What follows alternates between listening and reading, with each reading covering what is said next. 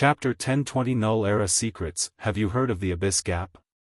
Tong Ruobing immediately frowned. No, a little. It's one of the few forbidden lands of the Endless Void. She has read some of the Star Monarch Mountain records and saw the Abyss Gap information. However, no records revealed what secrets lay in that place. I need you to enter and get me some useful information, said Wang Wei, who waved his hand to send her a jade talisman.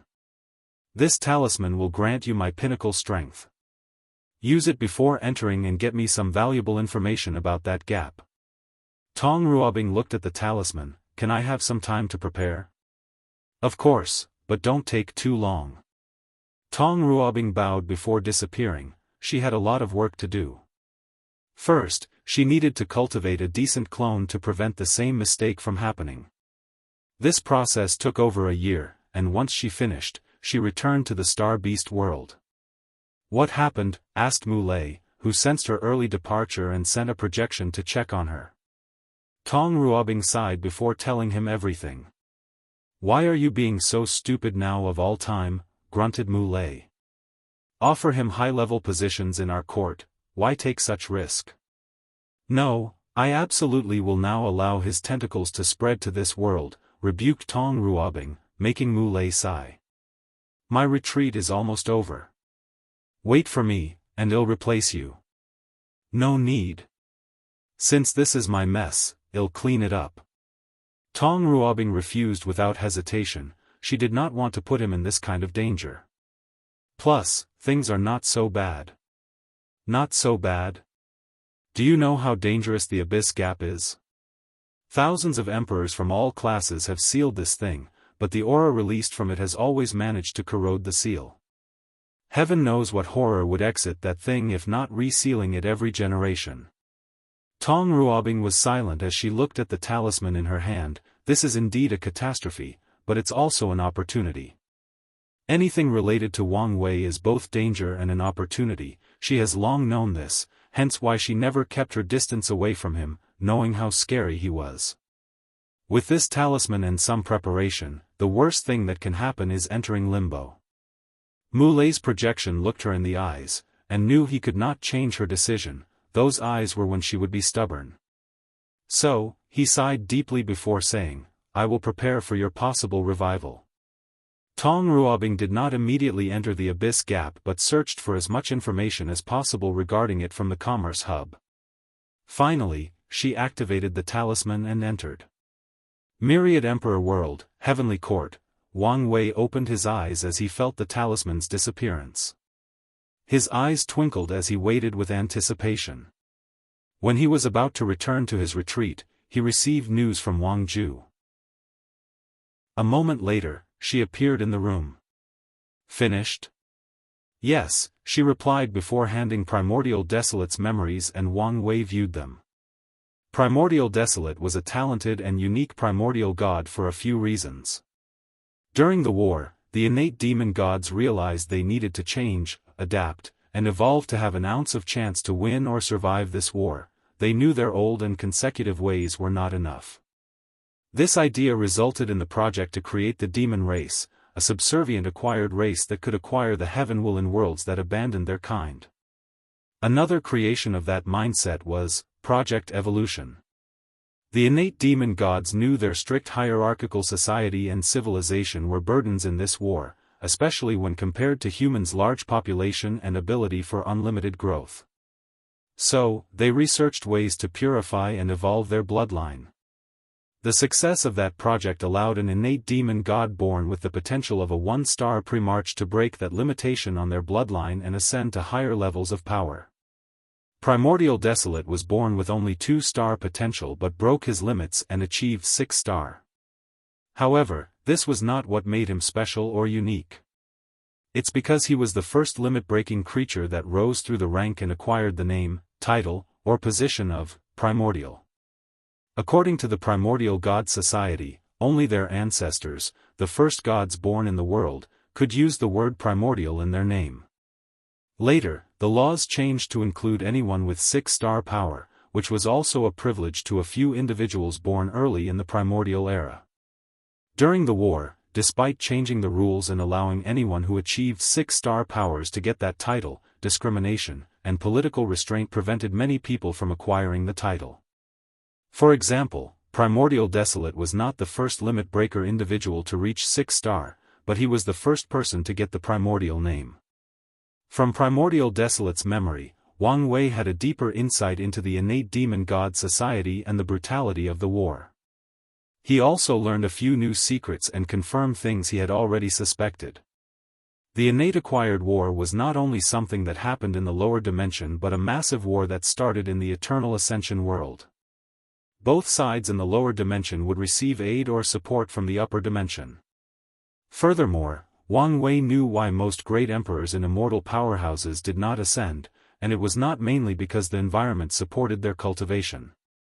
The main reason was the war was even harsher in the upper dimension, and no one wanted to ascend and become cannon fodder. They knew in such a massive war, they would be nothing but slightly larger cannon fodder.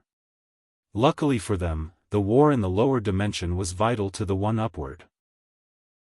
So, they received support in the form of resources, and once the 12 acquired Supreme used the powerful formation to deal the most significant blow to the opposite side, they won the war and blessed the upper dimension side with chi luck and destiny, which in turn helped them also achieve victory later down the line. Of course, the upper dimension innate lives would not easily accept such a defeat. So, they organized a retreat for the remaining survivors while leaving some people to remain and find a way to recondense the luck of the innate demon gods. Primordial Desolate was not the only one, he was not even the only one from the Myriad Emperor world, but he was the only one remaining in this plane. Once their people left, the upper dimension retaliated. They attacked the history of the lower dimension, removing 99% of all records. Thus forcing all cultivation civilizations to die out and have to start over. They also forced the surviving emperors to ascend, not giving them a chance to rebuild. As such, only a few worlds were lucky enough to retain some information from before the Null era. Wang Wei opened his eyes and exhaled. These memories were valuable as he learned a few secrets.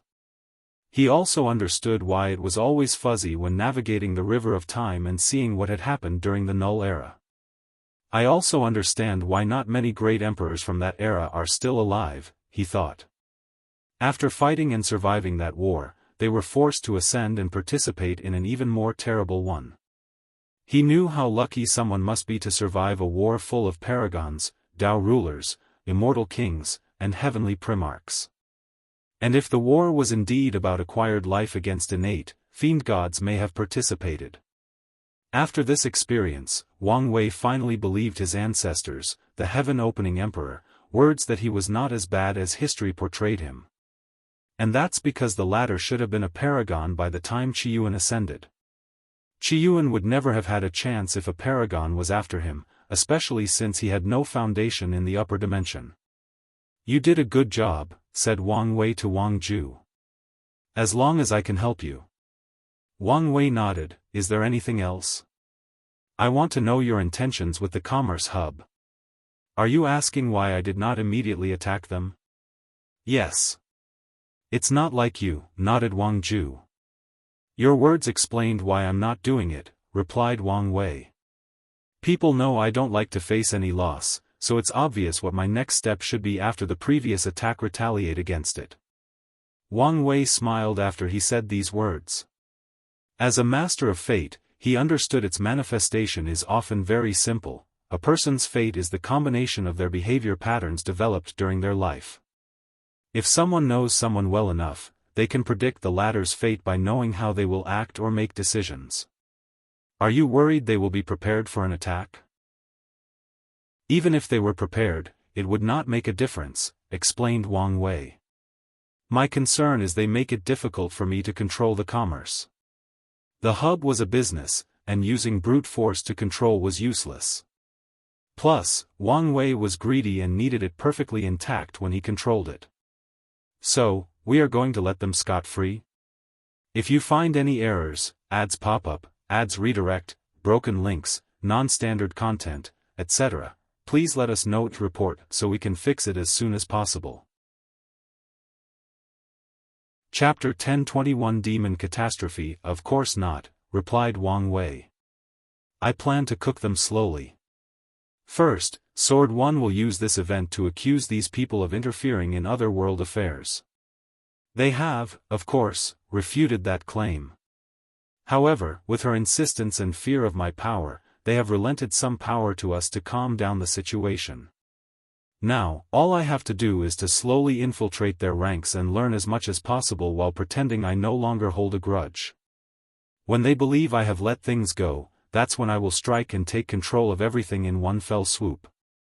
I understand, nodded Wang Ju, who knew what to do next. She only needs to provide people to Sword One and aid her in infiltration. That's good. How is the Fate Shadow Guard developing? Very well. I have used your soul network ability to recruit members from all over the lower dimension, reported Wang Ju. It was easy to find talented individuals who were not detected by other factions or desperate people who would sell their souls for one reason or another. With such a large and easily recruited talent pool, I have expanded our spread to more than 300 Heavenwell communities. Oh, that's impressive. Did you have any trouble when infiltrating the Heavenwell worlds? We had a few encounters with worlds with keen eternal powerhouses, but our approach has always been to be quiet and steady. So, no real trouble so far. That's good news. What happened to my chat group? After granting Wang Ju his soul network talent, he also ordered her to take control of the group. I recruited the assassin into the guard. The Mad King and wannabe god wanted independence and freedom, so I let them go after they paid their debt. The rest chose to become members of the Grey Hall.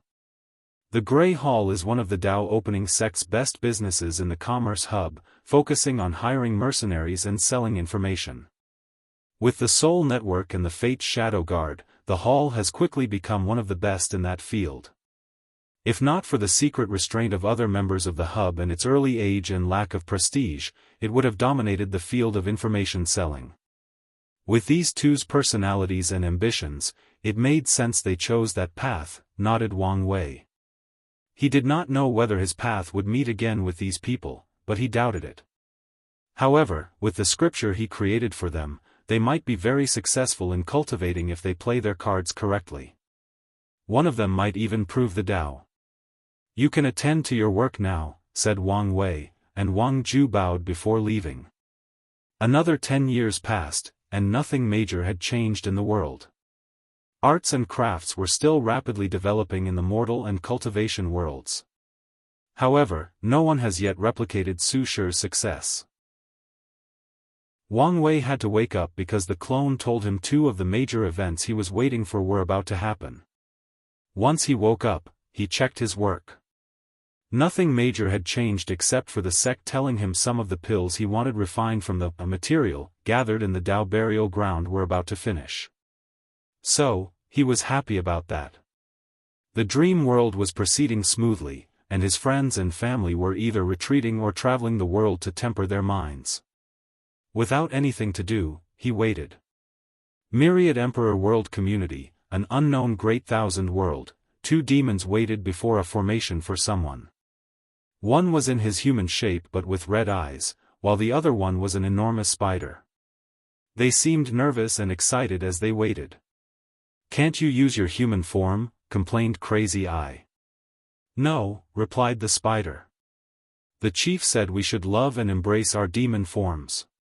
He said although it's easier to cultivate in the human form, we should get comfortable in our own body. I'm just following his words. Crazy Eye grunted and wished to say the chief barely stayed in his demon form. However, he dared not say such a thing. The two soon became quiet and waited for more than half an hour before the formation flashed, and a woman in all black, including black rouge on her lips, walked out. Their hearts skipped a beat as they saw who came, the legendary black-winged eagle, known for her harsh and cruel punishment. The spider immediately turned into his human form to prevent offending her. You two are the ones who claim to have found a supreme bloodline? Yes, Sir Black Eagle, said Crazy Eye after seeing his companion's cowardice and lack of desire to talk. You should understand the consequences of lying about such a thing. Her words were plain and straightforward, without any hint of intimidation. However, they immediately felt chills running down their spine. We do. Good. Show me the good. The two swiftly led her to the nearby compound to a room that contained a young man tied and gagged. Why is he in such a bad state? Asked Black Eagle as she took out an artifact shaped like a lamp. The two looked at each other before Crazy Eye spoke again. He kept screaming, "Do you know who I am? And, you will regret this," so we had to beat him up a little to quiet him down. His identity? D. Her eyes bulged as the lamp glowed with intense purple gold. She had never seen such a powerful and potent bloodline in all her life. For a moment, she was fascinated and wished to take it for herself. Luckily, she had great willpower and unwavering loyalty and quickly woke up. Without hesitation, she waved her hand to place the young man inside a secure dimension before turning around and looking at these two. You did a great job, and the chief will reward you. For a moment, Black Eagle wanted to kill these two to silence them. However, thinking about how the chief has been advocating for change and not using crude and cruel ways to deal with things, she chose otherwise. Crazy Eye and the spider secretly sighed in relief. Before reporting this news, they also feared the possibility of silence. Luckily, the chief's attempt at changing their kind was successful. They knew from now on that their lives would be different once they received their rewards. Black Eagle did not want to waste time, so she used the formation to return to the Myriad Emperor world swiftly. She breathed in relief after seeing she was back home. Her first instinct was to run to the chief and report her finding, but she decided otherwise. She decided to report things usually and act as usual. Their task force is very secret since it could offend or alert unwanted individuals. Because of their secretive nature, they must act in specific ways to prevent their identity from leaking. Black Eagle knew rushing to the chief would signal to the people watching that something significant had happened in the north. Ocean's residence. He suddenly opened his eyes. What's going on? Why do I feel such palpitation? A sense of dread seemed to loom over him. He frowned before walking out of the room. He looked at the sky, and his furrowed brow became deeper. Visible only to his eyes was the demon race's Chi-Luck dragon, which he quickly spotted a profound black spot. A sign of catastrophe? What's going on? He immediately used one of his bloodlines to divine some information.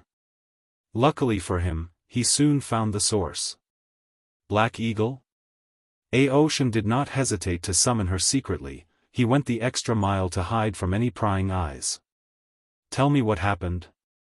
Chief, did you also sense that bloodline? What do you mean? Black Eagle was puzzled but did not hesitate to reveal the captured young man and explain what happened.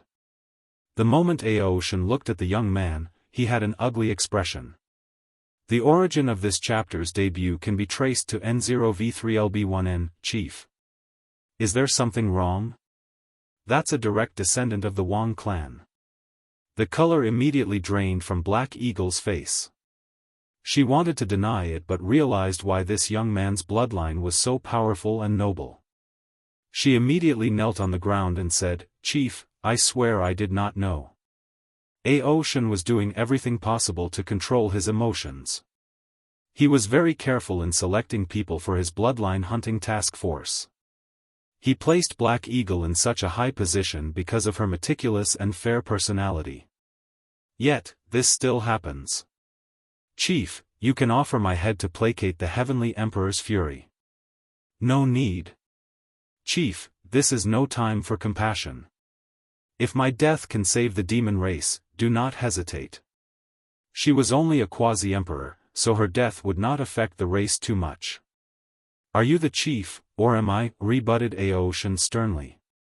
You can leave, and I will deal with the situation myself. Your punishment will come once this ordeal is dealt with. He dismissed her before spending the next minutes thinking alone.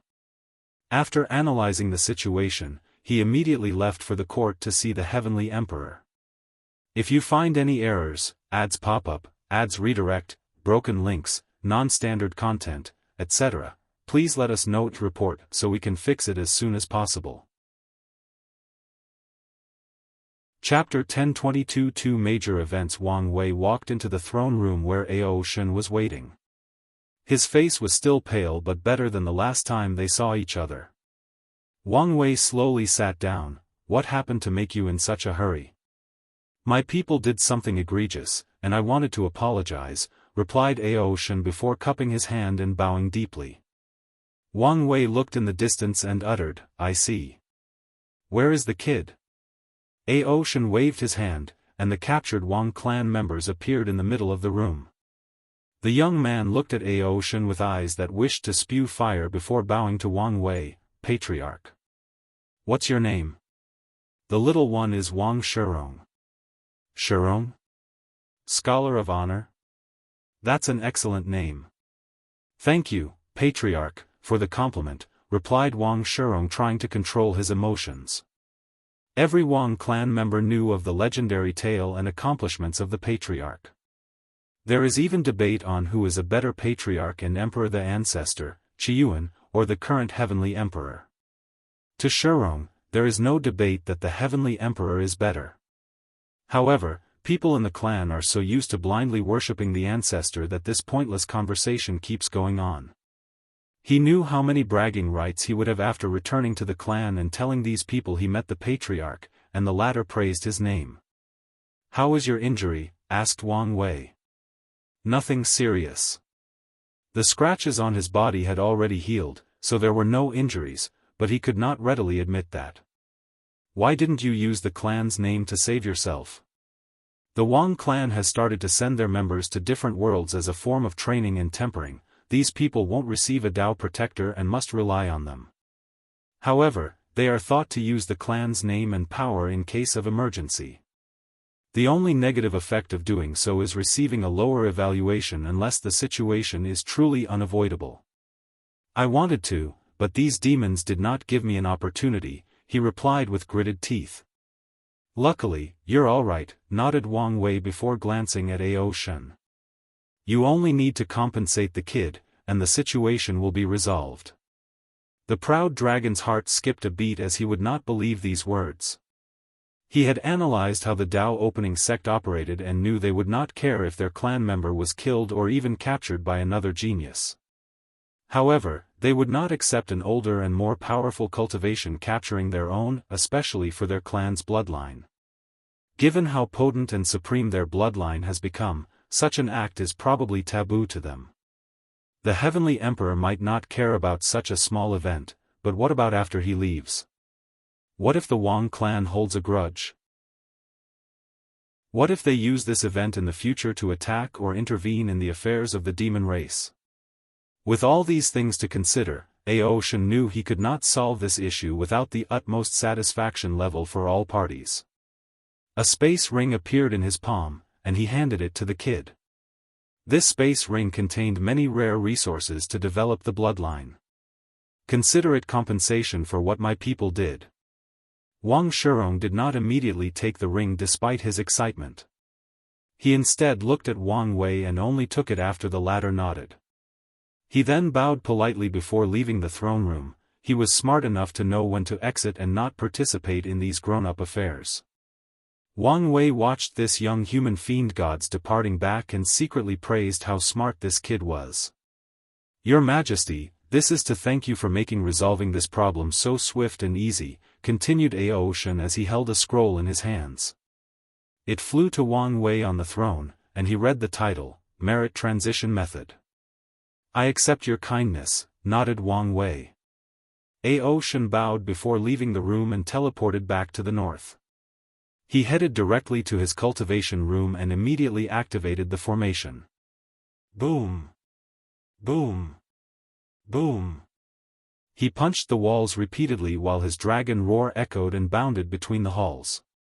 He was not stupid and had figured it out. Most of the top emperor lineages had contacted him about the merit transition method, except for the Dao opening sect. So, what did that mean? They already knew this event would happen or even orchestrated it. The feeling of losing control of his fate and being manipulated by a puppet was more terrible than eating shit. A few minutes later, he finally calmed down. He had long known he needed strength to be able to control his fate, and this event only accentuated this fact to him. He walked out of the room as if nothing had happened and looked at the demon race's Chi-Luck dragon. The spot was no longer there, and Ao Shen exhaled. This is not over, thought Ao Shen. He needed to take action and hide certain to prevent his bloodline hunting force from being discovered. He knew his visit to the court would raise eyebrows, and these people would begin to snoop to find out what had happened. He must ensure that the truth they will discover is that one of his people accidentally discovered a potent bloodline and wanted to dedicate it to him instead of the fact he had created a hunting team for that sole purpose. Lastly, he must also punish these 3 people for their dereliction of duty. Although he won't kill them for such a mistake, they won't live without punishment and demotion. Heavenly Court. Wang Wei was reading this technique, gaining deeper insight into the mechanism of heaven and earth. It would be more interesting if insurgents could transition to the Emperor path based on their strength, he thought. However, he knew such a thing was impossible because, in the classification of heavenly Tao, only the heaven and primordial path are on par with the Emperor path. It may not be completely impossible. Maybe in some other chaos worlds, the laws of the world allow for such a transition, continued Wang Wei. The chaos universe was vast, and few things were absolutely impossible. How long do I have to wait? Don't know exactly. Even you can't divine it? I only know it's around this time, and there is a chance for failure. I see. In that case, let's take a small break. I have stayed in this place for too long. He changed his appearance before going on a small food tour around the world while taking in the changes in the world. This lasted for a month, and 3 days after he returned to the court, while he was sculpting Wu Hong's beautiful face with clay, the space in the distance twisted, and someone fell out. He instinctively appeared and caught the body. Tong Ruobing. She had passed out, her body full of injuries, and a weird black aura was intertwined with her. Be careful. That aura is very corruptive, warned the clone as he appeared. With a wave of his hand, he encased the body in a white protective shield that resembled a bubble. Her existence has been injured, just like me, commented Wang Wei as he noticed the difference. Indeed, nodded the clone as he proceeded to heal her. He first sealed the dark aura before removing it. He felt an intense resistance and had no choice but to activate his full power before succeeding. Here. He handed the sealed aura to the main body before healing her. A few minutes later, Tong Ruobing's pale face opened her eyes. Where am I? She took a moment to notice her surroundings. So, I successfully escaped. Indeed, nodded Wang Wei. So, what happened? Tong Ruobing opened her mouth before closing it, her brow furrowed deeply. What is it? My memory, it's fuzzy. You didn't see anything? No, I know I saw something. But it's like someone has altered my perception of the events. A look of horror flashed in her eyes. Who could do such a thing to an eternal emperor of her caliber? Wang Wei was deep in thought. Such information was actually useful. What exactly do you remember? Don't leave anything behind. Tong Ruobing's mind was still fuzzy, so she took a moment to organize her thoughts. I first gathered information about the Abyss Gap from the Commerce Hub. Most of the information was basically useless, focusing on the great emperors who died trying to explore it. One piece was useful, though. A few individuals corroded by the same aura from the gap have been found in a few heavenward worlds. Wang Wei squinted his eyes because he had a similar encounter with a small sect on the eastern continent. After that, continued Tong Ruobing, I headed to my destination and immediately used your talisman. She paused before giving him a look. Had she not experienced the dream world and his true power, she would have been enamored with that talisman. Don't look at me like that. I could not give you the power I had in the dream world because it was temporary, not my own, admitted Wang Wei frankly. I understand, said Tong Ruobing softly before continuing. It took me a while to bypass the seals without affecting them.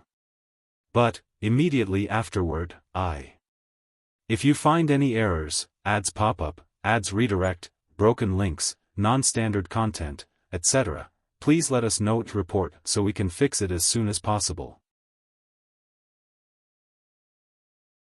Chapter 1023 Trophy. I heard the sound of chanting. No, maybe it was praying, continued Tong Ruobing, her brows still furrowed. I fought with someone or a group of people. They were powerful but still not a match for me. She paused as she tried to scan her fuzzy memory, relying more on her feelings and intuition to piece together what had happened. After defeating them, I believed I tried to capture them but didn't know whether I succeeded. Afterward, I think I saw a formation, a very powerful one. When I was trying to investigate, I met someone or something. The sensation of meeting was unpleasant. I don't know how to describe it. Like you were losing your mind, even going insane. Exactly, nodded Tong Ruobing. It was like I was staring at something I should not have, like I was staring at a taboo. She looked him directly in the eyes. Do you know what's going on?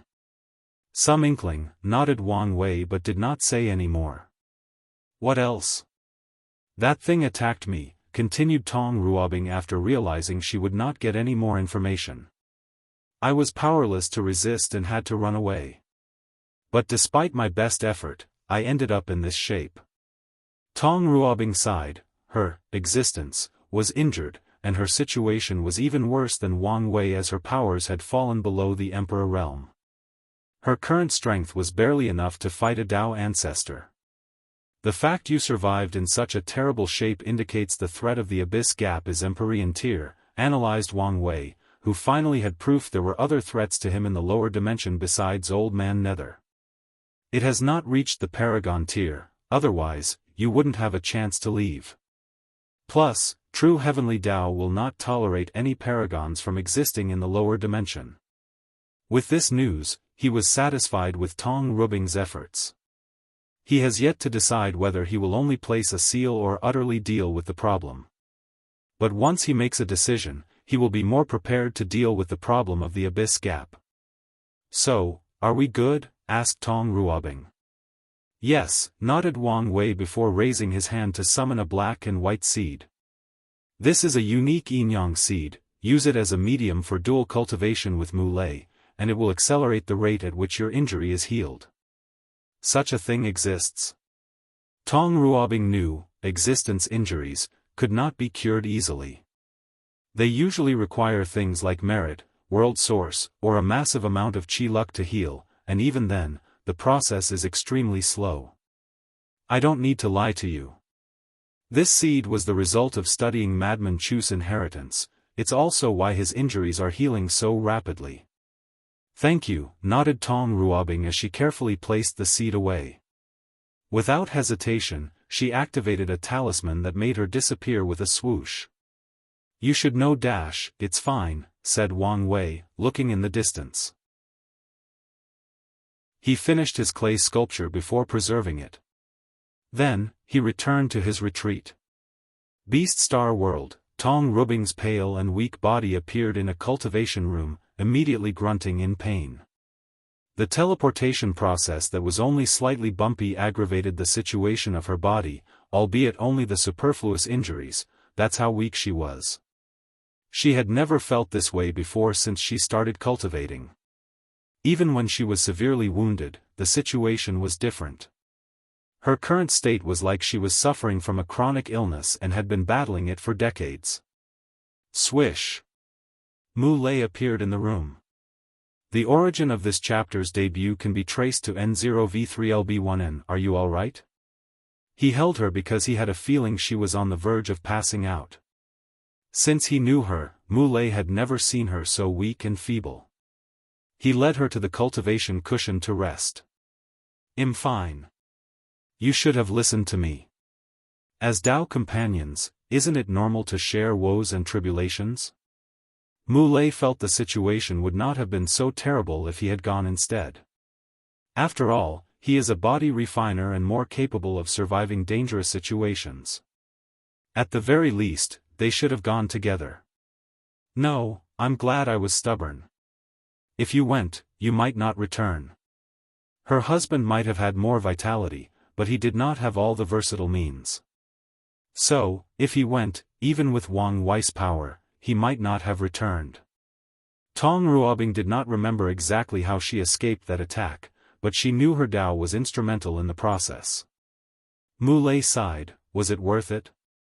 It was. How was it worth it? He barked, raising his voice slightly. You're in such a terrible state. He knew even if she killed herself and revived, which is sometimes a better choice, it would not help the state of her injuries. It was for many reasons, explained Tong Ruobing. Firstly, I was able to experience a higher level of my Dao. The talisman did just give her all of Wang Wei's ability and Dao. Instead, it boosted her Dao and other aspects to reach the strength of 99%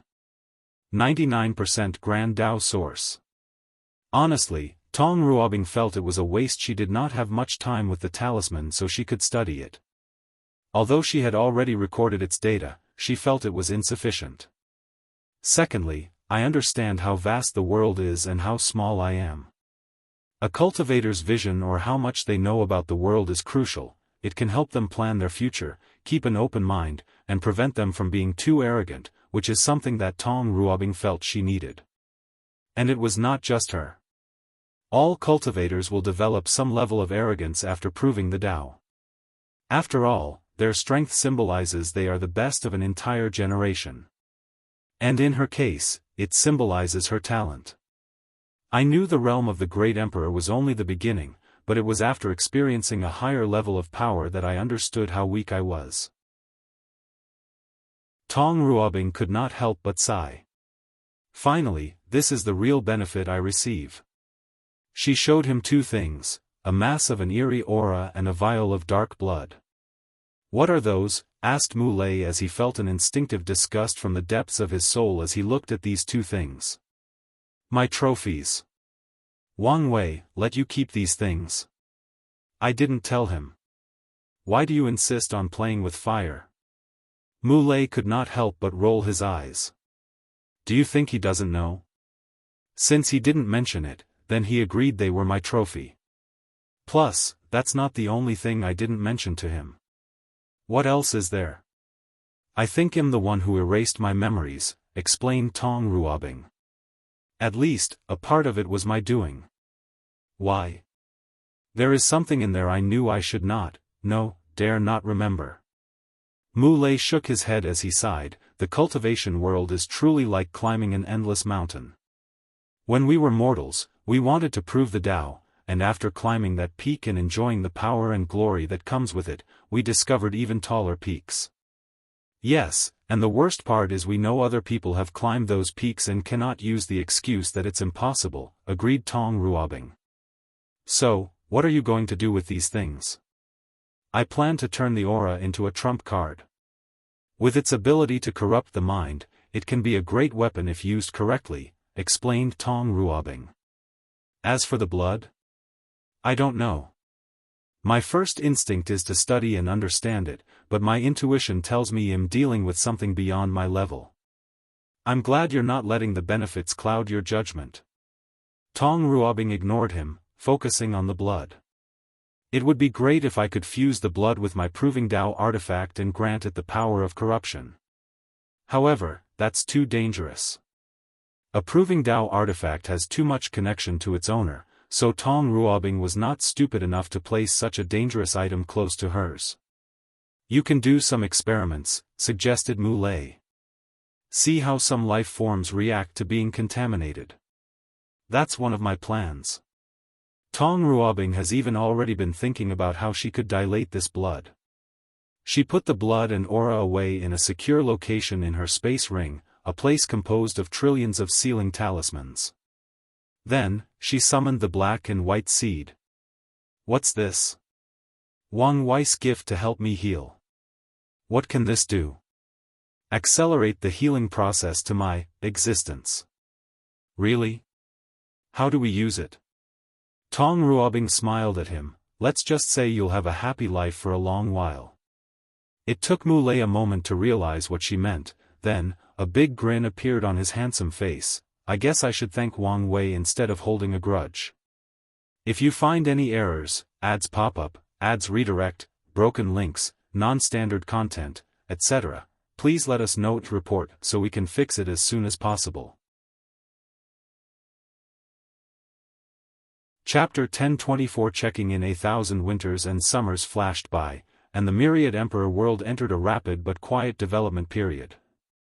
Meanwhile, Wang Wei finally opened his eyes from his cultivation room. He exhaled before clenching his hands, feeling the power coursing through his veins. Your injuries are almost healed, commented the clone. You probably don't need me anymore. Not necessarily, replied Wang Wei as he had almost returned to his peak. His current strength was the same as the clone. Normally, he could display 50% Grand Dao Source, and in an emergency, he could use his full power. Wang Wei tried one last time to activate all his stacked boosts. However, like before, he felt his body crumbling once his power exceeded 50%. This last bit of injury is like a bone stuck in my throat, refusing to budge, he groaned. In the past 1,000 years, which was astronomically longer for him due to time formation, he did not only focus on healing. He learned more about Madman Chu's inheritance, increased his profession Daoist, and raised his body refining realm to 90 infant fiend god's realm. His body was currently even more resistant to all kinds of attacks, including conceptual ones, and he could fight an emperor with 30% Grand Dao Source relying solely on his body. Wang Wei was very happy with his progress despite using all the great emperors with body refining cultivation from the Dao burial ground. Primordial Desolate was still not refined, meaning he still had room to improve after using the latter and might even enter the next stage of the true power Dao realm Dragon Phoenix realm. Existence injuries are like incurable and chronic illnesses for immortal cultivators. So, it's understandable you couldn't heal so quickly, stated the clone, and Wang Wei agreed with this comparison despite being a simple way to explain a complex situation. We have work to do, so let's get started, he stated before waving his hand to place the clone away. It was still useful and would not be terminated. For example, the latter could be sacrificed in a dangerous situation to boost his strength. If that is never required, Wang Wei will use him as a basis to create a clone for the sect. Something tells him it won't be easy to leave a clone for the sect since no other Eternals have done it, but he will try. He took a moment to scan the world and register the changes. One minor and one major event that needed his attention occurred in this short period. The minor event is that mortals have developed the concept of arts and crafts families. For example, there is the Fu clan, known for cultivating powerful scholars in the last 1,000 years. There is the O clan, known for its blacksmith and spiritual runes. These mortals banded together to create powerful families that could access the enlightening temple, thus ensuring their power and rights. As a result, they are very selective in who they marry. Additionally, Wang Wei noticed they had developed the trend of not caring about cultivation. If someone in their family is born with a leakless body, they will nurture this person, but he will not become the central focus of the clan. They view such an individual as more of a guardian for their family, using their long lifespan to the benefit of the clan. Wang Wei calmly observed this change but did not comment or intervene. Like all things, there are both positives and negatives to this change. So far, mainly the positive has appeared, so he will let it develop. As for the major event, the Sea race has cultivated an immortal sovereign. This event was shocking because the world finally saw the potential and threat of the Sea race. Once they banded together and used all the resources of their race, it was very easy for them to train an immortal sovereign and with such speed. They finally understood why the Heavenly Emperor was adamant about keeping a watch on the Sea race and the unimaginable resources that the ocean contained. So, these people rushed to the sea with greater fervor. Although the surface world was also booming with resources after the environmental changes, no one would say no to more. Wang Wei watched all of this with calm eyes. He knew more than these people, like the sea race, could have cultivated a second immortal sovereign, which was their original intention. However, after seeing the world's reaction to the first, they stopped this idea and hid their presence like always. Wang Wei then checked on Wu Ming. In the southern section of the court, he saw a legion of men and women with bodies full of tattoos or symbols. As they trained, the tattoos would glow, allowing some of them to release power behind their cultivation realm. Finally succeeded, huh? After consulting Tong Rubing's clone, aid from the Dao opening sect, and even Yan Liling's input, Wu Ming finally created the totem warrior path. These people were linked to a powerful emperor formation in the court and could borrow its power. Wang Wei nodded in approval at the final result. According to their agreement, this new profession would not be released to the public yet. He will give the Wu clan time to use this method to increase their strength and foundation. He sent Wu Ming a message through divine sense to praise him for his hard work before checking on his sect and family. His family's situation has not changed much. His grandfather was still training like a madman, preparing for his battle against Emperor Nine Sons. During the past year, the clone finally refined a unique Dao source seed for his father. The seed created an inner world that accelerated the growth of his human fiend god bloodline. His grandfather aims to reach more than 70 infant fiend god force and use his flesh to fight with Emperor Nine Sons. His father was still enjoying himself in the swordsmanship world, only sending a projection once in a while to see his mother. That bastard even forgot to check on him. His mother was cultivating hard, preparing for the expansion of the court and her eventual ascension to immortality. Yan Liling was still helping the sect to create a more universal immortal rune applicable to all professions.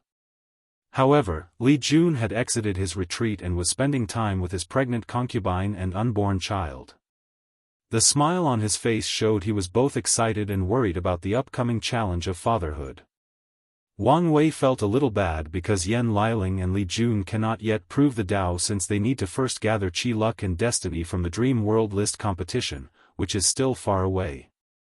However, he has already prepared as he sealed and took away the 9 demon god world, ready to refine and sacrifice them to heavenly Dao for more heaven will. Wang Wei's gaze shifted to Tai Gang. The latter was also a Dao ancestor and insurgent of first class as the clone refined a unique grand Dao source seed for him. His inner world contained a specially crafted river of fate, and he could use its strings in accordance with his vibration grand Dao source. Using Wang Wei's quantum string theory, he was a force to reckon with.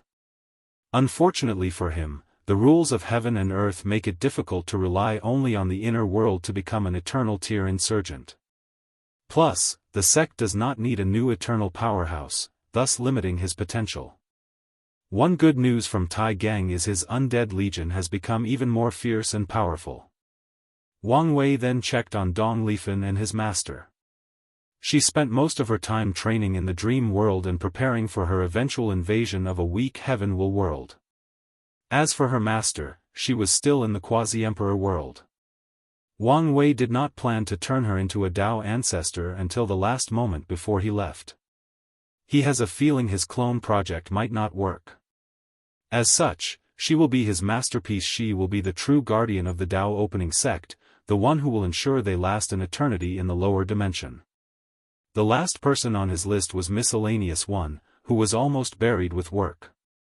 Luckily for him, the latter had Elder Dan to help him with the pills Wang Wei wanted.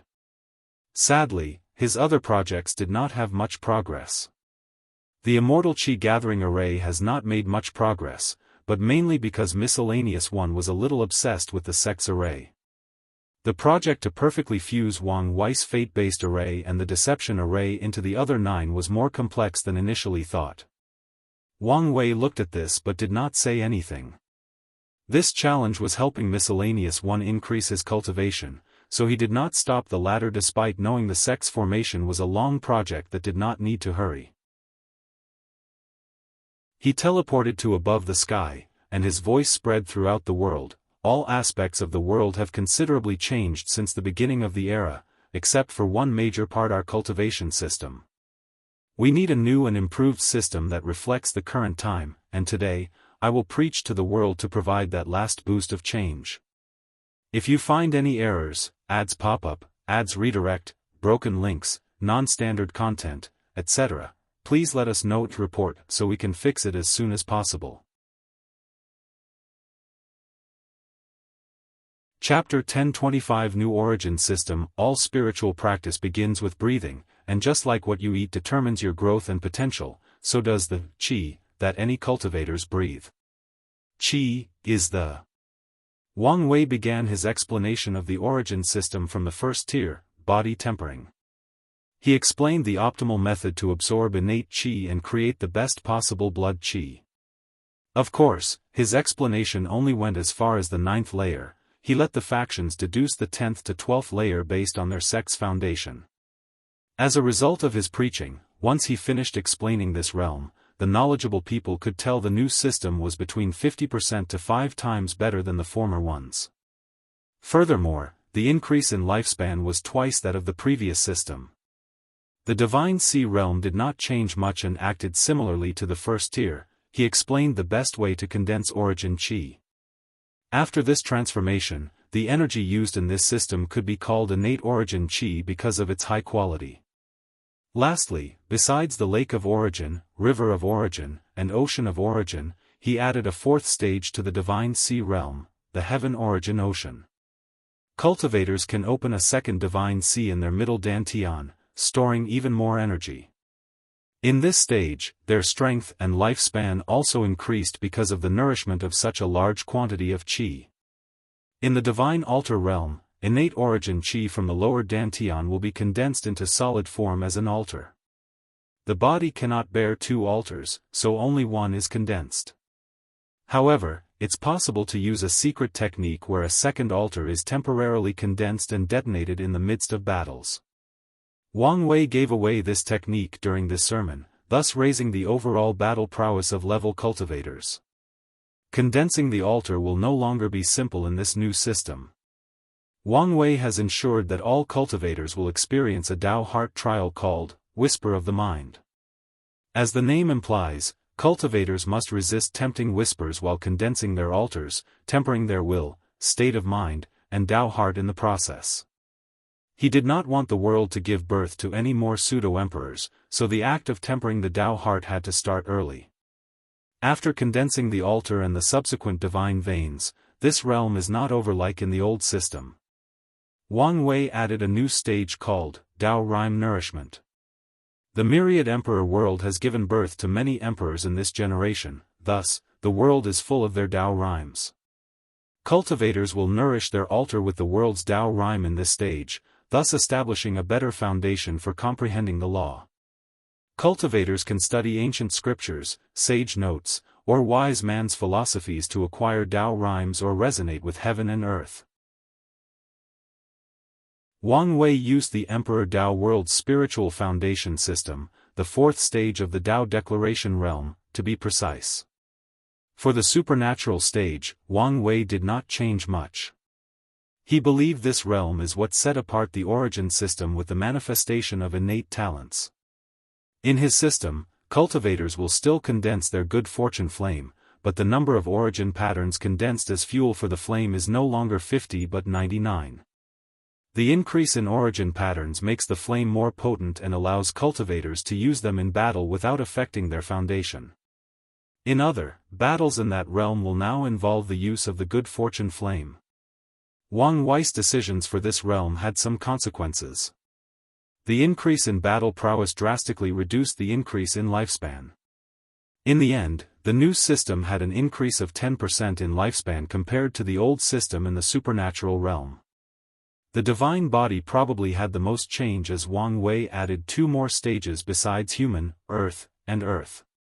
In the yellow stage, cultivators will nourish or baptize their bodies with their Tao rhymes to attune them to the laws of heaven and earth. In the profound stage, they will do the same for their sea of consciousness and their soul, which was opened in the previous realm. Another unique aspect of this stage is that it makes it easier for people to condense their vision, similar to those with physiques. Wang Wei completely reinvented the human stage, as he methodically explained how to temper the perfect divine body that can bear the power of law. He used his ancient desolate body refining scripture, the copper skin iron bone realm of the primordial system of ancient times, and many other martial arts systems as inspiration for this stage. His sermon emphasized the need to temper the body to its utmost state before proceeding to the earth stage. He only added his chakra opening method to this stage besides the former orifices. Furthermore, he also used some Buddhist methods to temper the mind and Tao heart, still trying to reduce the number of pseudo-emperors born in the world. Previously, Wang Wei wanted to leave this unique method to the sect.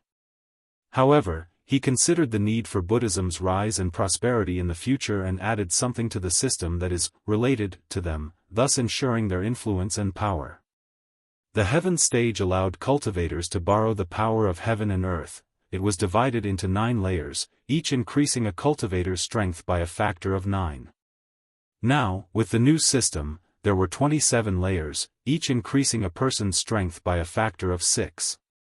The primordial spirit realm did not change much. They still had to experience the stages of Yin God, Yin Yang reversal, Yang God, shackle removal, and 3 immortal stages. However, with the previous Tao rhyme baptism, the soul was more difficult to refine or temper, but it was also way more powerful.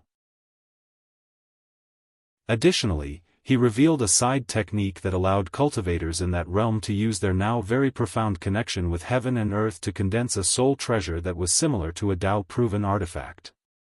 The soul treasure can be defensive or offensive and can grow with the cultivators throughout their journey. For the void-shattering realm, Wang Wei did not do much as there was no need. The new system focused heavily on raising a cultivator's affinity to the law, making it easier to wield and to the greatest effect. The primordial God and spiritual foundation system significantly influenced him. He changed the order of heaven and earth, made the road of the heart more challenging, and had a greater tempering effect on the cultivator's Tao heart. He also added a method to fuse a person's vision with their law bodies or just ordinary bodies for those walking the true power Tao realm. Wang Wei added one more stage to the saint realm called the Tao self stage. After nurturing a Tao seed into a maturing tree and even ripening a Tao fruit, a cultivator will then fuse a small part of their primordial spirit into the fruit to give birth to a Tao self, a small elf-like creature with the cultivator's appearance. The Tao self, which was inspired by the incarnation realm, tier 8, of the spiritual foundation system, served the same purpose to increase a cultivator's control of the law. They no longer had to actively control it since their self can do it on a more instinctual level. As a result, saints in the new system will have domains larger than the previous limit of 1.269 trillion kilometers, but their power will be more potent as they have higher control over the law. They will now be genuinely absolute in their domain, especially when compared to other cultivation systems. The supreme realm did not change as cultivators must condense their dharma bodies.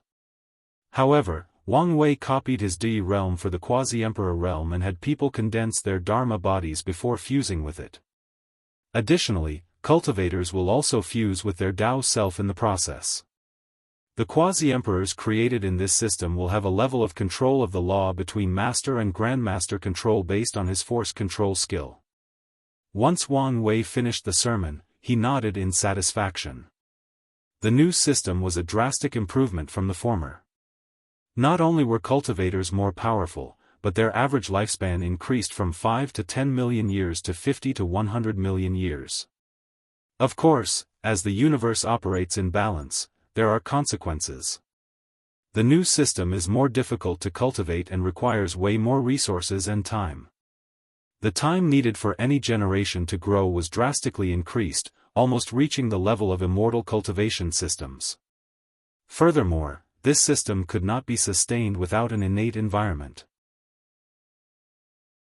Wang Wei looked at the world, and his words echoed in everyone's ears. The next court meeting is 300 years from now. He disappeared from the sky as he had something else to do. If you find any errors, ads pop up, ads redirect, broken links, non-standard content, etc., please let us know to report so we can fix it as soon as possible.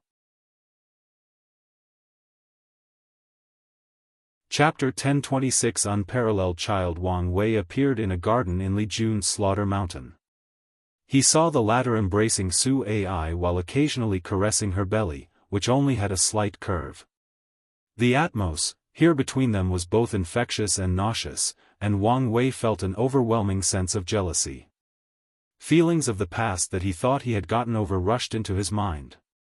Wang Wei remembered how he felt when he saw Li Jun with all these women, and he was stuck with only one. Now, it was even worse because he had no one to hold while that bastard was preparing for the beautiful journey of fatherhood.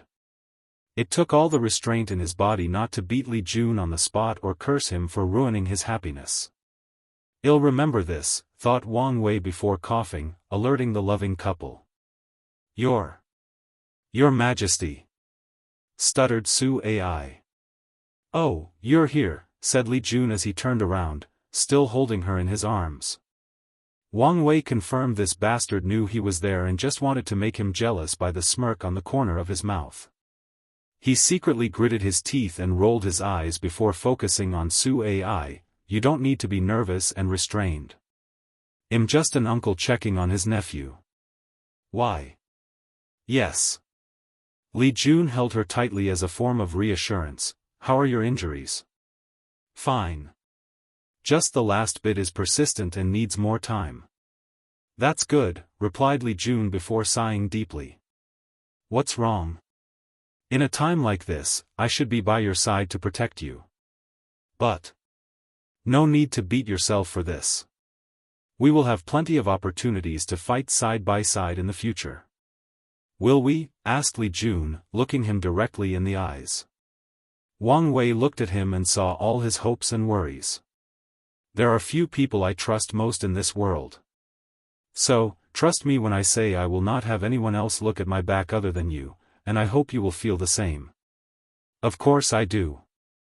"Then, that's all that matters." The two hugged each other briefly before noticing Su Ai was crying. "What's wrong, honey?" asked Li Jun. "Nothing. I just thought this moment was beautiful and could not help but cry."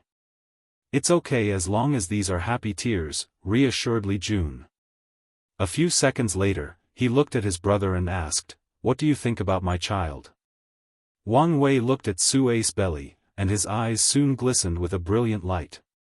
"If raised correctly, he will be a monster with potential even greater than me." "What makes you say that?" "I don't know what Hunger did, but when she baptized him with her grand Dao source, she created an unparalleled foundation for him. As long as I, you, Liling, my father and mother, and the upcoming sects emperors baptize him again, he will be born with the acquired version of the innate source grand Dao physique." "Shao Tian dis physique?" "My son will be born with such a physique?" "Not exactly," corrected Wang Wei. "His affinity with the law and the Tao will be so high that his comprehension will be on par with Shao Tiandi, if not even higher." Li Jun looked at his concubine's belly and did not know what to say.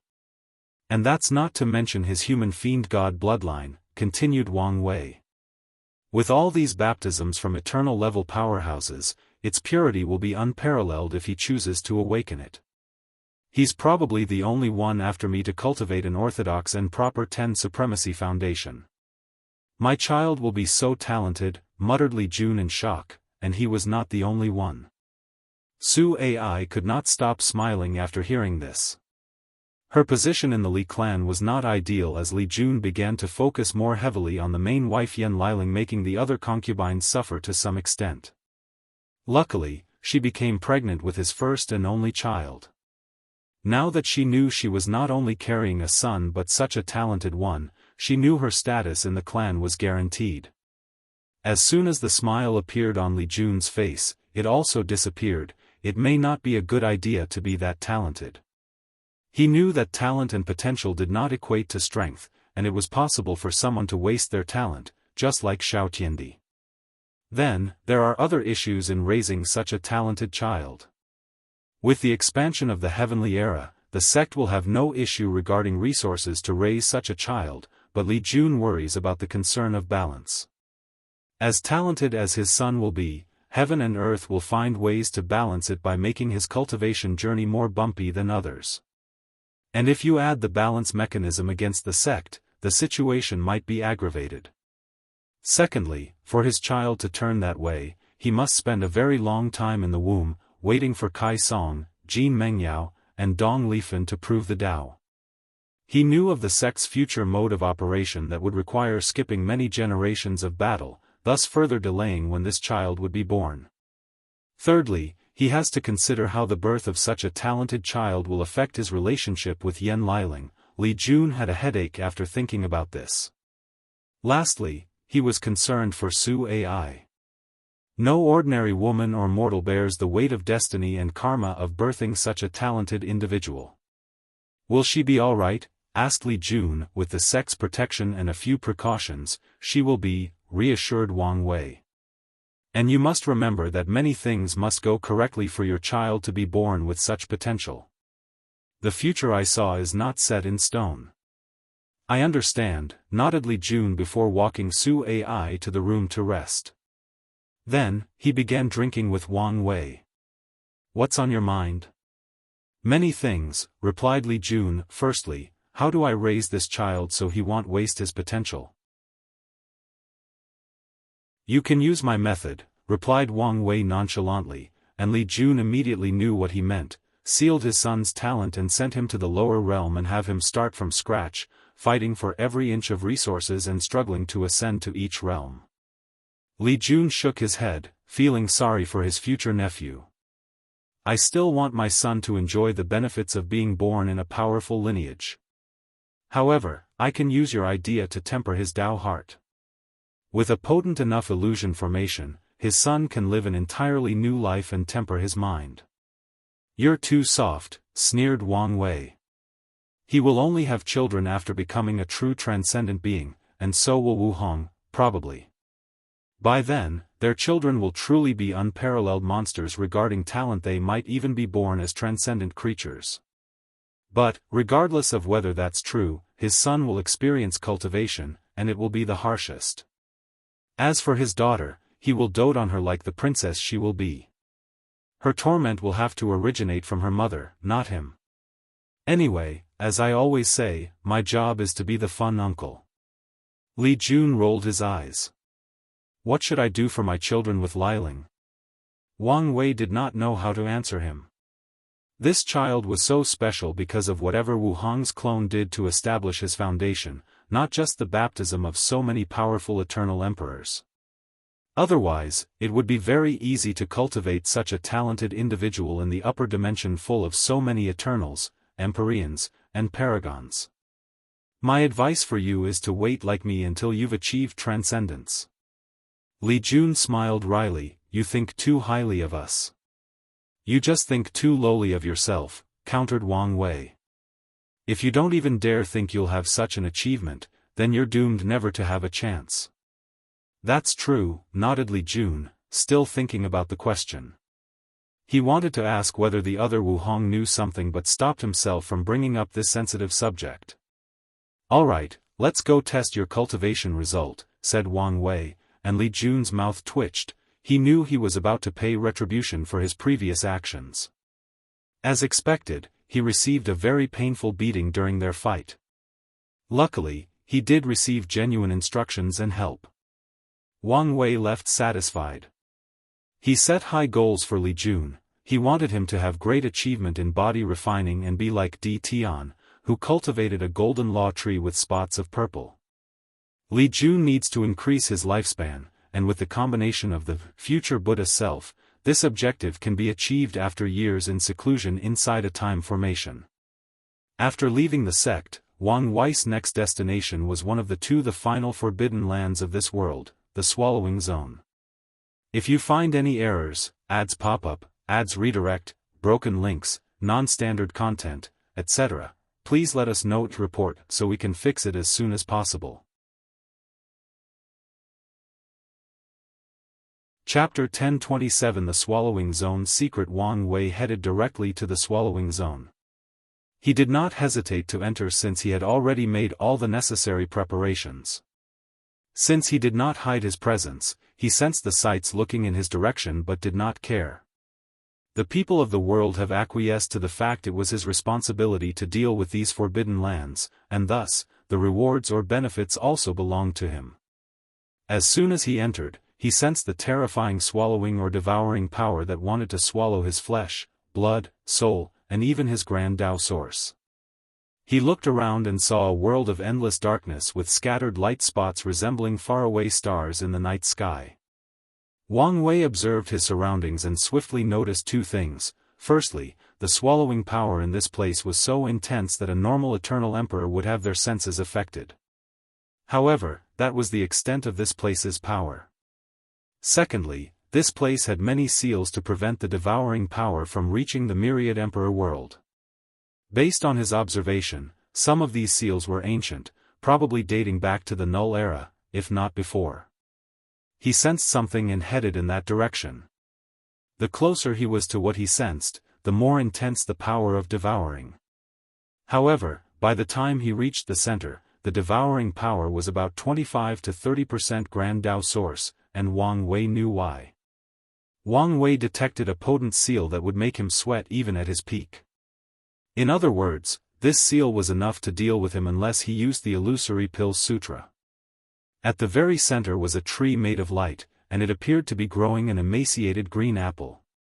Wang Wei looked at it but did not immediately recognize it, so he directly divined the answer.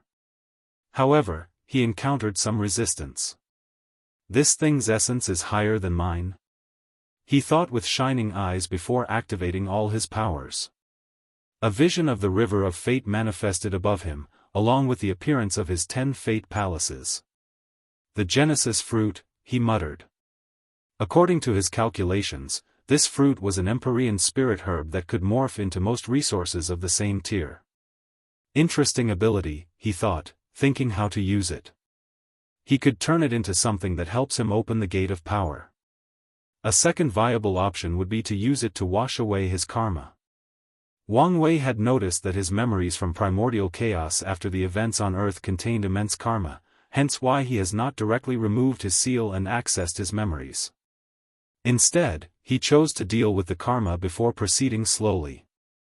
His karma-unbound physique has been crucial in the process, but the appropriate Empyrean spiritual herb would be very beneficial. No, the best way to use this thing is the major bottleneck between the Great Emperor and Empyrean realm. From what his ancestor, Yan Hai, said, even talented individuals like her and Wu Hong must spend a significant amount of time and effort trying to get through. He will face the same situation, especially if he wants to become an everlasting Empyrean. He could use merit to deal with the bottleneck, but that would take too much. It would be better to use the merit to continue to cultivate in the Empyrean realm. His chances of reaching more than 70% of the Grand Tao source would increase if he did not have to do so. If I want to enter the Empyrean realm before ascending, I cannot waste much time in this bottleneck. So, the best use of this fruit is in that direction. However, there is still a major issue: how to ripen it. Although it took some effort, Wang Wei was able to divine this tree's origin and history successfully. During the innate acquired war, true heavenly Tao was way more lenient regarding certain things or regulations. In other words, certain things that would never be tolerated today would be granted a pass during that period. Both the acquired and innate lives in the upper dimension took advantage of this opportunity and smuggled certain things into the lower dimension. Wang Wei even guessed this was how Old Man Nether had successfully sneaked into the lower dimension. The fruit was sent for one purpose: a terrible weapon of war. The lower dimension cannot cultivate such a powerful spiritual herb. As such, after being planted, it would swallow any world it was planted in to use as nutrients. And if not controlled properly, it would devour the entire lower dimension. The Myriad Emperor world was one of the 3 places of origin of the innate acquired war. So, the innate demon gods wanted it destroyed to demoralize the other side. Luckily, the human race learned of this news and thwarted this plan before sealing the fruit. Of course, as expected of humans, the tree brought problems to them. Many people wanted to eliminate such a dangerous thing immediately, while others believed they should use it instead. Although it was virtually impossible to cultivate the fruit to completion, taking an incomplete, imperfect, or unripened fruit would still significantly improve anyone. The discourse over this fruit reached the point that humans had to postpone making a decision. This was the best way to prevent possible division amongst the human or acquired lives. Then, most of the surviving great emperors and immortals were forcefully exiled to the upper dimension before they could decide.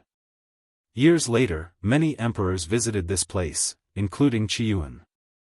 However, after realizing it was impossible to ripen, he left his own seal and left this fortunate encounter for future generations. The human emperor came here and also left after placing a seal. Wang Wei guessed he might have a plan to get his hands on it later. Otherwise, dealing with the fruit was a great way to repay the karma he owed to the human race. In his divination, Wang Wei saw the Danyuan emperor come to this place and did not touch the fruit because of how rare such a spiritual herb was. Instead, he nourished it with his unique good fortune flame, making it slightly easier to cultivate than usual. The absolute beginning emperor and Wuhong did not come here, they probably did not have the time. Emperor Kong also visited this place but only left a seal, nothing more, nothing else. His mindset was probably similar to others: seal it to prevent trouble and leave it this possible fortunate encounter for future capable people. Wang Wei was not too sure about this conclusion, as his analysis indicates Emperor Kong was the kind of person to remove this possible danger from the world. So, either the latter was too weak to do so, or something else was at play. His divination was fuzzy on this area, most likely because it involved a living everlasting Empyrean. The last true eternal to come to this place was the heaven-devouring emperor, and this fruit is the source of his madness and why he wanted to swallow the world. His thinking was probably to sacrifice most of the world or most of its world source to the fruit and eat it unripe. Luckily, he failed, but his actions did have some effects on the fruit. Of course, these Eternals were not the only ones who visited this place. Many pseudo-Eternals and a few immortal sovereigns also came and acted the same way, seal or try to use it for their own use. Wang Wei took a moment to plan how to cultivate this thing. He pointed his finger around to open a passage to the source chi space, releasing an immense amount of chi. Keeping these portals open took a lot of power, as the source chi space acted as a living entity and would actively close them. He did not use his chi flower ability as he felt the energy these things could provide was insufficient for the fruit, so he used more forceful means. The next step was to install two formations, a chi gathering array and a time formation. Once he finished, he saw the speed at which this Genesis fruit was ripening dramatically increased, but it was not enough. Should I feed it merit too? But Wang Wei soon shook his head, as this would defeat his original purpose, so he kept thinking of alternative methods. The fruit did not seem picky about what it used as energy. The best option would be to feed it a couple of immortal sovereigns, since they are of similar essence, tier 11. Secondly, I need a widespread power, easily gathered, and one I do not use much. As soon as he uttered these words, something came to his mind: dream power. It was very easy to gather the power of dreams from mortals and cultivators, meaning it had a large pool. Only Dong Lifen, the eternal dream sect, and the dream world also needed dream powers. However, the amount they used was insignificant compared to the population of the entire lower dimension. So, I only need to add a function of gathering more dream power to the dream world and feed this fruit with its power. Then, hunt a few immortal sovereigns to use as fertilizer. Wang Wei was more looking forward to the expansion of the dream world after discovering another valuable use. If you find any errors, ads pop up, ads redirect, broken links, non-standard content, etc., please let us know to report so we can fix it as soon as possible.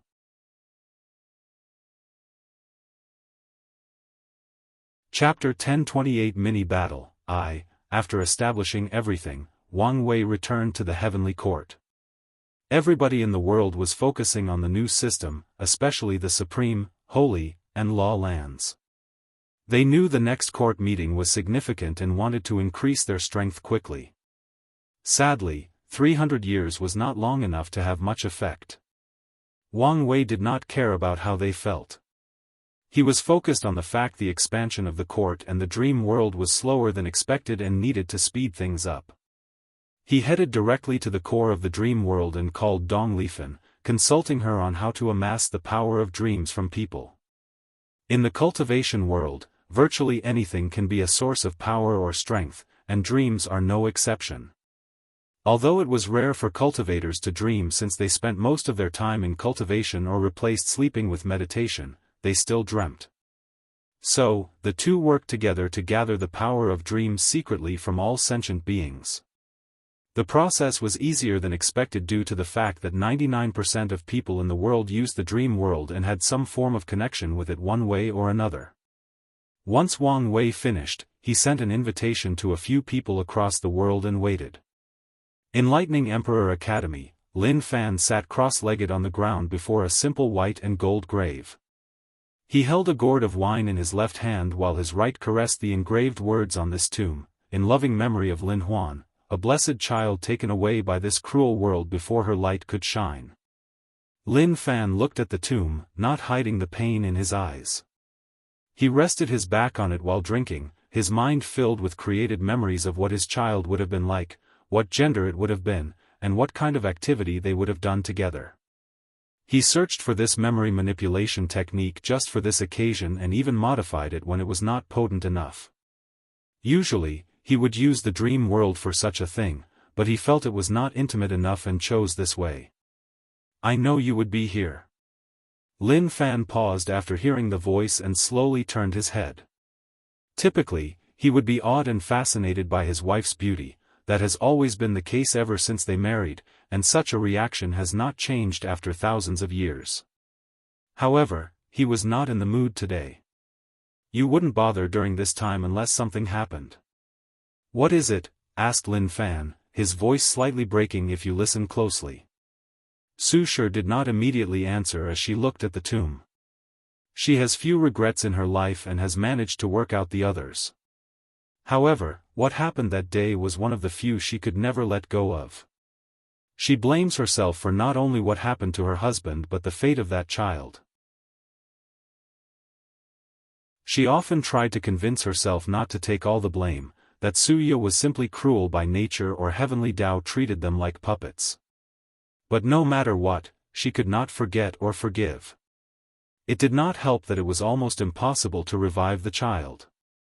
It died before its soul, body, and world imprint was completed, and Suya used it as a sacrifice for a curse involving existence. So, 99% of methods could not revive it, including existence reconstruction. The only way they could think of was to travel back in time and prevent this event from happening. Sadly, true heavenly Tao would never allow them to mess with the river of time with their current cultivation. This may be possible when they reach higher tiers, but as of now, the child can only remain non-existent. "The battle you suggested is about to happen," finally said Su Shi after a few seconds of quiet. "Oh, when?" 10 years. So soon? Lin Fan wanted to use this new system and see how he could benefit from it. As a heaven chosen, he did not have to recultivate this system and could take the best parts for himself. "It should be about time for you guys to ascend," analyzed Su Shi, and Lin Fan frowned. "Do you think we will stay long enough to see the next court meeting?" "Probably not." Lin Fan sighed, he had so little time and so much to do. For a moment, he regretted his decision, thinking how he would be separated from his wife, family, and loved ones for a while after his ascension. He stood up from his position and faced the tomb. Lin Fan knelt as he placed incense before the tomb and took a moment of silence. Su Shi followed him and did the same. A few minutes later, the two disappeared. The world was in the midst of its rapid development when everyone received a notification from the dream world. A large event was about to occur in the battle tower as former Heaven Chosens were about to battle it in a tournament that anyone could watch. As soon as the news was released, 70% of the world's population stopped what they were doing and tuned in. Of the remaining 30%, a quarter of them were in deep retreat cultivating or refining pills, so they could not participate. The remaining 2 quarters did not care for battles, and since this event would not drastically influence the world, at least not in this generation, they did not care to watch. Soon, the battle began. Wang Wei chose a more tournament style instead of an all-out brawl. However, he did not place many restrictions on the battle, so they could fight as they wished, including using large armies, with a limited amount of troops. The 7 participating individuals publicly took papers out of a box that randomly assigned their first battle opponent. The final results for the first round were, Wang Guowei vs Jingwu Hua, Yin Zhen vs Shen Biyu, Lin Fan vs Jian Wushuang. Xiao Songxi was lucky to be qualified for the second round without any fights. The rules of this tournament were odd. At first, this will be a 1-round knockout tournament, meaning only the victor of a match will proceed to the next round. However, after the winner of the tournament is decided, the remaining participants will have a chance to fight each other and use a point system to determine ranking. Besides the champion, every participant will have fought everyone else at least once. Then, the second and third place will have an opportunity to battle the champion for the first time or a rematch to reclaim the throne. The first match was soon broadcast, and it was exciting. Yang Guowei demonstrated the versatility of his chromatic Dao. He used colors to their limit as he controlled anything that had a color to it. Yang Guowei used the symbolism, myths, or legends associated with colors. In some ways, his Dao is a lesser form of creation Dao. Sadly, this did not change his fate of defeat. Jingwu Hua fought with an unparalleled vigor she had never displayed in her life. She was aggressive and passionate, which made her flame burn even brighter and with more destructive potency. Ultimately, she used the power of the Emperor Bone to its limit and beyond, winning the battle. As Wang Wei watched her winning smile, he could deduce some of this girl's psychology. She wanted to prove to herself and her father that her previous failures did not define her. With her newfound confidence and state of mind, she can prove the Tao and become an eternal, then help her father and the Golden Crow clan. The next battle was Yin Zhen vs Shen Biyu. This battle was also fierce and probably the people's favorite, primarily because of Shen Biyu. One of the 5 elements is the most common or widespread laws used in the cultivation world, and her pinnacle display of these laws was a crowd favorite as they learned much from her. Sadly, her opponent was Yin, a truly powerful body refiner. Before the match began, Wang Wei knew she would lose since Yin Zhen had already entered the infant fiend god force. Additionally, he seemed to have sublimated his zombie art as it was no longer too Yin focus, it was now more balanced. Of course, the battle was not easy for Yin General. Firstly, he was hiding his strength and did not go all out. Secondly, Shen Biyu successfully reverted the 5 elements into Yin-Yang Dao, increasing the power and versatility of her battles. Wang Wei was very satisfied with this battle and praised both of them. Yin Zhen continued to show the world he was a genuinely talented individual on the body-refining path. Meanwhile, Shen Biyu took another step in development after successfully having 2 distinctive personalities. However, he could also tell the threat of Emperor 5 Heart was still looming over her head, thus preventing her Dao heart from being perfect. The final battle of the first round was Lin Fan against Jian Wushuang, which could be considered the main event. Many people focused on them, especially those who knew these two shared the same fate in their generation. If you find any errors, ads pop up, ads redirect, broken links, non-standard content, etc., please let us know to report so we can fix it as soon as possible.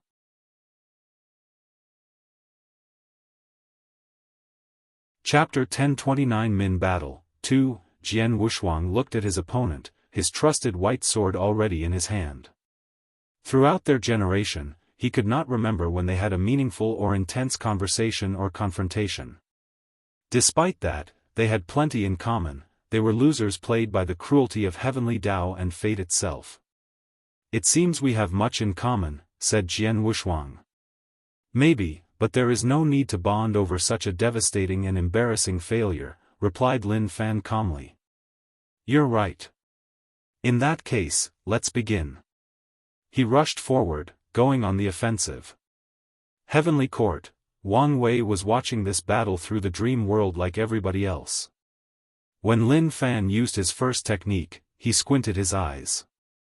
His main Dao is time? No, it's a combination of Dao like mine. He combined time and lesser chaos, so time at the beginning of the universe? Interesting. Wang Wei could immediately tell the latter chose this Dao due to his unborn child, probably wishing to change the timeline and save them. Furthermore, it's evident that Lin Fan has not completely given up on his ambition to cultivate greater chaos Dao, but he has learned from his mistake and waited later on to change it, bypassing or lowering the requirement for the outlaw tria through this method. The battle was intense as early as it began. Lin Fan used his chaos time Dao, while Jian Wushuang used his infinite sword skills to counter. In every attack, Jian Wushuang could stab infinitely, slash infinitely, cut infinitely, or use any basic or advanced sword moves infinitely. As a swordsman, his attack was fierce and relentless. Adding the fact he had achieved the 12th realm of swordsmanship, Jian Wushuang showed he was one of this world's peerless swordsmen.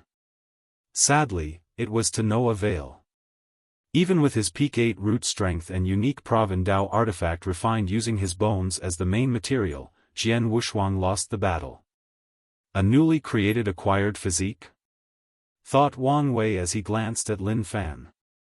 Not bad, its potential is even higher than his former absolute chaos physique.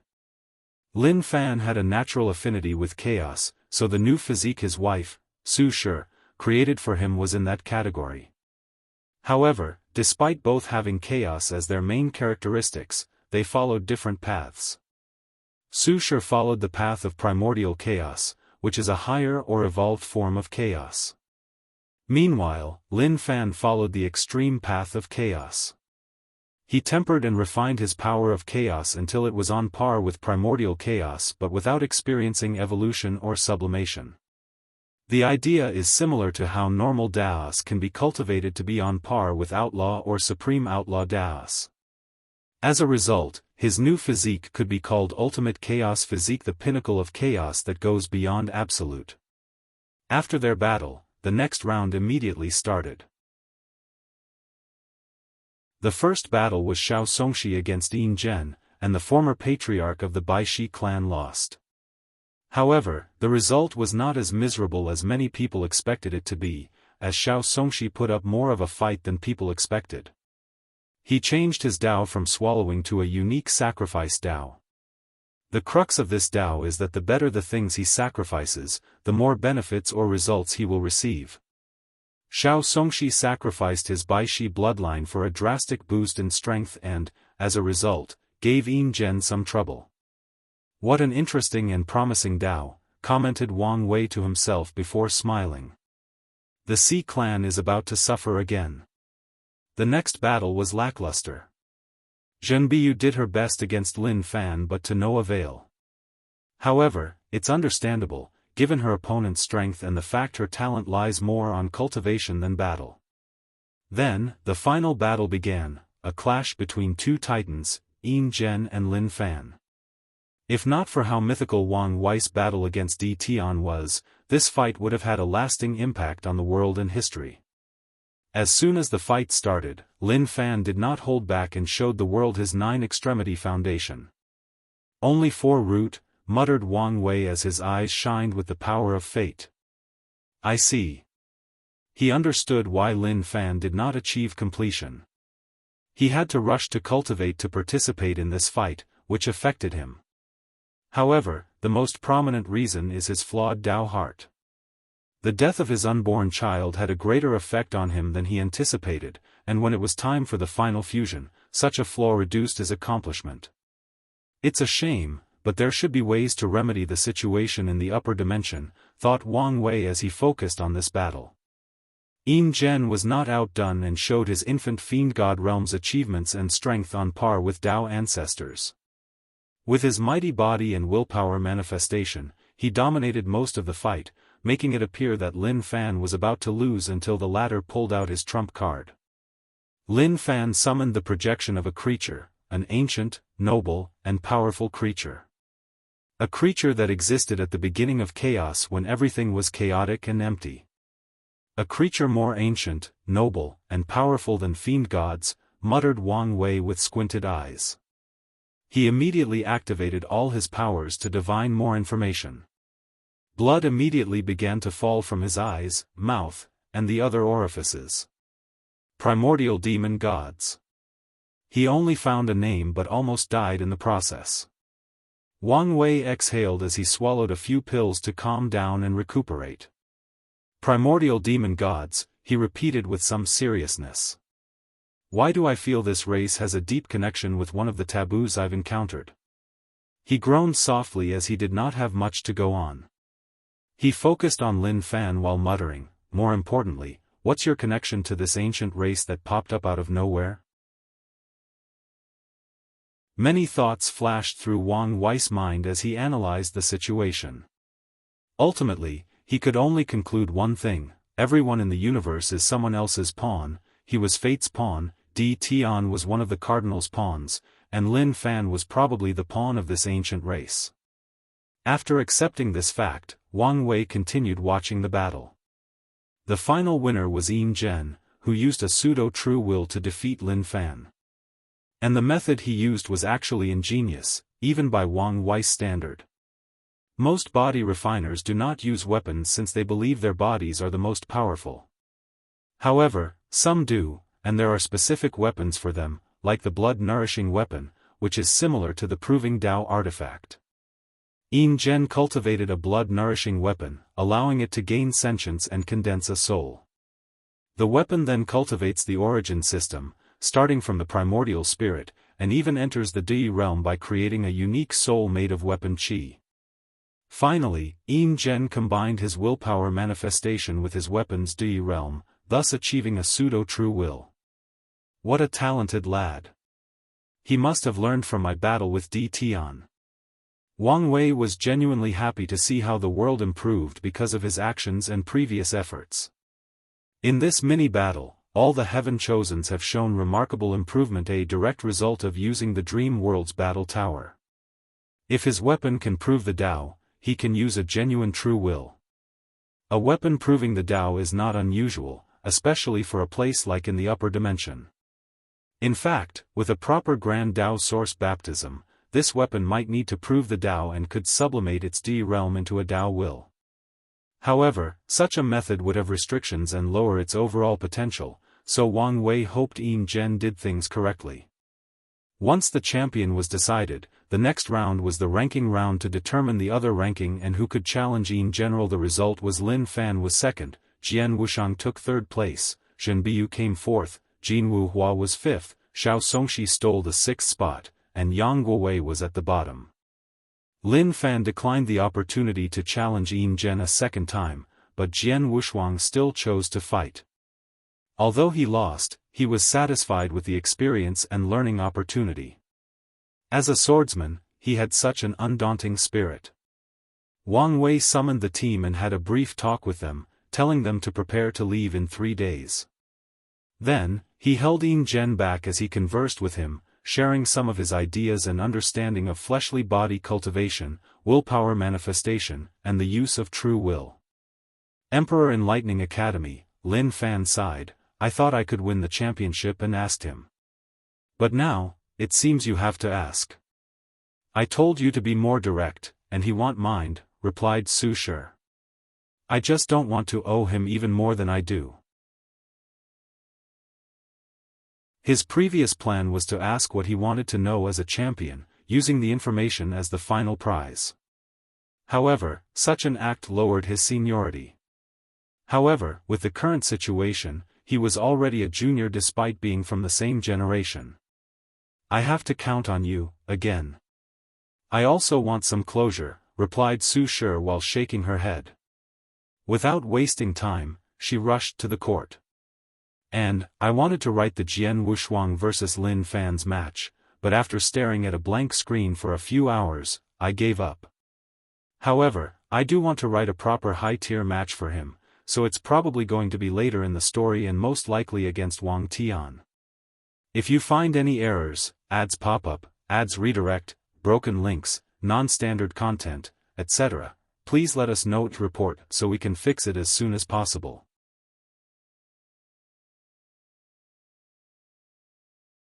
Chapter 1030 Hope. To what do I owe this visit? Asked Wang Wei, who was fishing but not in his small pond next to the garden.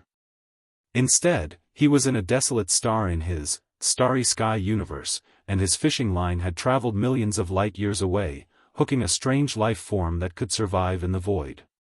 Please, don't tell me you came to complain because your husband did not win the competition, he teased. Is this how you see me in your mind? Asked Su Shi, almost rolling her eyes. She sat next to him and also began to fish. She was daring as she immediately went after the same fish. Love is a powerful thing. I know that's what I would do if I were you, said Wang Wei with a smirk. Their competition lasted for a few minutes before Wang Wei cheated without any remorse or shame. It's not like you to be this hesitant, he said. I just don't want to be disappointed by the answer, she replied. Would you feel better if you never know? No, false hope is even worse than the truth, replied Su Shi before sighing. Okay, tell me. You haven't asked anything, so how do I know what you want to know? Su Shi did not stop herself from rolling her eyes. You know I want to know about the unborn child. Is there a way to save them? Is it possible to revive him? Depends, replied Wang Wei. Can he accept this child if he recreated it with Creation Dao? We had this conversation, and he was not willing. One of their plans was for Lin Fan to cultivate Good Fortune Dao before transitioning into Creation Dao as a means to revive the child. However, after many years of contemplating and talking to Xian, they concluded this was not what they wanted. Wang Wei thought for a moment and said, the world, as we know it, is more complex than what we see. Every major decision we make creates an alternate universe or timeline where our lives are entirely different based on that choice, the infinite trichiliocosm. Su Shi's eyes shone brilliantly as many things finally clicked in her mind. A few of her questions regarding the river of time were just answered, and that opened her mind to a new level of understanding of the universe. The concept of alternative timeline was not new to her as she had battle techniques to create them, but they were temporary. She never knew the world actually contained an infinite number of them. So, is there a timeline where the child was born and is healthy? She asked. Not just one of them. Su Shi's beautiful brow furrowed. What about our timeline? Is it not possible to change the past? Our timeline is special and is heavily protected by Grand Dao itself and other powers, explained Wang Wei. So, even after you become a paragon, which was the pinnacle of the cultivation world, the best you could do was take another version of the child from another timeline and bring it here. Wang Wei has only known one person or group of individuals who has changed the timeline, and that's his ancestor, Qiyuan. However, to this day, he did not know how the latter did it and what price he paid. So, he did not tell her about that. What realm is Paragon? Asked Su Shi. She knew about Empyreans but not Paragons. It's the one after Empyreans. Is Paragon the end of cultivation? Are there no other realms after that? Continued Su Shi, and Wang Wei gave her a look. The path of cultivation is technically endless. Su Shi immediately understood the implications behind these words, and she felt more hopeful. She swiftly controlled her emotions and asked for more information. What realm has your ancestor reached? She asked. They are paragons. Her happiness and hope were immediately gone. She did not think she was any less talented or dedicated than these people. Yet, after so long, they are still paragons. This fact may not indicate their ability but the difficulty of the path afterward. You don't have to worry since we live in a great era, reassured Wang Wei after feeling her slightly agitated emotions. What do you mean? Our ancestors have opened a new way forward for us, albeit they paid a heavy price. Now, as long as we care for the pests in the upper dimension and they can return, the path forward will no longer be unknown or muddy. I understand, and thank you. Wang Wei waved his hand to indicate it was nothing, and Su Shi soon left to tell Lin Fan this news. So, we need to go beyond the Paragon realm, he murmured, not even considering the first option. He wanted his child and nothing else. Yes. Although this path will not be easy, it's still hope. I am happy as long as there is a way, replied Lin Fan. Now that he has a direction or goal, that's all that matters. As for how difficult it was to reach that realm, he would do whatever was necessary as long as he knew it was possible. Do you think what he said about these people preventing the ancestors from returning to the world to be true? Asked Lin Fan. He was not stupid and guessed Wang Wei was using this opportunity to turn them into pawns or advanced parties for his war against these people.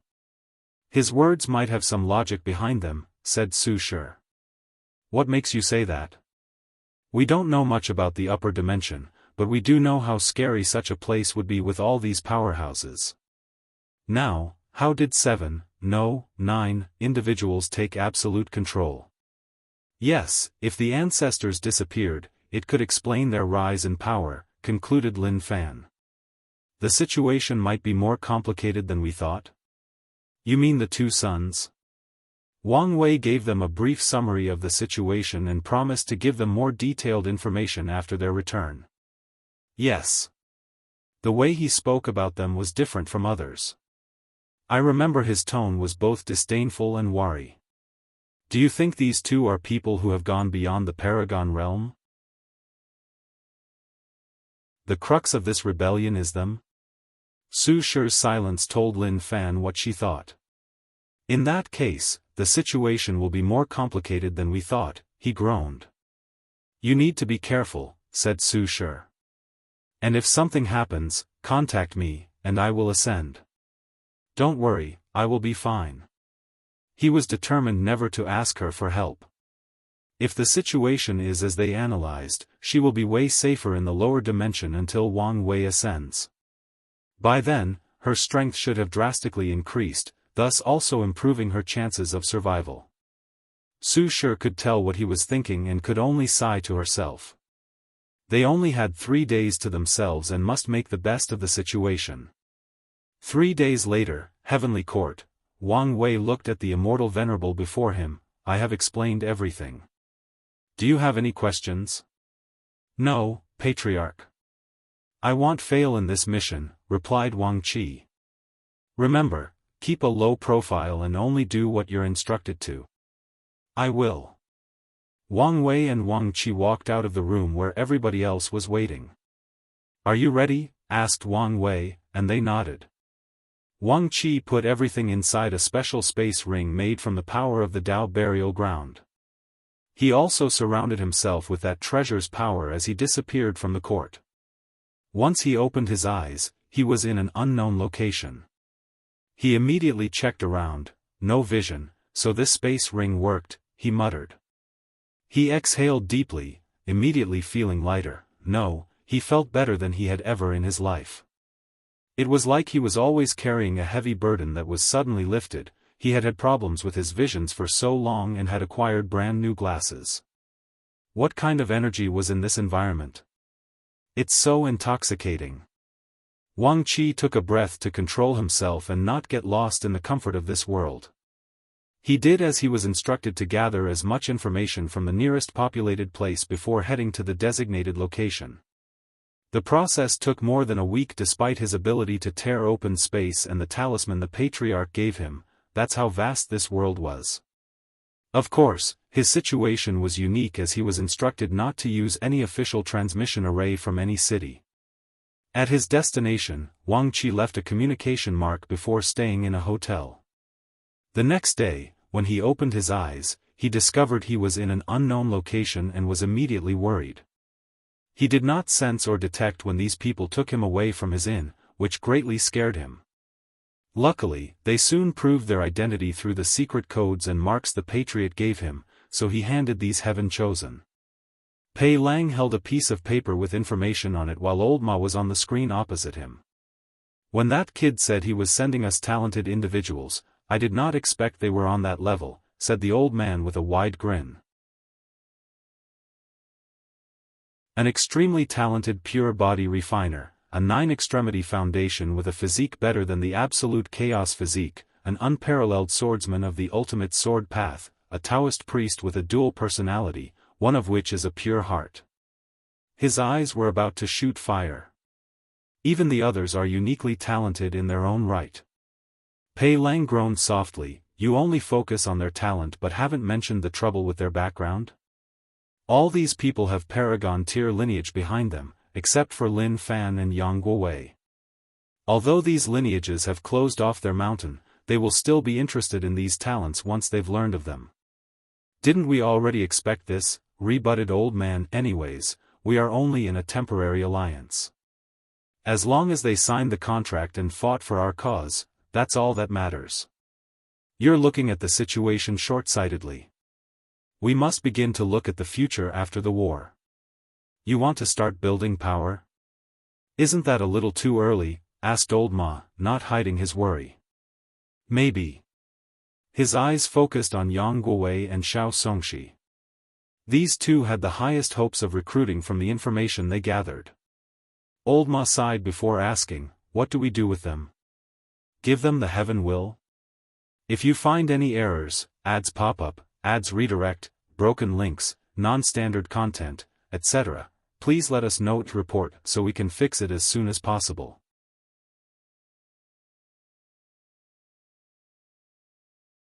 Chapter 1031, Hello, Pei Lang thought momentarily, brief them on the world's current situation. Afterward, use the reflecting mirror heart trial to determine their personality and who is genuinely willing to fight for our cause. Then, will we give them the heaven will? Yes, but don't forget to have them sign the contract first, nodded Pei Lang. I will come to see Yang Guowei and Xiao Songxi after the mirror test. As you wish. Then, what about Emperor Wang's reward? Asked Old Ma. Give him what he promised. These people were the first batch, and he was very satisfied. Their cause needs upper-level talents/powerhouses as the world is about to enter an era of strife and chaos. Wang Qi received a space ring from a stranger and used his divine sense to check. The patriarch told him what to check, and he did not want to make any mistake. Are you satisfied? I am, nodded Wang Qi. That's good, nodded Old Ma. We are also happy with this trade and hope this alliance can continue. This is only the first group. However, the patriarch asked me to pass on a message, do not expect the next group to be as talented as this one. That's understandable, nodded Old Ma. He had read distant history and knew the myriad emperor world was unique in the lower dimension for some unknown reason. So, it's understandable they would have so many eternal talents. Do you know exactly when the next batch is coming? It should take a while since we must gather them from other world communities. I see. Well, you know how to contact us. Excuse me. Is there something else? Asked Old Ma. Could you tell me if there is a way to see Empress Wu? Why do you want to see her? That's rather personal. Old Ma frowned, wait a moment. I cannot make such a decision. The origin of this chapter's debut can be traced to N0V3LB1N. Please, take your time.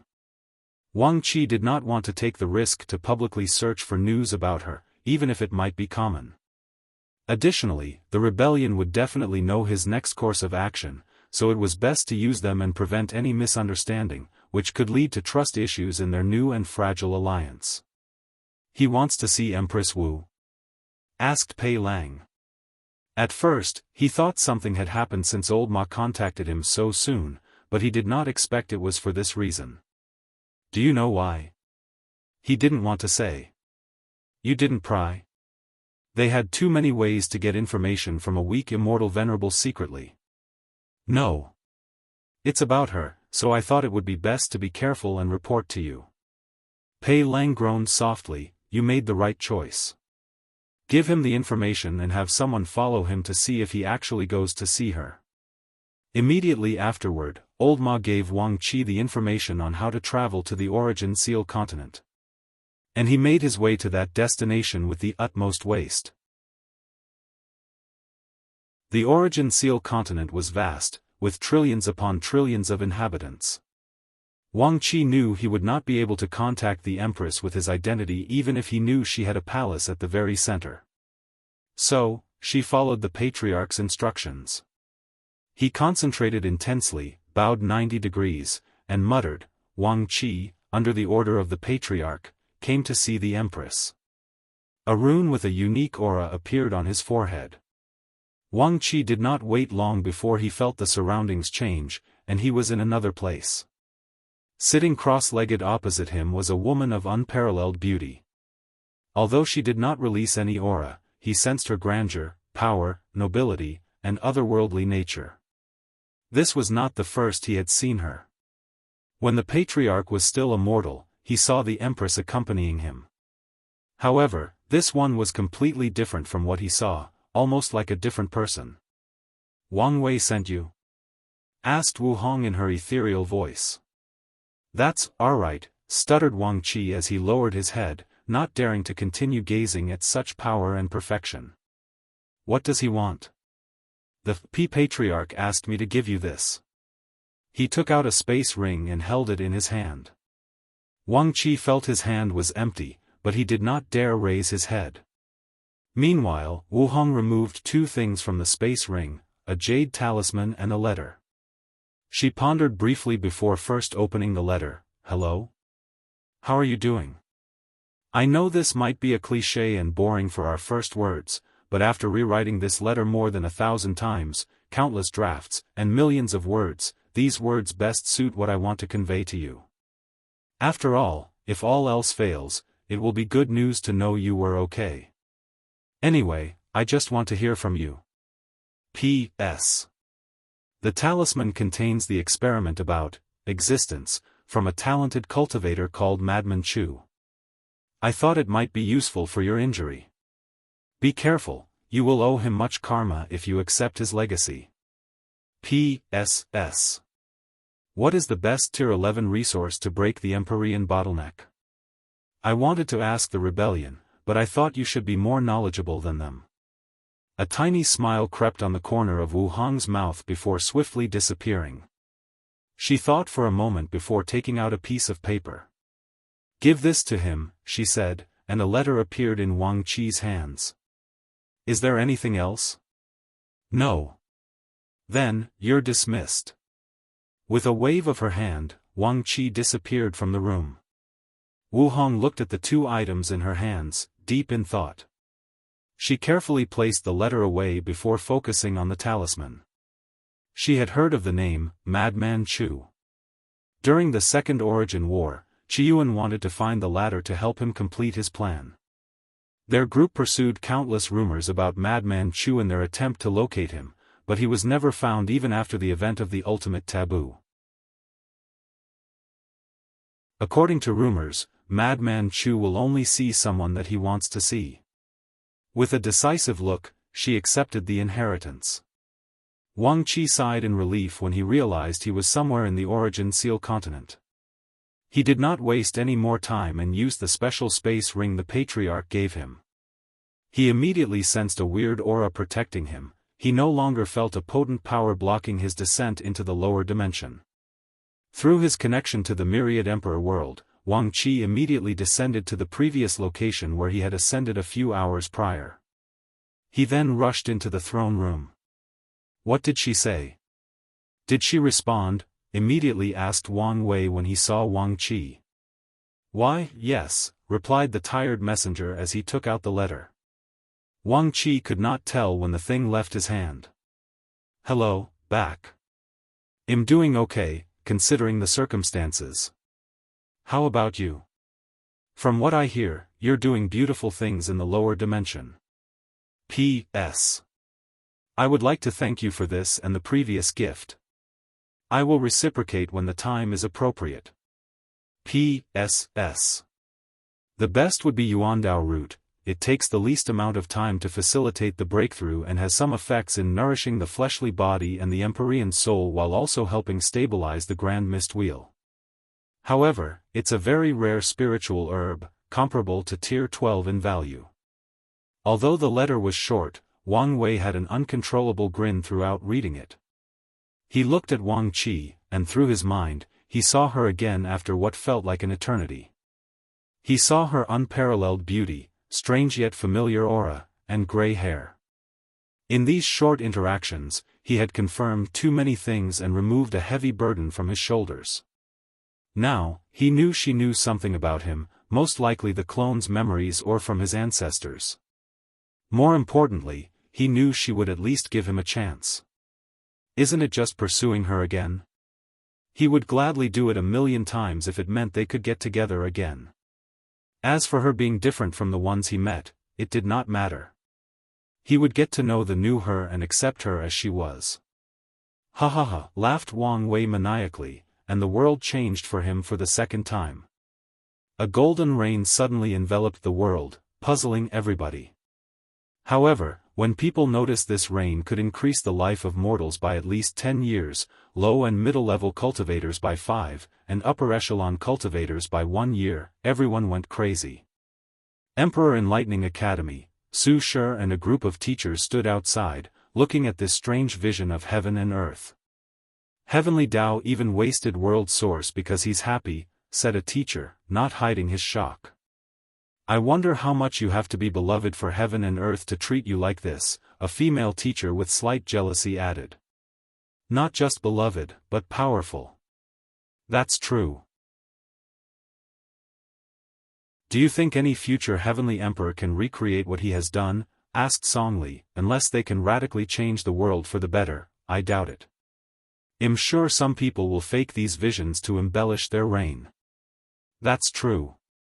No one likes to admit they were inferior to their ancestors or the people that came before. Sadly, at least for a very long time, no one will ever come close to the first heavenly emperor's capabilities and achievements. So they could understand why some people would use such tactics. If you find any errors, ads pop up, ads redirect, broken links, non-standard content, etc., please let us know to report so we can fix it as soon as possible.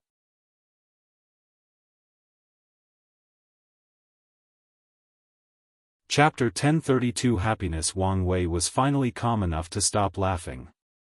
He looked at the letter with a smile before carefully putting it away in a section of his space ring full of Wu Hong's things, including many clay or wood sculptures he had made. I'm sorry about that. No, it's okay, quickly replied Wang Qi. Everyone in the sect knew the patriarch carried some kind of profound sadness with him ever since the princess disappeared. Since his level was too low, he never knew all the information about those events. However, it seemed things were not as bad as some rumors. Tell me everything that happened, don't leave any detail. Wang Qi recounted his experience. He explained everything he saw, learned, and even felt during his trip, and Wang Wei listened attentively. With this short encounter, he can deduce a great deal of information. What do you think of this old Ma? He asked. He acts like the steward of the entire operation, stated Wang Qi. However, he seems a bit indecisive. He does not make any major decisions and will report anything beforehand. Of course, this might be some kind of deceptive tactic. Wang Wei nodded outwardly to his words but did not immediately decide on old Ma's personality or abilities.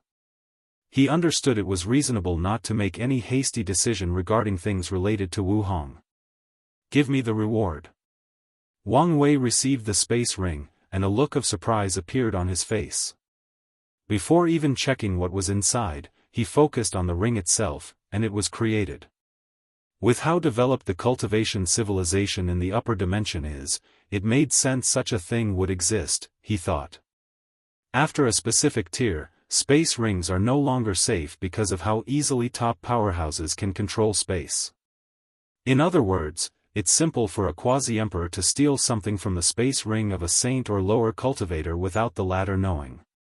At the immortal tier, such a thing is even more common and does not need to be only a space ring. Any world or pocket dimension that a cultivator creates to hold his item can be a victim of such a thing unless they place primary arrays to protect it. And even those could be useless for people who cultivate space, array Grand Dao source, or both. The space ring the Alliance used was made of a material called void-blocking crystal. As the name implied, it blocked whatever space it was refined, preventing thieves of any kind. The material can also block all karma to prevent people from finding the location of the space it's blocking. This one should be a Tier 2 void-blocking crystal, meaning even the best Empyreans could not secretly take the thing inside, analyzed Wang Wei, slightly intrigued by what he divined. Finally, he checked the contents inside and was immediately satisfied with the result. According to their agreement, the final reward would be based on the quality of talent I brought them, and the first batch was the best of the best. The rebellion fulfilled their side of the detail and gave him many resources that would be helpful in the Dragon Phoenix realm. "Thank you for your hard work," said Wang Wei. Although he had already agreed with true heavenly Tao, if Wang Qi was not careful, followed his instructions to the T, and did not resist the urge to run away with the rewards, everything would not have proceeded so smoothly. "It was my greatest honor, Patriarch. Your reward is waiting for you back at the sect." A grin flashed in Wang Qi's mouth as he momentarily lost control due to excitement. He bowed politely before excusing himself. However, a few minutes after he left, someone came to the court to see Wang Wei. "Son, what made you so happy?" "I got news from your daughter-in-law, that's why I'm so happy." Yu Yan paused. She was not stupid.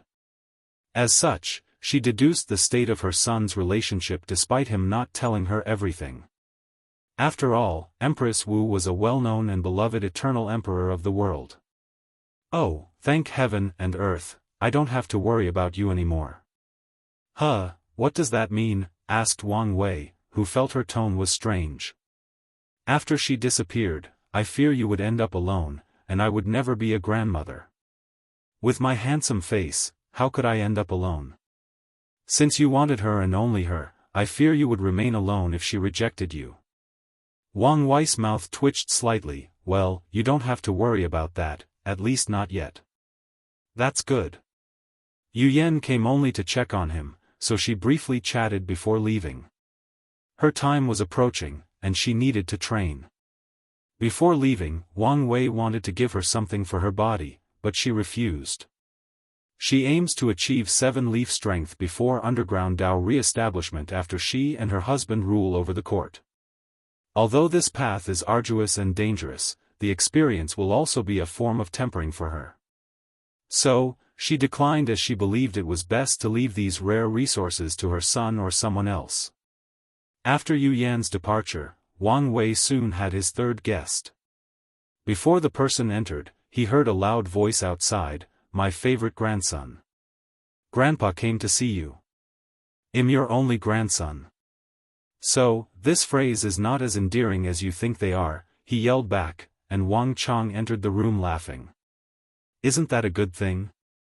Now, you don't have to split my love with anyone else." Wang Wei rolled his eyes. "So, what made you so happy?" asked Wang Chang. He had only come for a short break when he noticed the changes between heaven and earth. "Some good news, and it also involved you," replied Wang Wei. "Oh? I'm so close to finding Emperor 9 sons." Wang Wei saw a glint in his grandfather's eyes, so he explained the situation with these top geniuses ascending. Good, uttered Wang Chang. "Recently, I have been having dreams of reuniting with your grandmother. Now, I understand why." Wang Wei immediately looked at him seriously. "Why are you acting like your reincarnation is your death?" "Don't look at me like this, I'm not about to do anything stupid," said Wang Chang, almost choking in anger. "I just thought I might see her during the process. Do you want me to try to arrange something for you?" "No need. Let's leave it to fate." Wang Wei could not help rolling his eyes at how ironic such a reply was. He summoned a green crystal the size of a 50-carat diamond. "This is for you." "What is it?" asked Wang Chang, as he felt this crystal was pulsating or beating like a heart. "I asked these people for the heart of an old tree," explained Wang Wei. "This thing contains an enormous amount of wood/life energy, so you can train as severely as you want, and it will heal and strengthen your body in the process." Wang Wei was surprised by this thing. he asked for it specifically for his grandfather, so it was not an immortal tier resource. Yet, the energy contained in that crystal was palpitating. However, upon reflection, he realized it made sense. Anything that can be considered old in the upper dimension must at least be 1 yuan epoch. So, I can train even harder? Asked Wang Chang. Yes, but you should still take time to rest. This thing doesn't have as good of an effect on restoring spiritual power, let alone mental fatigue. I know. How do I use it? You only need to keep in one of your heart's chambers. Plush. Wang Chang directly plunged his hand and the crystal into his heart, making Wang Wei speechless. This guy could have swallowed it and controlled the thing to reach his heart, or be more civilized and used a small teleportation technique to send it to its destination. But no, he had to use such brutal means. No wonder his technique was so masochist, he secretly complained. Well, I'm back to training, said Wang Chang, who prepared to leave. Then, he suddenly thought of something. Do you have any more of the wine from last time? Wang Wei waved his hand to give him a bottle. Only one? Don't be so cheap, Im. With a thought, his grandfather disappeared from the court and returned to the sect. He smiled as he heard the latter's complaints about not respecting his elders. His gaze shifted to the swallowing zone. He now knew what to turn the Genesis fruit into, but that created some other trouble for him: energy. If he wants that thing to turn into the Yuandao root and the best of its kind, he will need to feed it even more energy. What a headache, he muttered before entering a short retreat, waiting for the next major event. If you find any errors, ads pop up, ads redirect, broken links, non-standard content, etc., please let us know to report so we can fix it as soon as possible.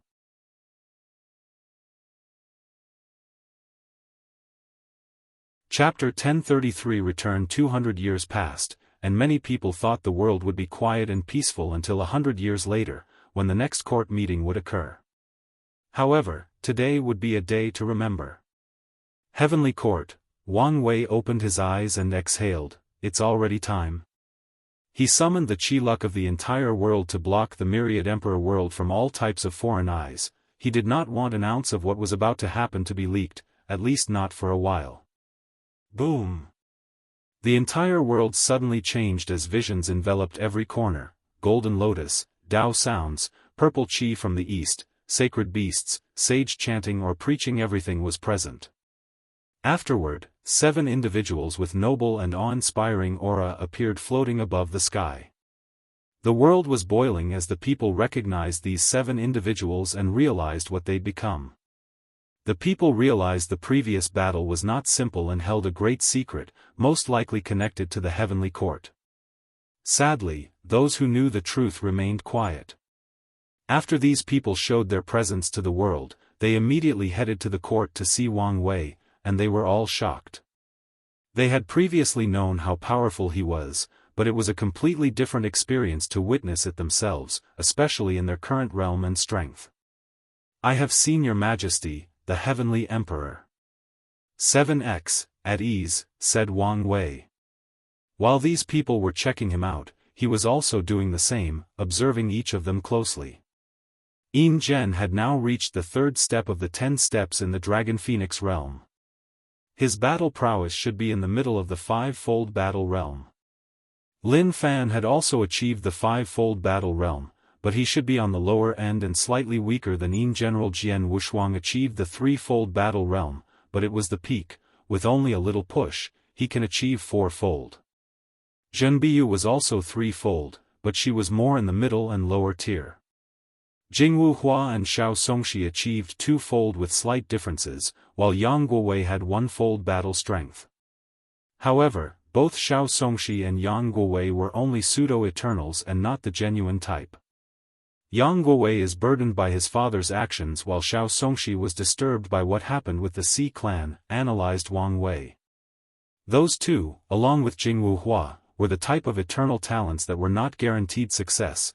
In other words, their ability to become eternal hinged on their performance while absorbing the heaven's will. Jingwu Hua's state of mind was strengthened and sublimated after speaking with her father and finding purpose for her life. She performed to the best of her ability and became an eternal. Sadly, these two failed. Tell me everything you experienced after ascending. Lin Fan stepped and explained everything. He did not hide anything. He told Wang Wei everything they saw and experienced, including the mirror test, the contract, absorbing the heaven will, and contacting their factions afterward. Unfortunately, only Lin Fan received some acknowledgement from Emperor Kong, while the others were still silent. So far, there doesn't seem to be any issue, thought Wang Wei. Did they brief on the general situation of the war? They gave us an information jade that explained the overall situation. Can you show it to me, or is that restricted information? Besides a few minor things, I can show you the rest, replied Lin Fan as he sent the information. Wang Wei shook his head. The thing was not detailed enough, but he did not know whether this information was left out or the rebellion simply did not know. Luckily, he learned a very crucial piece of information that he was not privy to prior. Maitreya and Supreme Unity disappeared a few hundred years ago. No, they disappeared precisely around the time he contacted Empyrean Jimin. Did Maitreya force him out of the Eternal Ascension world to limit his influence in this chess game, or did they disappear for an entirely different reason? Analyzed Wang Wei. He was leading more on the former since the timing was too coincidental. He focused back on the ground and sent them the information he knew in much greater detail. He started with the ultimate taboo, talked about the 7 moons, 2 suns rise to power, and their split, and even mentioned the path of transcendence. Although Wang Wei still had a lot of information, he provided them with a lot more information than the rebellion gave them. Then, he waited for more than 10 minutes as these people processed this information. Do you know why I told you all this information? Lin Fan smiled wryly as he understood. They now had a more comprehensive understanding of the situation, thus making it easier for them to make good decisions and prevent the rebellion from taking advantage of their ignorance. Wang Wei's tactic is an excellent way to prevent them from becoming these people's pawns, but they inadvertently became his pawn in the process. You shouldn't have told us this information, said Yin Zhen, we won't be able to hide it from the people above. No one can divine or deduce the information since it will trigger a response from those two, he explained. So, you're only concerned with protecting it from your memory. As soon as you return, contact your factions with this information. He looked at Lin Fan. Emperor Kong should know something, but it will still be valuable to him. As for you guys? Your faction will want to know how you learned such secrets and should contact you. Wang Wei was sure these moons would temper with history and hide many secrets. The only issue is you two. His eyes shifted to Yang Guowei and Xiao Songxi. Emperor Kong should have no issue helping you protect your mind.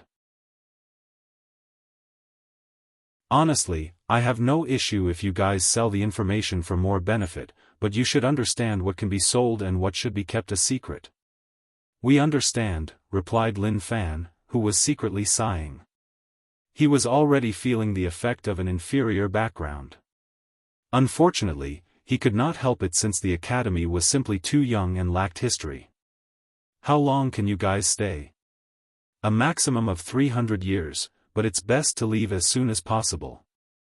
Once they descended to the lower realm, they received a notice from True Heavenly Tao. In that case, get your affairs in order and leave.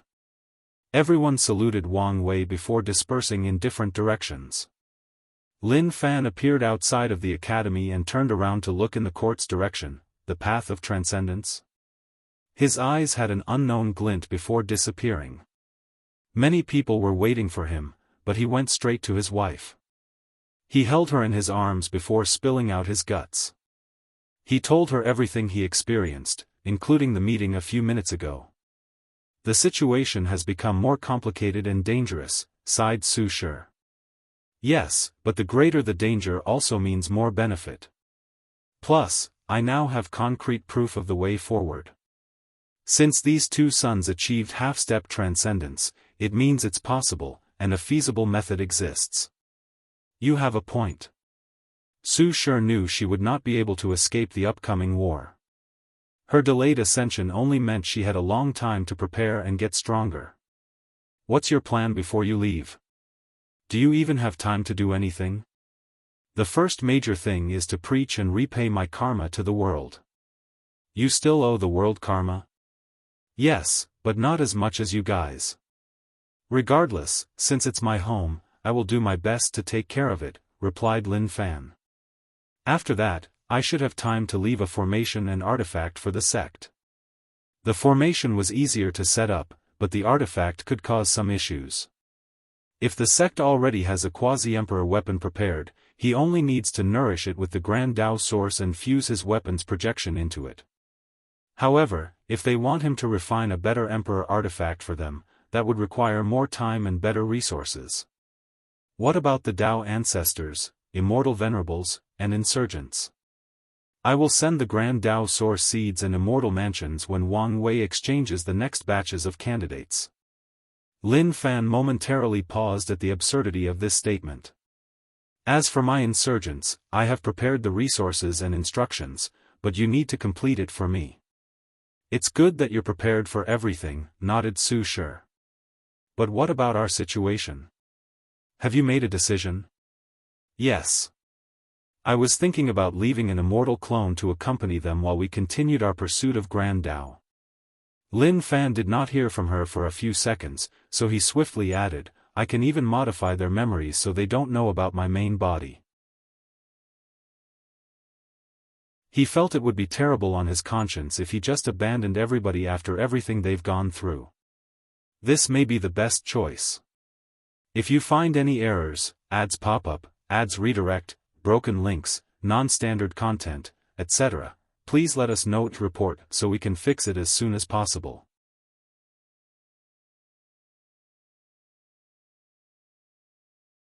Chapter 1034 Secret Vault, here. This is for you, said Lin Fan as he placed a space ring in her soft palm. What's this? Heavenly Dao restricted what we could bring back, but some leeways remain. I found a few rare resources for you.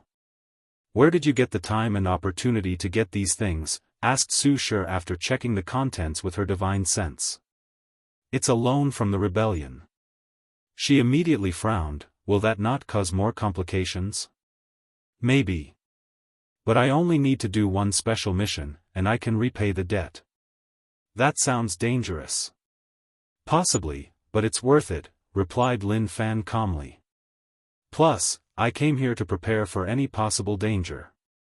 Su Shi immediately understood what he meant. Eternal emperors born in the lower dimension have an advantage over the upper dimension ones. They can leave a normal clone along with well-protected secret realms containing their name and history. The lower dimension is under true heavenly Daoist protection, whose rules do not allow any beings to influence or mess with it easily. As such, when someone tries to erase a lower dimension eternal emperor, the clone and secret realm become a barrier that forces them to deal with the restrictions of true heavenly Dao. Such a loophole is a right granted only to eternal emperors from the lower dimension. In other words, if someone is born in the upper dimension but descends and proves the Dao there, true heavenly Dao won't allow it. Additionally, they have only one chance and cannot recreate these clones or secret realms if they are destroyed. I'm worried about Wang Wei, said Lin Fan. The security vault, as it has been labeled over the years, is one of an eternal emperor's greatest secrets, something that some of them do not even tell their Dao companion. However, Lin Fan knew he would not be able to hide his vault from Wang Wei's eyes, even if he put it somewhere in the endless void. His existence has long broken the balance, replied Su Shi.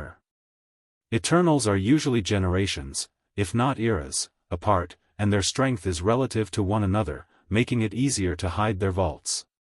Unfortunately, this era was a mess. Do you have any idea? He asked, not willing to relent on this particular situation. The only thing I can think of is if you could find some resource to hide and send it back. However, such a thing must at least be tier 11, and Heavenly Dao would never allow such a thing to descend to the lower dimension. Not necessarily, countered Lin Fan. As you said, he's broken the balance, and true heavenly Tao will not accept that, even if there is some kind of connection or deal between them. Maybe it can be convinced. You're thinking too positively. Do you think it will give you an unfair advantage just to balance out Wang Wei? Having a vault protected or hidden by an Empyrean tier resource would give Lin Fan too much of an advantage, so his plan had a very low chance of success. Unless I could find something that targets only him, he added softly. Does such a thing exist? And if he did, is it worth using it only on him, especially given the situation? That remains to be seen. Did your identity bring you any trouble? No, they didn't say or do anything, not even once. I thought there would be some delay to my heaven will, but nothing of the sort. It's odd they didn't mention it whatsoever, muttered Wang Wei. I feel the same way. No need to worry, reassured Wang Wei after seeing the look on his face. This could mean they don't worry you will be a threat or have long decided not to include you into their core. Is that so? It could be a good thing, continued Wang Wei. Not being a core member means you won't be sent on horrible missions. Of course, you must be cautious not to be used as a discarded or replaceable pawn. I will be careful. Wang Wei dismissed him and looked into the distance for a moment before closing his eyes and waiting. He did not have to wait long as Zhenbiyu soon came to see him. To what do I owe this pleasure? He asked, standing up from the throne and inviting her to walk outside. I came to ask for a favor, replied Zhenbiyu directly. I know I owe you a lot already, but I can help it. Help? Why don't you ask your employer? Employer? She shook her head, thinking what a strange way to refer to these people and their circumstances. We have not reached such a level of trust yet. That's understandable. So, what do you need? A way to track and kill 5 heart. I understand tracking her, but killing? Don't you want to do it yourself? No, I want her gone as soon as possible. She was almost in trouble while absorbing the heaven will. If not for the talent of her pure heart, she might have fallen short like Yang Guowei and Xiao Songxi. After that ordeal, she decided to remove that trouble as swiftly as humanly possible. Very well, agreed Wang Wei. He raised his palm to condense a talisman with 2 purposes, use karma, divination, and yin-yang calculation to find a target and seal a powerful attack from him. Thank you, and I promise I will repay my debt. Wang Wei smiled but did not say anything else, not even mentioning Emperor 5 Hearts artifact that he was slightly interested in. Some things were simply not destined for him, and since this artifact was not worth the effort of ignoring fate, he was more nonchalant about it. Zhenbiyu returned to the 5-element balance palace, feeling a heavy burden lifted from her shoulder. Now, she can focus on repairing her relationship with the palace. After what happened in the Heaven Will battle, no one completely trusted. Although she understood their reason, she was still a little distracted and chose to view her relation to her sect as more of a transaction where each party gets what they want. However, after seeing the situation upstairs and knowing the importance of a good background, she wanted to repair the relationship to prevent any trouble with the upper dimension. If you find any errors, ads pop up, ads redirect, broken links, non-standard content, etc., please let us know to report so we can fix it as soon as possible.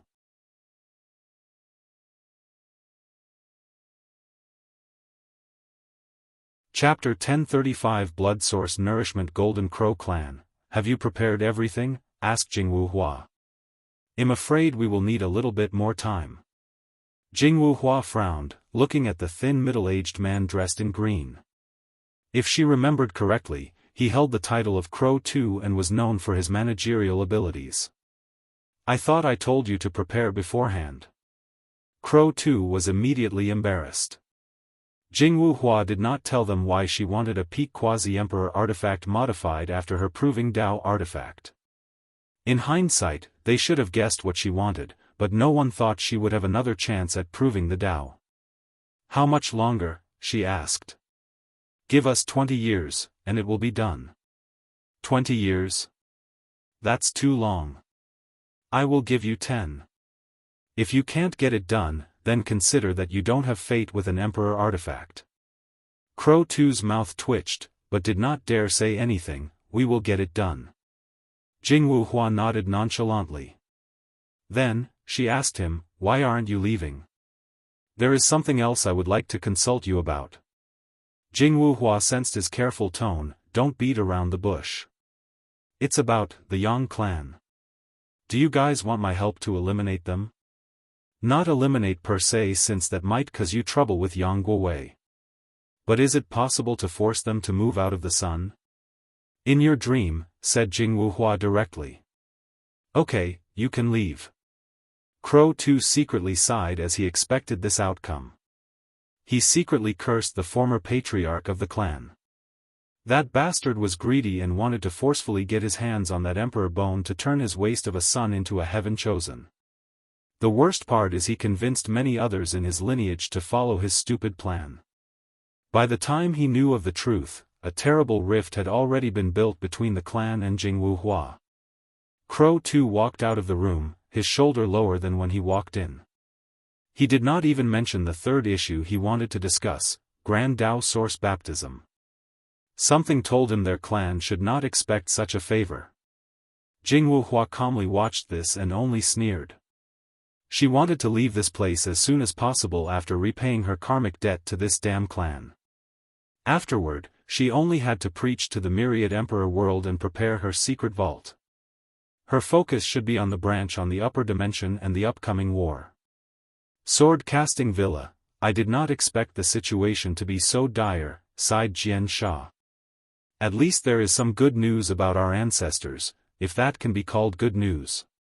Best we stay positive. True, nodded Jian Sha. You have to be careful. I will. What about your goal? I've acquired some information, explained Jian Wushuang. They know about the ultimate sword path, but the extreme swordsmen have gone above and beyond to suppress it. Doesn't that mean you're in trouble? Yes and no, responded Jian Wushuang. There are currently no Paragon-tier extreme swordsmen, so the situation is still manageable. Additionally, I learned that the situation was not aggravated because someone intervened. Someone intervened? Are you referring to one of the moons? Probably not. As you know, we, swordsmen, are arrogant, so how could we listen to them? So, a very powerful and respected swordsman calmed down the situation? I wonder who it is. I have no idea, as everyone I tried to acquire was purposely vague. I didn't want to raise suspicion and not pry too deep into it, replied Jian Wushuang. But as you said, it must be a very powerful and famous swordsman to have such a large influence. My next task is to find more information about this person and their intentions. You suspect they have the same goal as you? I can't help but do, nodded Jian Wushuang. After the news, all extreme path swordsmen reacted harshly, especially after knowing this new path was the trend of heaven and earth. However, despite all their influence, this person chose to calm the flame instead of fueling it. Of course, there is a chance they did not want this new development to affect the current political situation, but I have to be wary. That's a good direction to investigate. However, you should have realized it's not simple to take the destiny of this new path. Of course I do. Jian Wushuang was not stupid, so he knew the difficulty that lay ahead. A little eternal emperor could only dream of bearing the weight of such a destiny. Furthermore, he soon realized the main thing needed to achieve his ambition, the support of a powerful faction. The sword-casting villa appeared to fill these criteria, but things were not as simple as stated. He did not know whether his seniors and ancestors would support this new path or be adamant in their stubborn ways, choosing to eliminate it instead of embracing it. If that becomes the situation he faces, he might have to do things alone. Time is not on your side, stated Jian Sha. Wang Tian will ascend in the next generation, not giving you much of an advantage. And if the Heavenly Emperor decides to suppress you as a way to pave the way for his father, your situation will become even worse. Jian Wushuang was silent, looking in the distance. Wang Wei won't intervene. What makes you so sure? 2 reasons. Wang Tian is a swordsman and has our arrogance, he won't allow his son to intervene in such a thing. Secondly, Wang Wei has inherited the Dao opening sect's ideology of how to train genius. He will probably treat me as a sharpening stone for his father. You might be right, but it also seems you're relying too much on luck. Jian Sha was not as confident as him. My current greatest threat is not the Wang clan. Who else could possibly be a threat?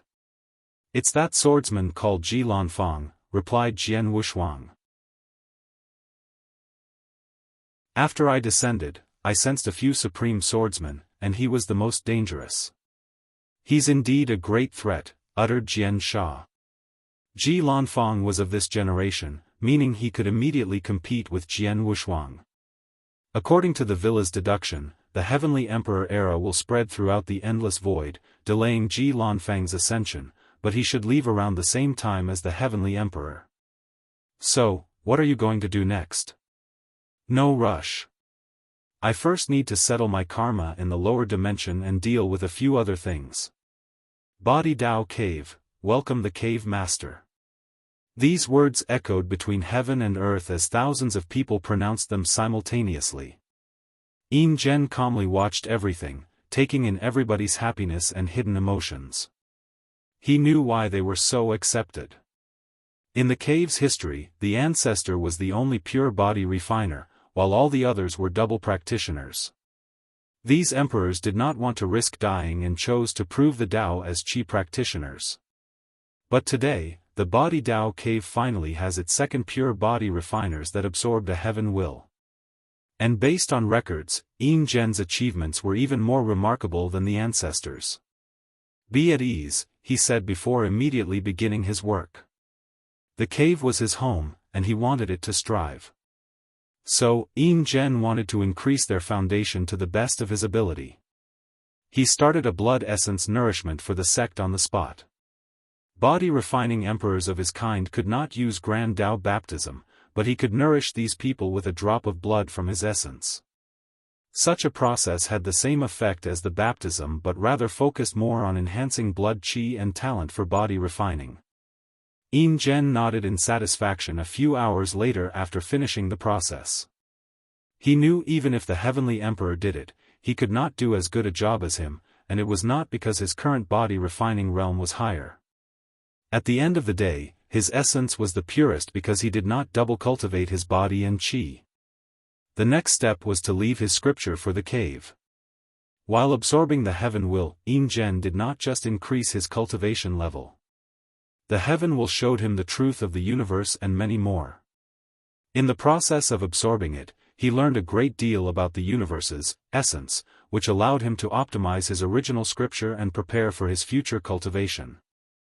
Regarding tempering the body and understanding willpower manifestation, Yin Zhen did not know whether he was the best in the lower dimension, but he was definitely in the top 3.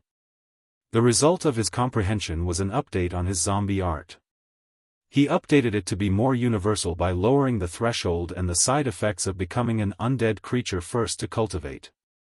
This technique should have been called Yin Refining Art, but he kept the original name for sentimental reasons. Besides the scripture, Yin Zhen had to set up a formation that used his entire exoskeletons as a medium, along with a blood artifact.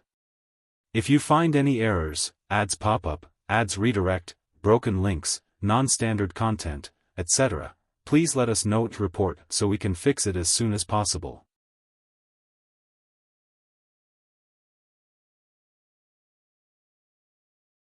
Chapter 1036 Sacrifice Great Yi Dynasty. Shao Songshi was elated to see his mother and sister again. So, from now on, our dynasty will be a veritable emperor lineage, asked his sister, not hiding her excitement and joy. We will. He, now, I can walk in the world with my head raised proudly. Couldn't you do that before? Chided Mother Shao. She then looked at her son, I'm proud of you. A large grin was plastered on Shao Songxi's face after hearing that. Humph, snorted Sister Shao. Now, these people should regret what they've done to us. Why are you bringing this now? I'm just saying. Mother is correct, there is no need to bring negativity to today's joyous occasion, said Xiao Songxi, deciding to spend a great day with his family. He did not tell them much about the ongoing of the upper dimension or the rebellion as he did not want to worry them. Near the end of the family dinner, he asked them, "You have to make a choice." "What choice? Do you want to become immortal now or wait later until I have settled in the upper dimension and I can bring you? It's very easy to acquire heaven wills, and you can both prove the Tao." "Really? We can become emperors?" "Yes, but it will take some time. You might have to seal yourself to prevent running out of lifespan." He had already searched the relevant information and knew he could send a projection into the lower dimension after becoming an Empyrean and bringing his family with him. "Can you send the heaven will down here?" "Why are you asking such a question?" asked Mother Xiao. "What else?" "So I can become a heavenly emperor." Xiao Songxi was immediately speechless, while Mother Xiao scolded her daughter for speaking nonsense. "No, that's not allowed," he explained. "You will have to ascend." "Oh, what a shame." Xiao Songxi rolled his eyes. If delusion were a power, this girl would truly be invincible. "Sierre, what do you think we should do?" He thought for a moment. "Let's wait." The emperor path reigned supreme, so it was best to choose it. Although his family had to wait a long time, the sealing process would not make it feel as such. Now that he had made a choice, he had to prepare for the future. He needed to leave a mortal clone to be the ruler of the dynasty and pass on the Xiao clan. He also needed to create powerful insurgents that would protect not only his dynasty but also his family. Everyone was tired after dinner and chose to sleep soundly today, everyone except Xiao Songxi. As he watched his sister fall into a true dream, his eyes looked in the distance, flashing with deep hatred. He immediately used a technique that allowed him to temporarily sacrifice 99% of his power to boost one aspect, invisibility/infiltration. He headed directly to the ocean, to the Baishi clan. No one detected him as he found the new patriarch. His father was killed by him after forcing the bastard to apologize to his mother and sister, and forcefully took control of the sect's formations and a few artifacts. Then, Xiao Songxi began a massacre. He killed almost everything in sight, with a few exceptions. He kept a few immortals and insurgents, with the intention to modify their memories and enslave their souls so they could serve his great Yi. Their dynasty was new and weak and needed to increase its foundation. The second group he left alive was the Star Sage. When he visited Wang Wei to ask permission for his actions, the latter only told him that such a bloodline should not become extinct in the world. So, Xiao Songxi plans to use them on his own. The destruction of the Baishi clan was swift and efficient. Xiao Songxi's sneak attack caught them off guard, preventing the insurgents from putting on a decent fight. Additionally, he enveloped the clan with their own array to prevent the Sea clan's immortal sovereign from detecting something and intervening. Once he finished his massacre, he launched a terrifying bloodline curse to eradicate the remaining members who were lucky to be outside. Xiao Songxi proceeded to plunder the sect's resources and foundation before leaving. His destination was not home but the court. Why are you here?" Wang Wei thought he would be counting his spoils by now, so he was baffled why the latter directly came to see him. "I wanted your opinion or input on something, and this is what I want to pay for your help." He wanted to say service but felt inappropriate. Wang Wei looked at the space ring and was slightly surprised. A 5-star sage. The Baishi clan has claimed they did not have one of those in this generation, but now it appears they went to extreme lengths to hide this secret. "Why don't you ask the sage?" "I don't think their ability can help me, at least not with their current strength." "I accept your offer," replied Wang Wei. The 5-star sage's divination was very unique and could be of great help to the sect. Plus, he was slightly intrigued by what the latter wanted to know. "What is it you want to know?" Xiao Songxi took a moment to word his question correctly. Is it possible for me to have a second chance to become an eternal if I sacrifice, let's say, an Empyrean? Wang Wei did not expect these words to come out of Xiao Songxi's mouth, a rather bold and interesting idea. So, is it feasible? Logically speaking, it is, but let's check. His eyes lit up, followed by countless strings materializing around him. He played with a few like they were a guqin. Your idea would have succeeded if you were the first to do it. Xiao Songxi sighed as the worst-case scenario he feared had happened. He was not the first or only cultivator to use sacrifice Dao, so it should be expected. Additionally, if there were no limitations to such a thing, people could just cultivate sacrifice Dao as a sub-Dao and try it. What about a paragon? Wang Wei looked at him. Has your desire for power driven you crazy? Xiao Songxi was silent. I'm just not willing. Wang Wei sighed. I'm not one to belittle someone's goal or ambition. Anyways, the current situation is chaotic, so who says it's not possible for a little eternal to capture a paragon and use it as a sacrifice? I know you're just saying these words, but I still appreciate them, said Xiao Songxi as he bowed and left. Soon, the news of what happened to the Baishi clan spread. Countless eyes fixed on the Xi clan as people wanted to know the ins and outs and how things would develop. Soon after, rumors that the Xi clan would appeal to the court to sanction Xiao Songxi's actions spread like wildfire. People began to speculate this event would be significant as it would dictate the relationship between the court and the newly appearing eternal powerhouses.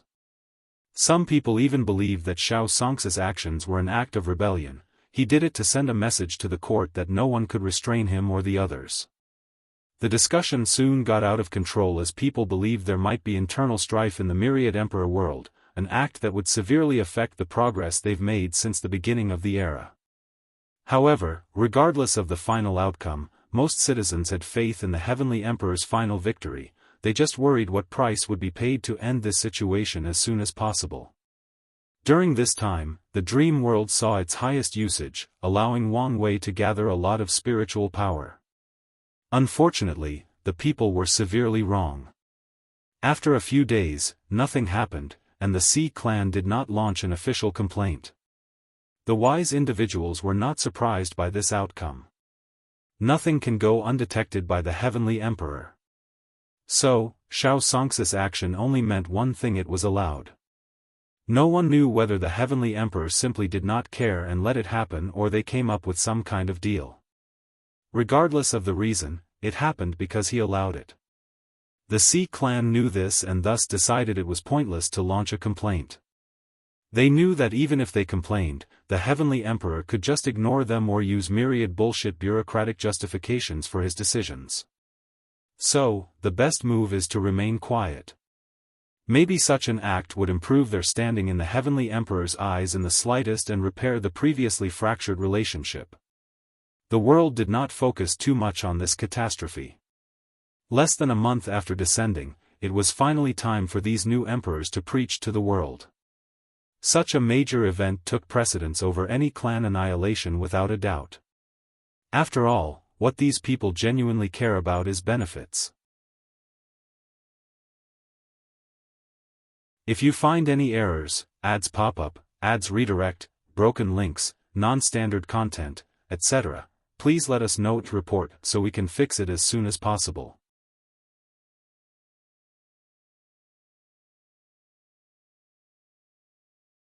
Chapter 1037 Mass Preaching. My name is the Heavenly Zombie Emperor.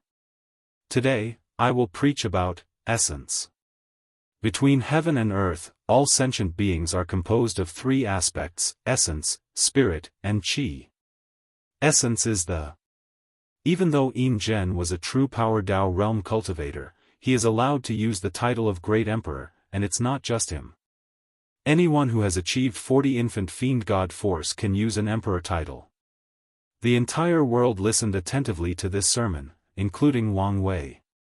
With the new update of the origin system, body refining has become a core aspect, especially in the divine body realm. So, this sermon served a crucial role in the overall development of the world. The process lasted 3 years, and everything was accompanied by visions that covered the world. Dao rhymes enveloped the myriad emperor world, granting it a sense of mystery and grandeur. Wang Wei blocked the world, so these visions remained internal, but there was a high chance they would not spread, given it was only a sermon, and these people were alternative emperors. I am the Chaos Time Emperor, and I talk about the evolution of time from its earliest state of chaos and disorder to a peaceful and neutral condition that allows the thriving of life. According to the order the group agreed on, Lin Fan was next and began his sermon 3 months after Yin Zhen's ended. He also lasted 3 years, creating a visual experience similar to his predecessor, with the exception that the river of time might have flashed a few times. I am the Infinite Sword Emperor, and my Tao is that of the infinite strike, infinite cut, infinite parry, infinite. Jian Wushuang's sermon was geared toward swordsmen, and he was not apologetic about it. Although people could learn a thing or two from him about attacking, but his target or demographic was the swordsman. Of course, this sermon was considered controversial in the swordsmanship community. Extreme swordsmen are still the mainstream of the world despite losing one of their best, Wang Tian. But now, they realize they've also lost another great talent. Even worse, this one has proved the Tao on this new path. Many people knew there would be some strife in the swordsmanship community once everything settled. Previously, everyone became quiet because they knew their real confrontation was in the next generation after Wang Tian proved the Tao. However, Jian Wushuang's action might have provoked an advanced war between these people. Wang Tian, who was complaining non-stop as to why his son forcefully stopped his training, became genuinely happy that he did.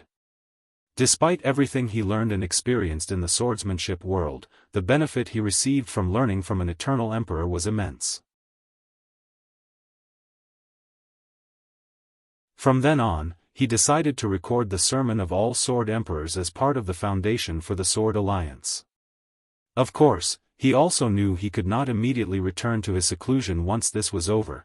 He had to show his face to the world and quell some of the chaos in his community. This humble Taoist priest took the name Twin Unity Empress to emphasize the unity of man and heaven and earth, man and the Tao, and man and itself. Our journey will begin like all life began, with the balance of the 5 elements, followed by the evolution of yin and yang, and we will end with a touch of taiji. 5 elements has always been the most common and widespread Tao in the world, and with the versatility of yin and yang, her sermon was the most favored of everyone, and there is a low chance that someone would surpass her in that area. The people felt they did not have enough once she finished. The dichotomy between going from Lin Fan's esoteric time-related sermon to Jian Wushuang's swordsmanship-focused words and then to her sermon was simply surreal. Most people felt they spent 3 years listening to nonsense, followed by 3 years of something most were not interested in, to listening to the fundamental truths of the universe, and it was such a spiritual experience. Alas, all good things must come to an end. I am the pure Yang Flame Empress, and my Tao focused not on balance but on the extreme. Today, we will focus on the extreme of flame. Jingwu Hua's sermon should have been very popular, considering flame Tao is widespread, but it was not. Firstly, she only focused on the flame aspect of her Tao and did not touch on the Yang aspect.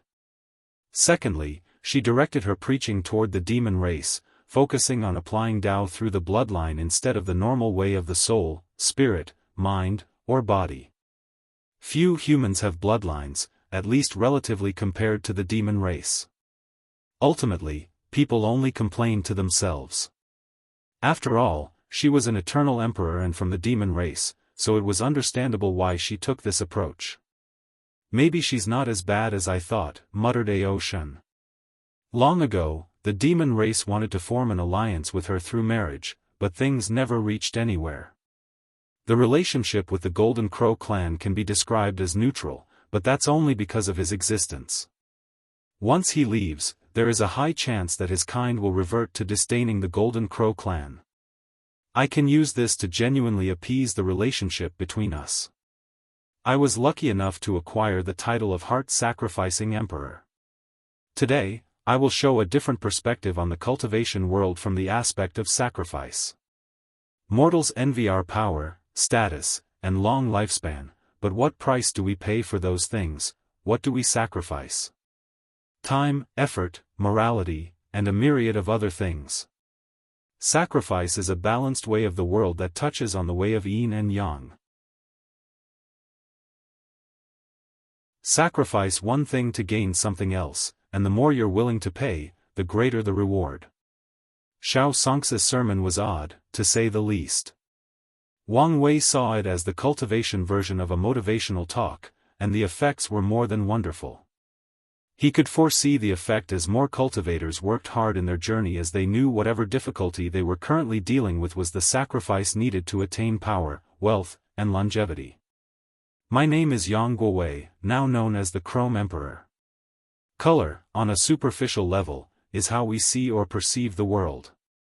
Although this aspect is fascinating, there is more to colors than this. Yang Guowei's sermon was more popular than Wang Wei anticipated, as the fact he went last did not have much of an effect.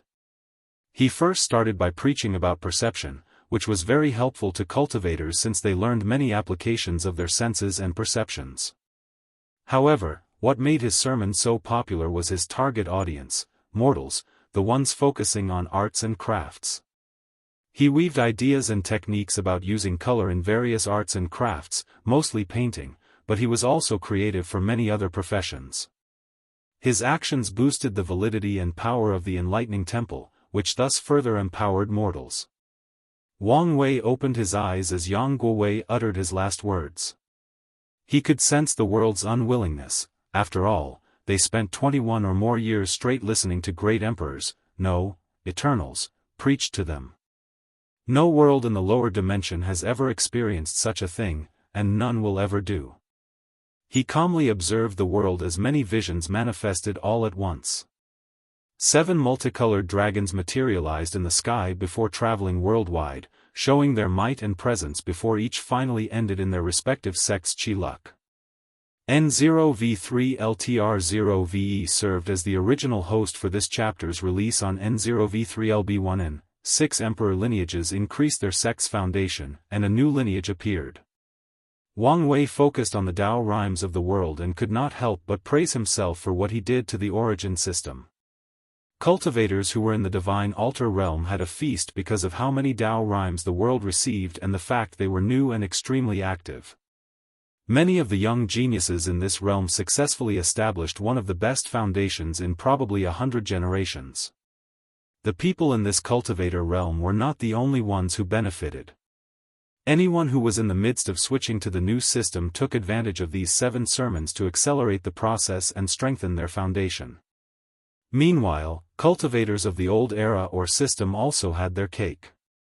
With so much Tao rhyme, understanding the laws became way easier. Wang Wei expects a dramatic increase in the number of void-shattering realm cultivators for a while until the Tao rhymes enter a more inert state. Everyone is happy and celebrating, but who amongst them knows about the consequences, muttered Wang Wei as he looked in the distance. The myriad emperor world just acquired 7 new eternal powerhouses. This would not change this fact even if they will not be staying. So, the main issue is how things are going to be balanced. If you find any errors, ads pop up, ads redirect, broken links, non-standard content, etc., please let us know to report so we can fix it as soon as possible.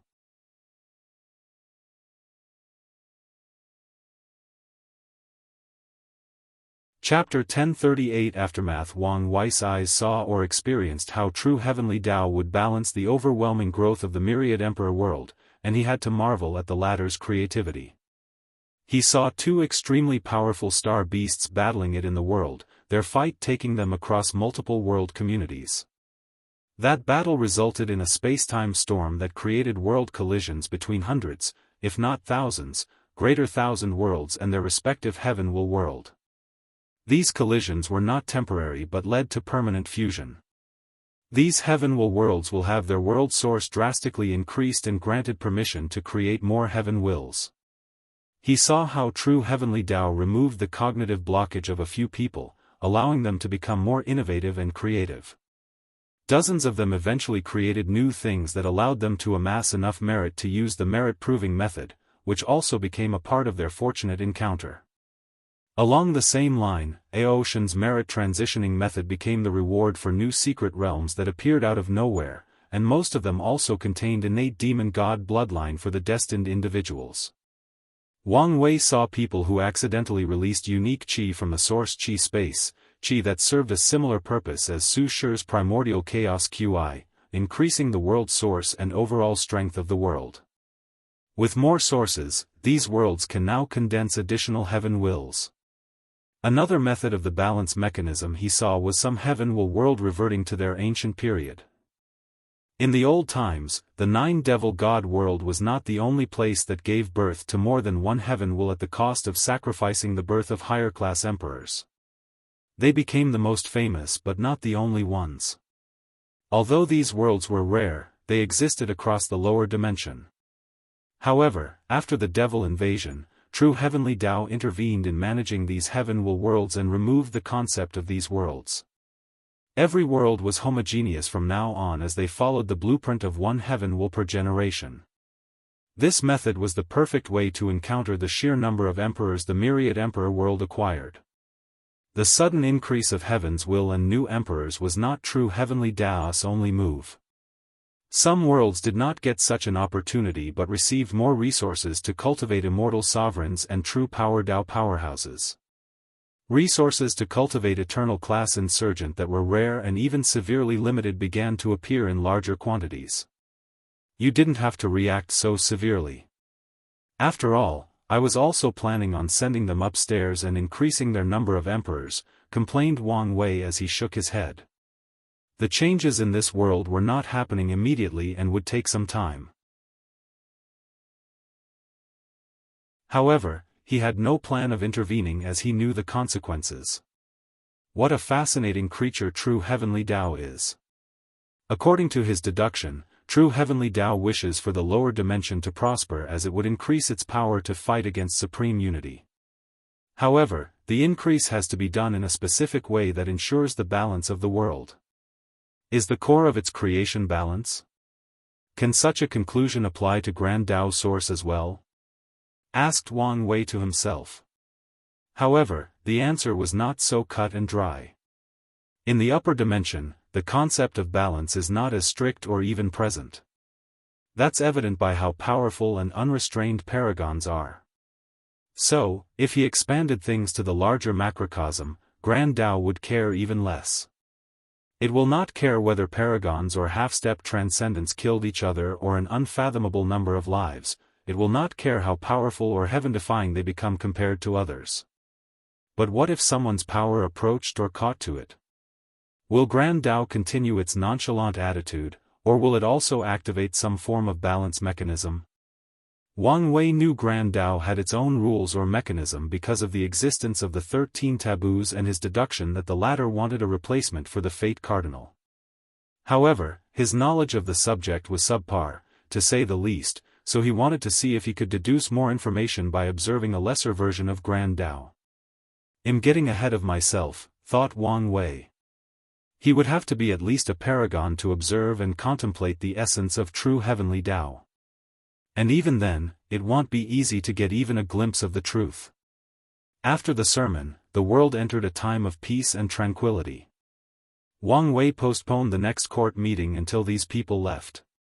He knew he could not hide the court from the upper dimension, but he also did not want any possible complications with these people's presence as they learned more about how things operate.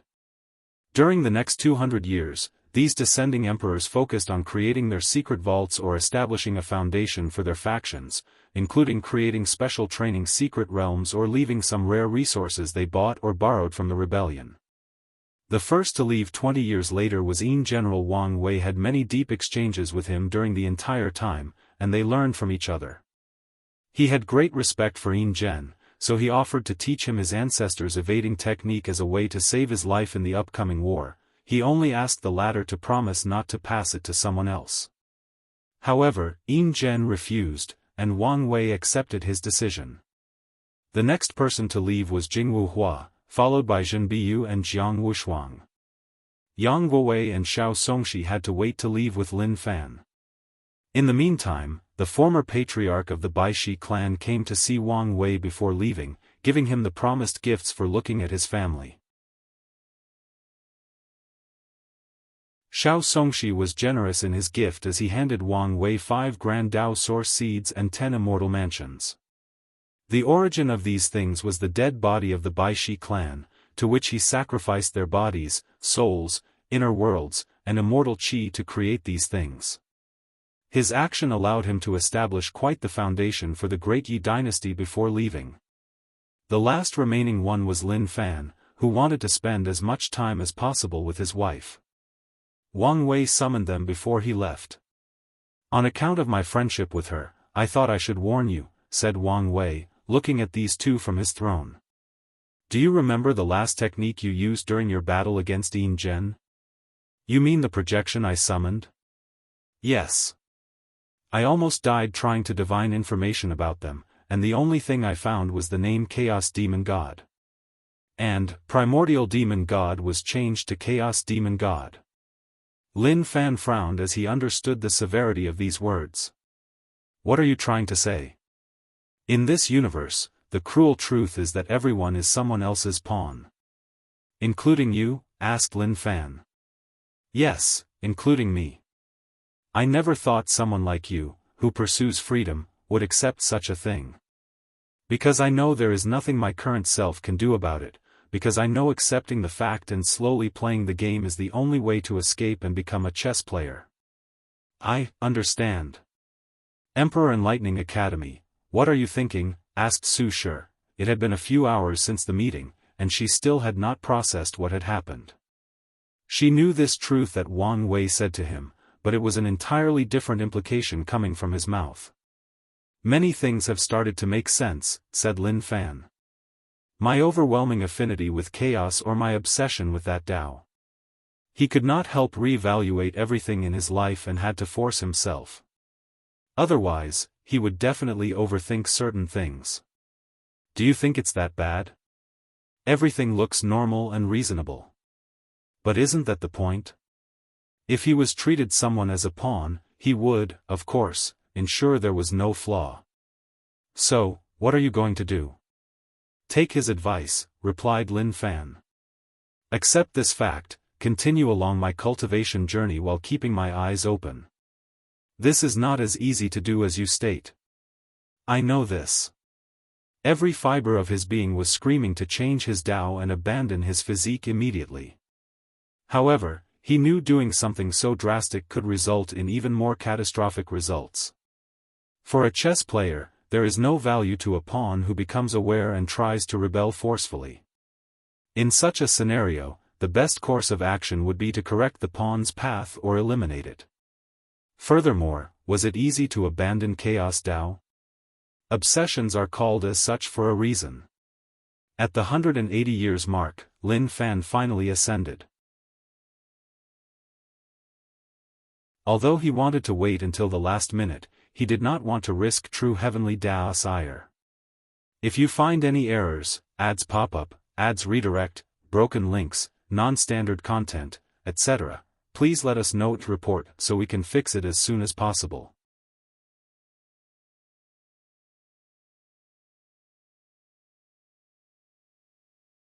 Chapter 1039 Old Acquaintance. After returning to the upper dimension, Lin Fan and the other two did not immediately return to the rebellion. They instead contacted Emperor Kong and the Academy using a sensitive code word, as Wang Wei suggested. "Do you think it will work?" asked Yang Guowei. "It should," replied Xiao Songxi. "Why don't we ask the others if it worked for him?" "All right." Lin Fan sent a message to the people who had already ascended. A few minutes later, he received a reply. "It's Yin Zhen," declared Lin Fan. According to him, his sect soon sent someone to contact him after using the same code word. Now, they have established initial contact. Really? What about the others? They haven't responded yet, but it should be the same for them, replied Lin Fan, who chose to wait a while. As luck would have it, someone did contact him by sending him a secret location and password. Lin Fan did not hesitate and headed to that destination. This hideout led him to teleport across multiple continents and dimensions before they finally reached a large mansion, and by that time, he had no idea where he was. Someone was waiting for them at the mansion's entrance, so Lin Fan and the others followed. Midway through their journey, they encountered someone unexpected. "Headmaster," called Lin Fan as he looked at the gentle and prose gentleman before him. "I'll take over from here." Bai Han dismissed the guide before concentrating on the group.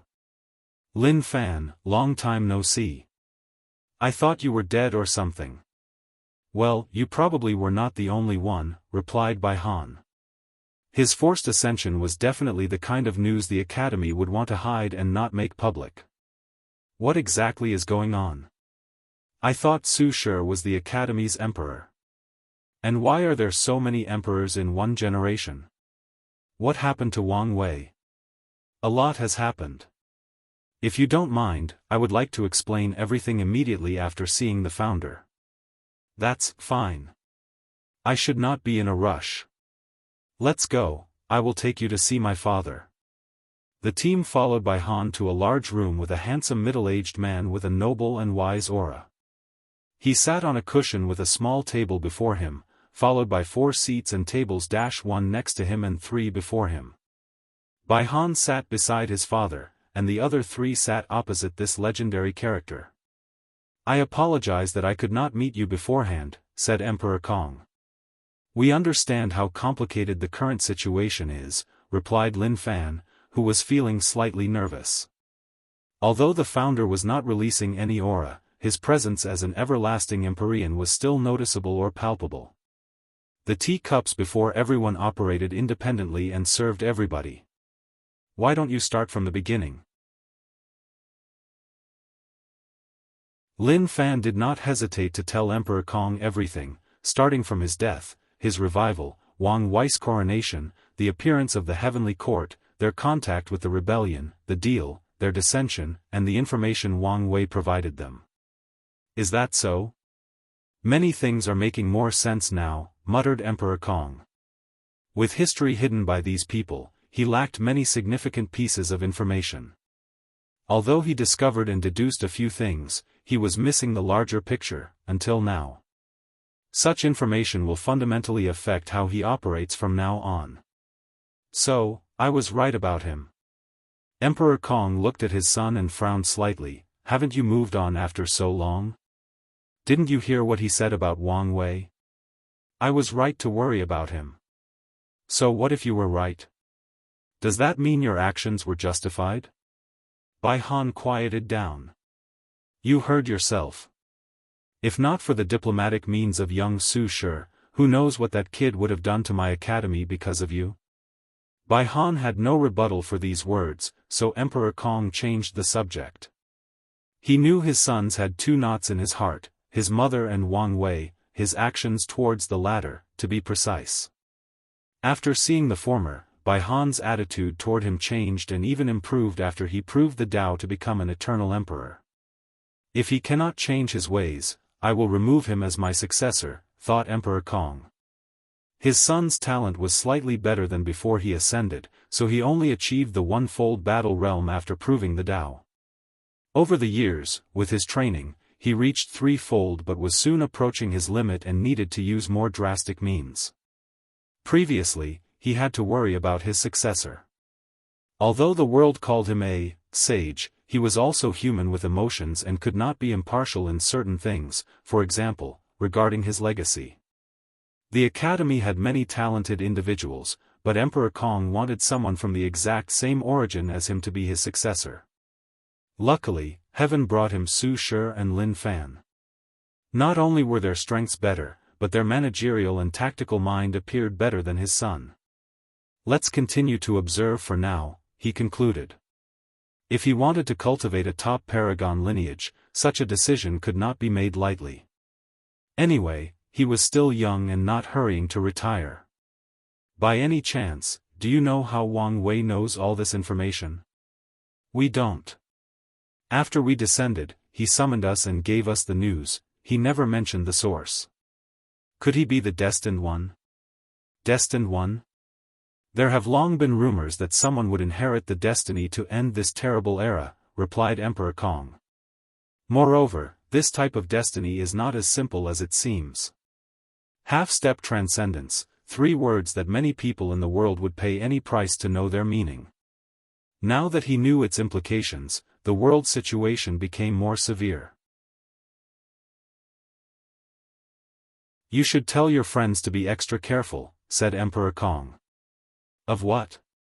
The Earth Emperor, he replied. After succeeding in acquiring a small portion of the Earth Emperor Karma position, he has been obsessed with the others. Although the Qin Saint Court disappeared, he at least has an inkling of where to search, but he has always been confused about the Heavenly Emperor's position. So, if he learned you guys knew something, he would go to extreme lengths to get his hands on it. Lin Fan frowned. Su Shi told me these people sent spies in the lower dimension. A while ago, news about the court was leaked to other world communities. So, it's only a matter of time before they learn something, muttered Emperor Kong. This could be a problem. Technically speaking, no news should bypass true heavenly Daoist blockade, but the presence of these people showed this fact was not absolute. I will help you and your friends protect the information in your mind, but you should understand my ability is limited when it comes to certain people. We are grateful you're willing to help, swiftly said Xiao Songxi as he cupped his hands and bowed. Yang Guowei followed and imitated him. Emperor Kong nodded. Unfortunately, I cannot do anything about your contract with them. It's all right, ancestor. We were already prepared to participate in this fight, reassured Lin Fan. It's good to have such a mindset. I have provided information and support to many individuals in their cause. You can contact them if you need anything. Thank you, ancestor. Lastly, don't ever fully trust Emperor Jimin, warned Emperor Kong. Who's that? He's the official leader of the rebellion, he explained. He's a man of many faces, literally. Although I don't doubt his dedication to ending this era of oppression, he's also a very ambitious and greedy man, so don't ever put your full trust in him. We understand. Emperor Kong placed a potent seal in their souls before dismissing Xiao Songxi and Yang Guowei. He spent the next few days learning more about Lin Fan before sending him away. Su Juniao should know about this news, thought Emperor Kong. More than 50 million years ago, after she became an everlasting Empyrean, they began planning a major event that involved a celebration. They knew they could not hide her breakthrough and prepared for when the news leaked. Afterward, Su Juniao would declare to the world that she would celebrate her party to lure some people to attend. However, Emperor Kong felt it was best to inform her of this new information as it could affect the overall plan. Now that these moons were occupied with foreign threats to their power, it was the best time to plot underneath their nose. Should we wait until the destined one ascends to make a move? Contemplated Emperor Kong. He knew their chances of succeeding would drastically improve if they had fate or destiny on their side. Let me talk to her before making a decision. He secretly left the mansion. Things were proceeding faster than he anticipated, and he did not know whether this was a good or bad thing. If you find any errors, ads pop up, ads redirect, broken links, non-standard content, etc., please let us know to report so we can fix it as soon as possible.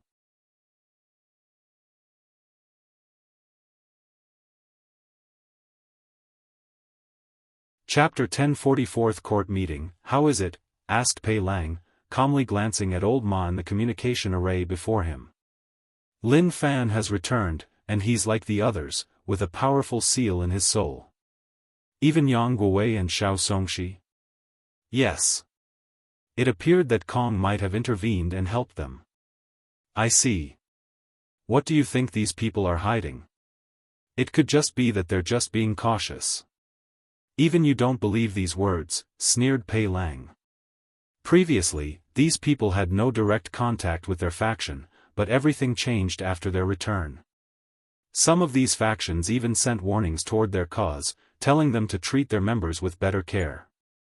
It's obvious they've brought a piece of information that is beyond valuable. An intense killing intent flashed in Pei Lang's eyes as he contemplated eliminating these people. Instead of becoming his aid, they've turned into unknown and uncontrollable variables, and he was unhappy about this. However, the contract they signed indicated he could not intently attack his own people. Furthermore, other people in the cause did not like him and would take this opportunity to deal with him if he attacked them, not to mention the factions behind these people. I also have to consider their relationship with the Destined One.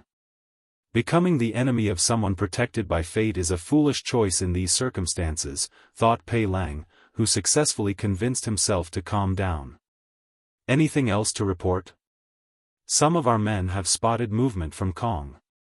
He might have contacted some of his people. He values Lin Fan this much? It appeared so.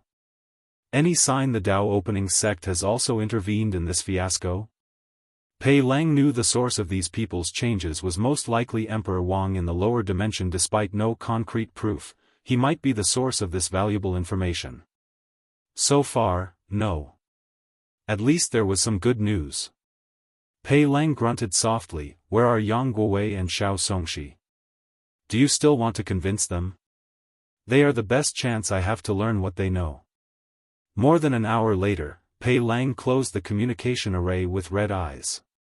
His attempt was futile as none of them were willing to speak about what they knew, even with promises of immense wealth and resources. Yang Guowei remained mostly quiet while Xiao Songxi spoke nonsense. He seemed to insinuate he would sell the information in exchange for a paragon. Pei Lang was unsure, but if he was, he knew this lad was mad if he thought such a deal would succeed. He had to control every urge in his body to not secretly send these people on a suicide mission. He exhaled as he realized what he must do, become a paragon. If he succeeds, his power in the cause and the world will drastically increase. Whatever news these two hid will not be kept from his eyes by then. He might be reluctant to attack the others, but he won't have the same restraint against Lin Fan and the other three. Although these people are busy, they would definitely attack me during the process. So, my biggest worry is not the breakthrough but the battle during and after. That's what I must prepare for. With his foundation, once he becomes a paragon, he should not have any issue fighting one or two of these people. However, he will definitely lose if there are more, and if Time Eater shows up, death is the only fate awaiting him. I need to time the breakthrough perfectly so that he cannot show up or prepare a way to keep him busy. Pei Lang's eyes were deep as he planned his future. The way of Paragon was so close yet rife with adversity and challenges. Regardless, this was his only way forward. Myriad Emperor World, Heavenly Court. More than a month after these descending Eternal left, the Heavenly Emperor summoned the fourth meeting. Everyone important participated, including Tong Rubing's clone and Feng Heng's projection. Before we begin, you can bring up any issue of your own, declared Wang Wei, and people looked at the Sea clan from the corner of their eyes. However, the representative looked calm, as if nothing happening was not related to him. I have something to say. Su Shi stepped forward. Oh, I'm all ears. I would like to become a permanent resident in the court. Wang Wei's eyes immediately lit up. What great news. Welcome. Since you're officially the first, I will prepare the room with the most amount of innate qi and the best blessing of luck. Thank you, Your Majesty. Everyone looked at Su Shi with shock before a sense of haste rushed into their minds. The pieces had already fallen into place. Now, it was only a matter of time before the court was lively, and all top powerhouses were under His Majesty's eyes. What good news to start the meeting. Anything else? No one said anything since they could not make such a bold decision on the spot. However, people understood certain things were inevitable. Wang Wei looked at the Origin Weapon Mountains representative. What about my project? We are making great progress and are now 70% finished. 70%? That's a lot of progress, assuming you're not lying. Keep up the good work and finish in a timely manner. The representative bowed. He knew why he was singled out on this occasion, to display a close relationship between his faction and the court. thus elevating them politically, and to pressure them into finishing the project as soon as possible. The managerial tactic of praise and beating has been popular amongst mortal and fortune rulers since time immemorial.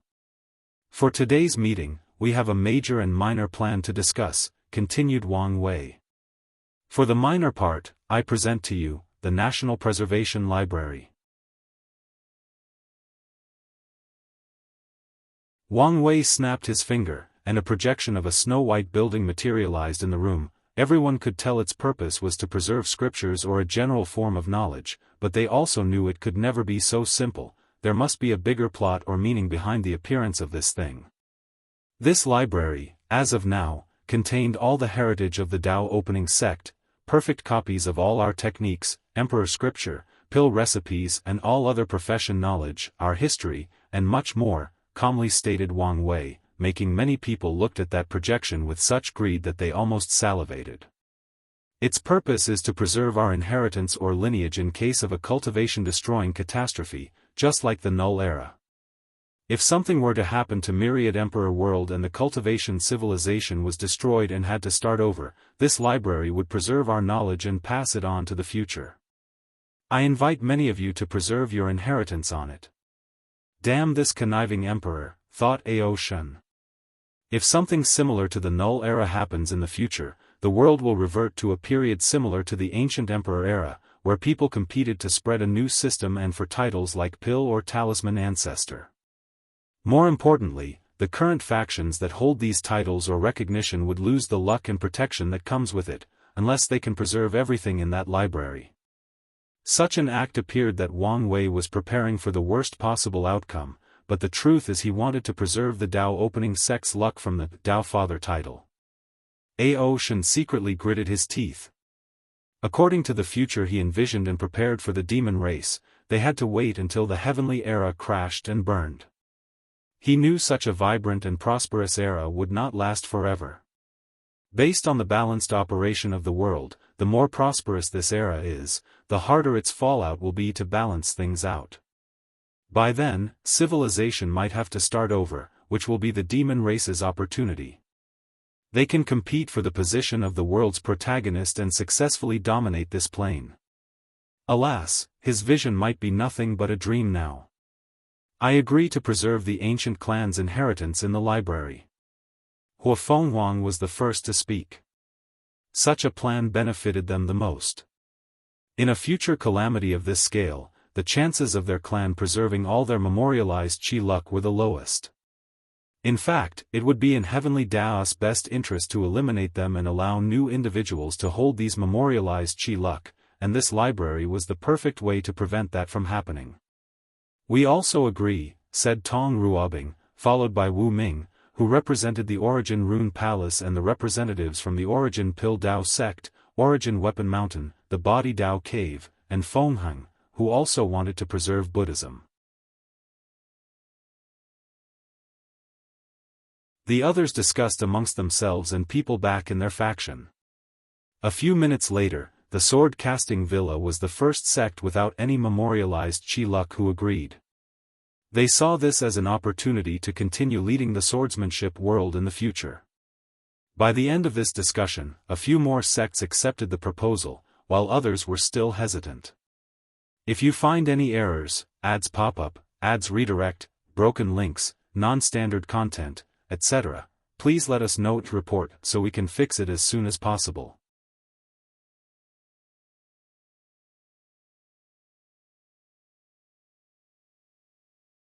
Chapter 1041 Expansion. Wang Wei knew why these people were hesitating about making a decision, fear that he or other people would have access to their sect's inheritance. Little did they know that he had already most of their faction's scriptures. He created the library mainly to preserve his sect's status in the world, he only brought it up to give others a similar opportunity. The library took a lot of effort from him as he hid it in a special dimension composed entirely of void power, similar to the void battlefield. It would be difficult to affect this place since it's technically outside spacetime, even if the world's timeline or history was wiped out once again. Wang Wei even left protection to prevent people from using karma or the river of fate from affecting it. Before leaving, he will influence the world's memory so that they will forget the library's existence. Even heavenly Tao will only vaguely know of its existence. He created an immortal spirit for the library whose only purpose or existence is to bring out the library from the void at the appropriate time. Our next order of business is the lower world expansion, declared Wang Wei. He snapped his finger to project an extensive map teeming with dots of 3 colors, gold, silver, and bronze. The moment these representatives lay eyes on the map, the meaning of these colors entered their minds. Great thousand worlds were gold, followed by middle and small thousand worlds. A few people were shocked the court had such a detailed map of this world community, but when they remembered who was before them, they understood everything made sense.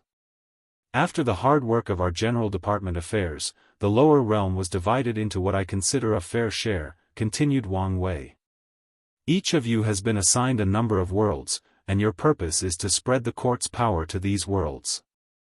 He raised his hand to show everyone the design of a heaven-tier formation. Once you land on these worlds, you only need to cover the world with this formation, and the heavenly Tao of said world will be linked to our own. Then, you can officially establish God positions and so on. Wang Wei moved his eyes to the back. I promised the non-emperor lineages I would take care of you, and I consider myself a man who keeps his promise. I've designated a decent share of these worlds for you guys. Additionally, I understand some of you cannot lay out a heaven-tier formation yet, so the court has refined these special pillars with the same effect. The representatives of some law lands blushed in embarrassment. They lived in a new era where the dream world existed, so it was inexcusable their faction could not even set up a heaven-tier array. However, they could not help it as they were still in the process of elevating their sect's foundation, and not much time had passed since the creation of the dream world. They immediately thanked His Majesty for his grace and considerations. Wang Wei accepted their words before continuing. Expect resistance from the citizens of this world. As you know, no cultivators will accept foreign intervention in their worlds, even positive changes. He snapped his finger to manifest information talismans to every representative. This is a guideline created by the court for interacting with the natives. As you can see, at least 5% of the God positions must be granted to the natives to facilitate peaceful communication and existence. Personally, I think that number should be between 15 to 20%, especially in greater thousand worlds with a relatively high power ceiling. Wang Wei paused to give these people time to read the information and process his words. As you can see, there is a highlighted clause about the consequences of creating a child of destiny. Everyone focused on that section. If a child of destiny is created due to your brutal rule over these worlds, the court will fine you a heavy sum, and in the worst-case scenario, your right to govern such a world will be revoked. If a destined individual is created solely because of a world's heavenly Daoist counterattack or unwillingness to be subjugated, there will be no penalties. Wang Wei snapped his finger to show them a particular room with a crystal ball at the center. This is an artifact I created to keep track of the birth of any child of destiny in the lower realm. We will vote on a special task force team in charge of observing and investigating their appearances. Wang Wei knew not to underestimate any child of destiny as they could be the catalyst to end his era. So, he was extra prepared for the appearance of these people. He gazed at the back again to address the non-emperor lineages. The supreme lands with quasi-emperors have the choice to control greater thousand worlds. Don't worry, they are not planes with any immortal tier powerhouses. However, you also have to consider the fact that these worlds can give birth to talented individuals who can challenge their realms. If you choose a greater thousand world as your territory and fail to appease the chaos, you can ask the court for help and pay a steep price. After he said these words, only a few factions accepted this offer, and they were the top-of-the-line supreme lands with a few quasi-emperors. These supreme lands were on the verge of collecting enough merit points to exchange for an immortal mansion and ascending to the level of an immortal lineage. N0V3LTR0VE served as the original host for this chapter's release on N0V3LB1N. Wang Wei did not comment on these people's choices. After all, they had to be responsible for their destinies. After you arrive at your territory, appease the chaos, and choose your god positions, the next step is to elevate the mortal civilizations. According to your guidelines, it's recommended that you involve the mortal civilizations in your domain in this expansion. The changes should be easier to accept coming from other mortals. Remember, 20% of the merit for this development will be handed to me. Wang Wei did not say to the court but himself, sending a message to these people they should not mess with his benefit. As many of you can guess, my purpose is to raise the literacy rate in the world before I open the enlightening temple in every world in the lower realm. Do not be greedy and try to intervene in my temples in any form or shape. I won't be lenient in this matter. Everyone felt a chill run down their spine but immediately agreed. Once everything is set up, you can grant your worlds access to the dream world. I don't think I need to tell you when that is appropriate. You can use your best judgment. Wang Wei's eyes turned to Ao Shen. You can open the demon school in all territories of the lower realm, but 90% of the merit goes to me and the Dao opening sect. Ao Shen's mouth almost twitched, but he did not say anything. Someone else created the concept of demon school, so he was just glad he was giving a share of the pie. Anyway, 10% of the merit from all the worlds in the lower world was still a heavy profit. I understand. You're a smart guy, so I don't need to warn you of the consequences of not controlling your people while ruling these worlds. I know. One fact that has haunted him for so long is that their race was not the protagonist of heaven and earth. As a result, everything became complicated when it came to them. Luckily, this fact will soon benefit them when this court spreads to world communities where the demon race is the protagonist. Wang Wei's next target was Su Shi. If you want to spread the academy to other people's territory, you can negotiate with them. Thank you, Your Majesty, saluted Su Shi by cupping her hands. She knew it was because of their friendship that she was allowed such an opportunity in the first place, and she was grateful and dared not ask for more. Feng Heng. This poor monk is here. To honor my status as an honorary Buddha, I will allow you to set up a branch in every world in the lower realm. Feng Heng was slightly surprised, not by the expansion but by the fact that the Heavenly Emperor publicly admitted he was an honorary Buddha and was not the only one. The Taoist sects panicked at this news. They knew the rise of Buddhism was inevitable in this generation, but it would be completely different if they had the support of possibly the greatest and strongest emperor the lower dimension had ever seen. This poor monk? Don't thank me yet, said Wang Wei calmly. Although you can spread Buddhism, you won't be entitled to any god positions or merit besides the one from your domain. Wang Wei made a somewhat bold choice of announcing this news because of Supreme Unity and Maitreya's disappearance. But that did not mean he would also allow Buddhism to grow unrestrained. This poor monk is not greedy. Feng Heng knew he only needed to exchange a few god positions with others in a few key worlds to ensure Buddhism's power was not too scattered and everything else would be alright. Any more questions? If you find any errors, ads pop up, ads redirect, broken links, non-standard content, etc., please let us know to report so we can fix it as soon as possible.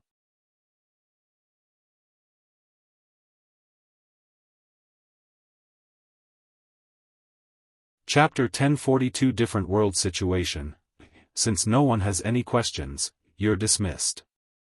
We have a lot of work to do, so let's get started immediately, announced Wang Wei. Everyone then bowed as they swiftly exited the meeting room. Ao Shen rushed to meet up with Su Shi, and they had a secret conversation through divine sense. No one knew what they talked about, but both seemed content afterward. After these factions returned, they immediately began meeting, planning, and mobilizing the resources and manpower needed for this expansion. Many of the non-emperor lineages decided to use the court's transmission array as it was better than theirs, and the Heavenly Emperor was kind enough to give them full access. Great Talisman City, you've seen yourself, said Talisman 1. Our territories were not on par with those of a faction with an eternal powerhouse, even worse, we are treated as one of those lesser emperor lineages. The reason for this is obvious. Tong Rubing's clone was silent. Your status as the Queen Mother of the Star Beast world only benefits you, not the city. Something must be done. The Great Talisman City does not hold any divine positions in the Star Beast world's court for various reasons, mostly the interpolitical situation between these two worlds. Meanwhile, Wang Wei cannot treat them normally as they would become too powerful with resources and benefits coming from two courts. I will share some of my resources from the Star Beast world with the city, finally replied Tong Rubing's clone. Talisman One looked at her and secretly sighed. The best option would be to focus on this world's court and let her Queen Mother position be more of a passive one. However, such a decision would dramatically reduce her resources, power, and influence and shift more benefits to the Great Talisman City. Tong Ruobing was obviously unwilling to do this, and Talisman One understood despite his disappointment. No emperor would make such a decision, so he could not blame her. At the end of the day, she was still willing to sacrifice for the sake of her faction. He could not ask for more, otherwise, he risked ruining their relationship. Emperor Enlightening Academy. After returning to the academy, Su Shi began mobilizing her people. They had long prepared for the eventual expansion of the court, and she decided to accompany the first group of people. They soon descended on a great thousand world called the Four Pillars World. Su Shi, a group of teachers, and a legion of 100,000 soldiers appeared in this new world. With a thought, she scanned the entire world and even learned most of its history. The past was too chaotic and unimportant, so Su Shi focused on the present. The Great Shui dynasty has ruled the entire world for countless generations, reigning as the de facto supreme of this world, until recently. Many events have led to the drastic weakening of the royal family, leading to massive rebellions worldwide. The years of fighting resulted in a balance between four powers: the Great Shui dynasty, the Moon Goddess cult, the Northern Su dynasty, and the Alchemy Valley. The Moon Goddess cult is a sect of women with influence in all the top factions because their outer members and a few inner members married powerful men from different factions. Additionally, this generation's Moon Saintess is a woman of unparalleled beauty and strength. The Northern Su dynasty is the most successful revolt in this era of chaos and strife. They've overcome countless warlords and the main assault of the Great Shui dynasty before taking control of the northern area of this massive continent that is this world.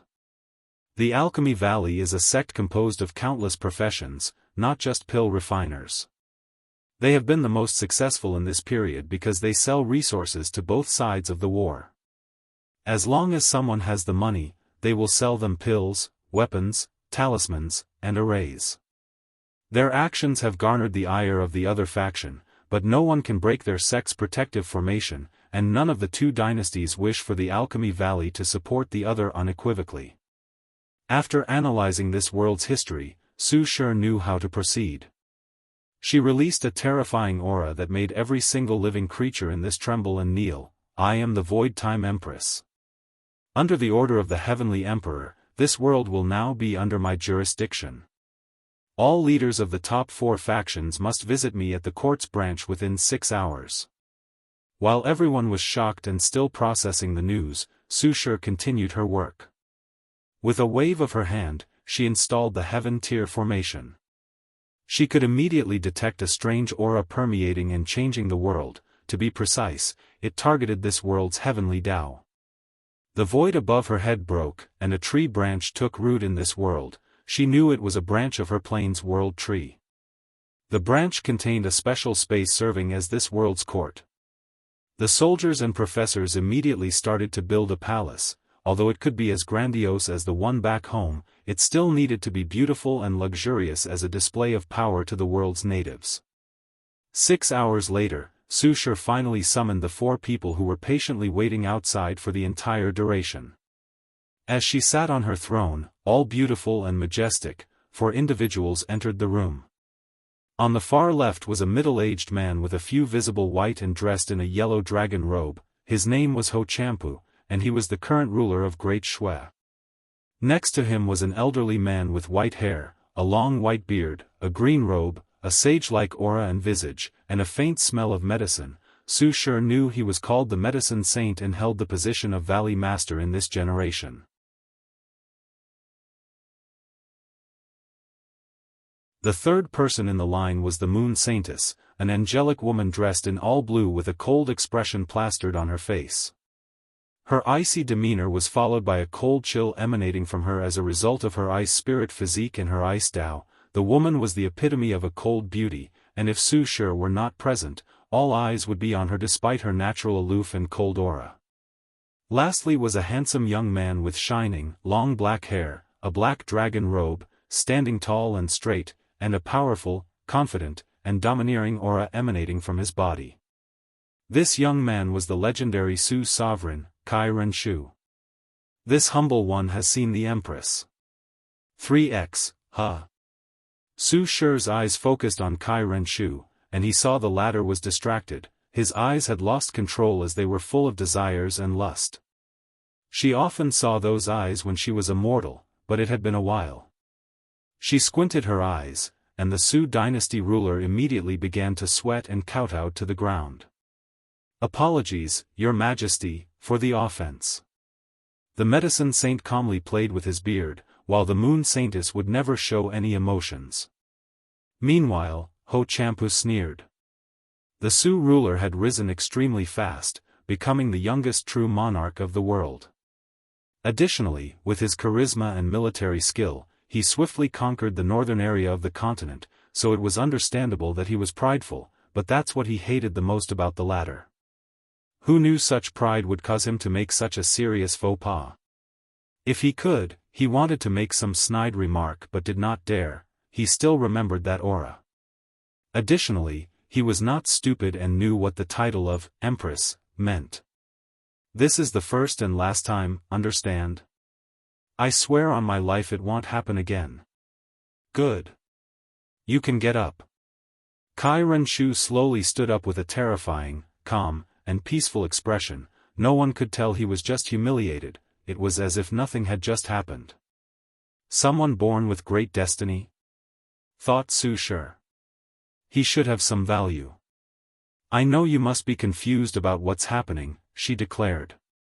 A heavenly emperor has appeared in the myriad emperor world, the heavenly world of this community, for those of you unaware. He has established the heavenly court, and it's time for expansion into every corner of this world community. I won't bore you with the details, so let's talk about how this will affect you, the divine positions. She snapped her finger, and information about the conferred god list and the god position entered their mind. Su Shi did not stop to give them time to process this information and continued, according to the court's rules, I'm only required to give you 5% of the positions. However, I'm generous, so I will hand over 15%. Of this percentage, 80% will be divided between the four of you and the rest will be granted to the rest of the world. If you find any errors, ads pop up, ads redirect, broken links, non-standard content, etc., please let us know to report so we can fix it as soon as possible.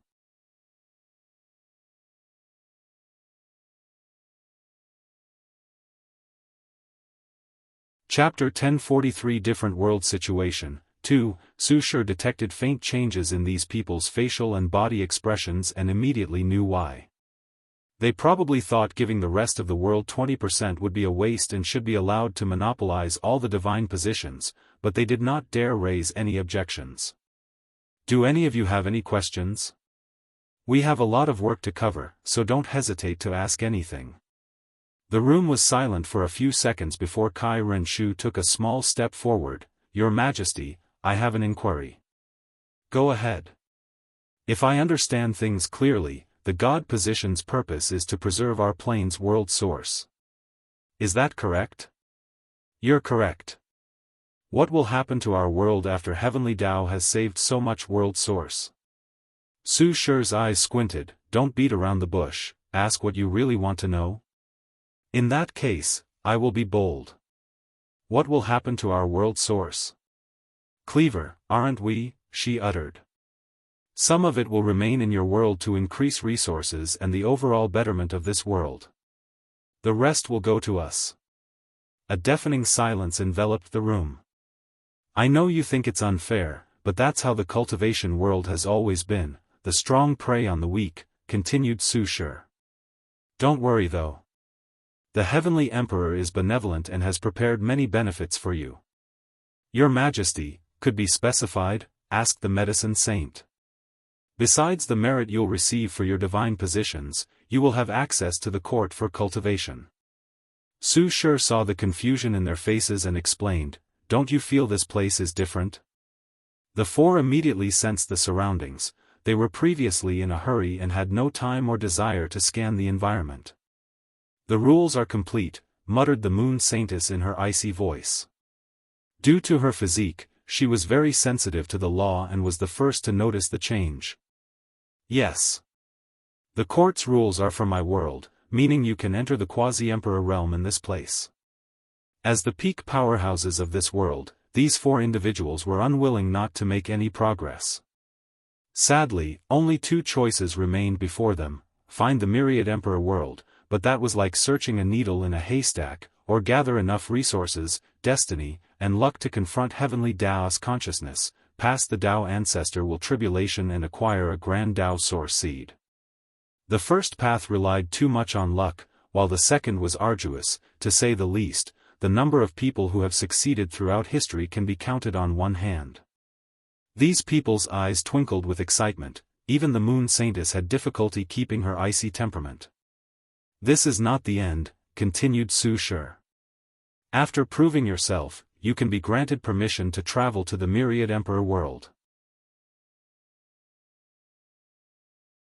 The Heavenly Emperor has reverted the environment to innate and upgraded the origin system. The new systems can allow you to live for over 100 million. These four almost salivated after hearing these words, especially the medicine saint. He was the oldest of the group and would soon run out of lifespan. So, if the promise of becoming a quasi-emperor was enough to sell his soul, traveling to the myriad emperor world and upgrading to this new system blew his mind. He decided to take advantage of this situation no matter what. Kai Renshu exhaled deeply to calm down. I know these things are used to lure us, but even still, I have to admit I am more than tempted. Lastly, there is access to the dream world, continued Su Shi. I won't explain since you will understand after accessing it. Close your eyes and say, Dream Incarnate. The group found themselves in a strange and ethereal space. A spirit appeared before them to explain all the dream world's abilities. Su Shi listened attentively and was slightly surprised the people from the lower realm had the exact same access as the people back home. I thought he would at least hide some information, like his new upgraded origin system. However, as soon as she had that thought, Su Shi realized how stupid it was.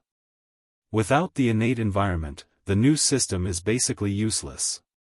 She looked at these excited leaders. I finally see hope, uttered Medicine Saint. With the cultivation simulation, he can practice his Dao ancestor tribulation until he's confident he can pass. And with the merit he will receive, he finally sees the hope of achieving immortality.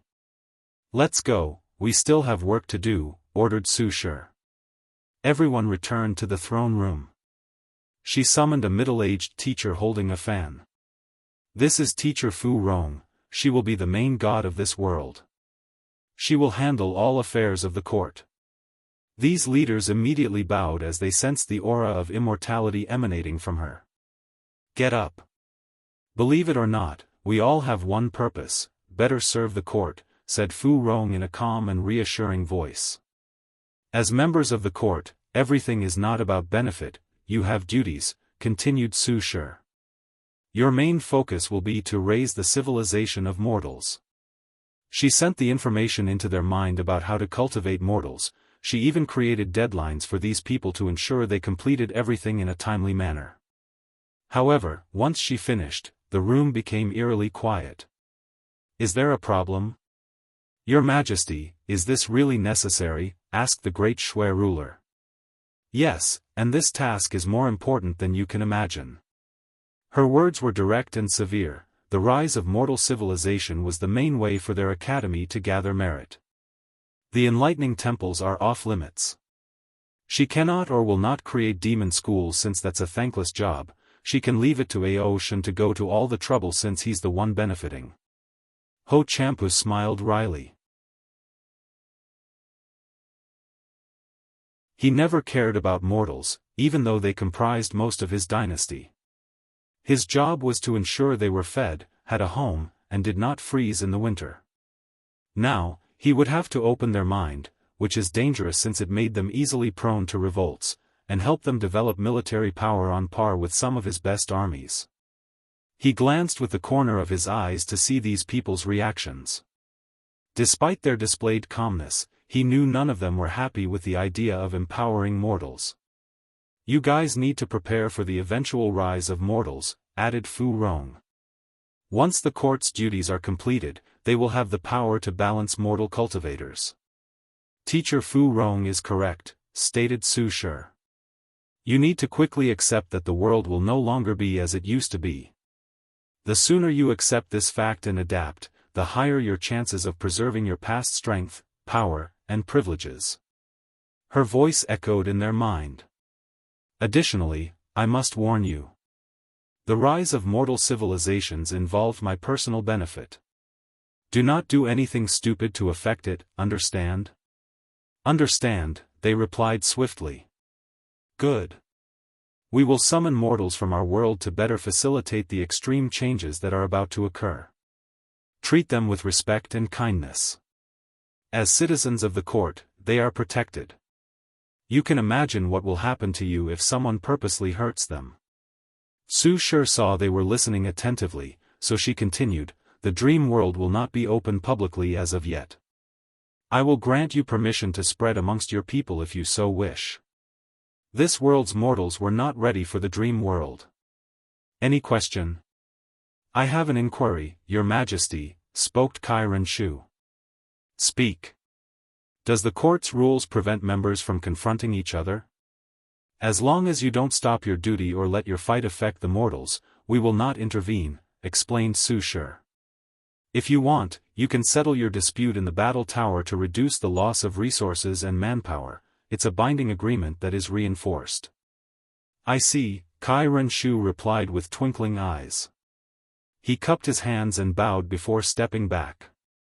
Your Majesty, I just want to know who this heavenly emperor you speak so highly of is, asked the medicine saint. You only need to know he's someone that even I must honor. Su Shi dismissed the team before glancing at teacher Fu Rong. I will leave the task of contacting others and establishing the academy's branch to you. There shouldn't be a problem, right? No issue, headmaster. Good, she nodded before looking in the distance. I have glimpsed at this world's many possible futures. You only need to keep an eye on that Su dynasty ruler, and everything should proceed relatively smoothly. I will keep that in mind, replied teacher Fu Rong with great seriousness. From now on, that little ruler will not leave her sight. Su Shi nodded before leaving to supervise other worlds' expeditions.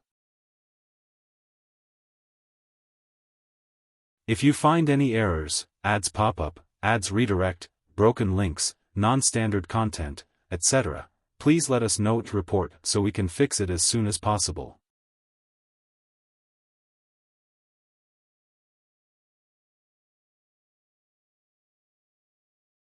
Chapter 1044 Different World Situation 3. Teacher Fu Rong's eyes focused on 4 locations in this world, each entrenched in the territory of this world's 4 overlords. She saw 4 pillars emanating intense Dao rhymes. These pillars were the source of this world's name and could help cultivators comprehend the law. Their existence has been the source of strife or competition since this world's creation. Should I put them under the Academy's care? She contemplated.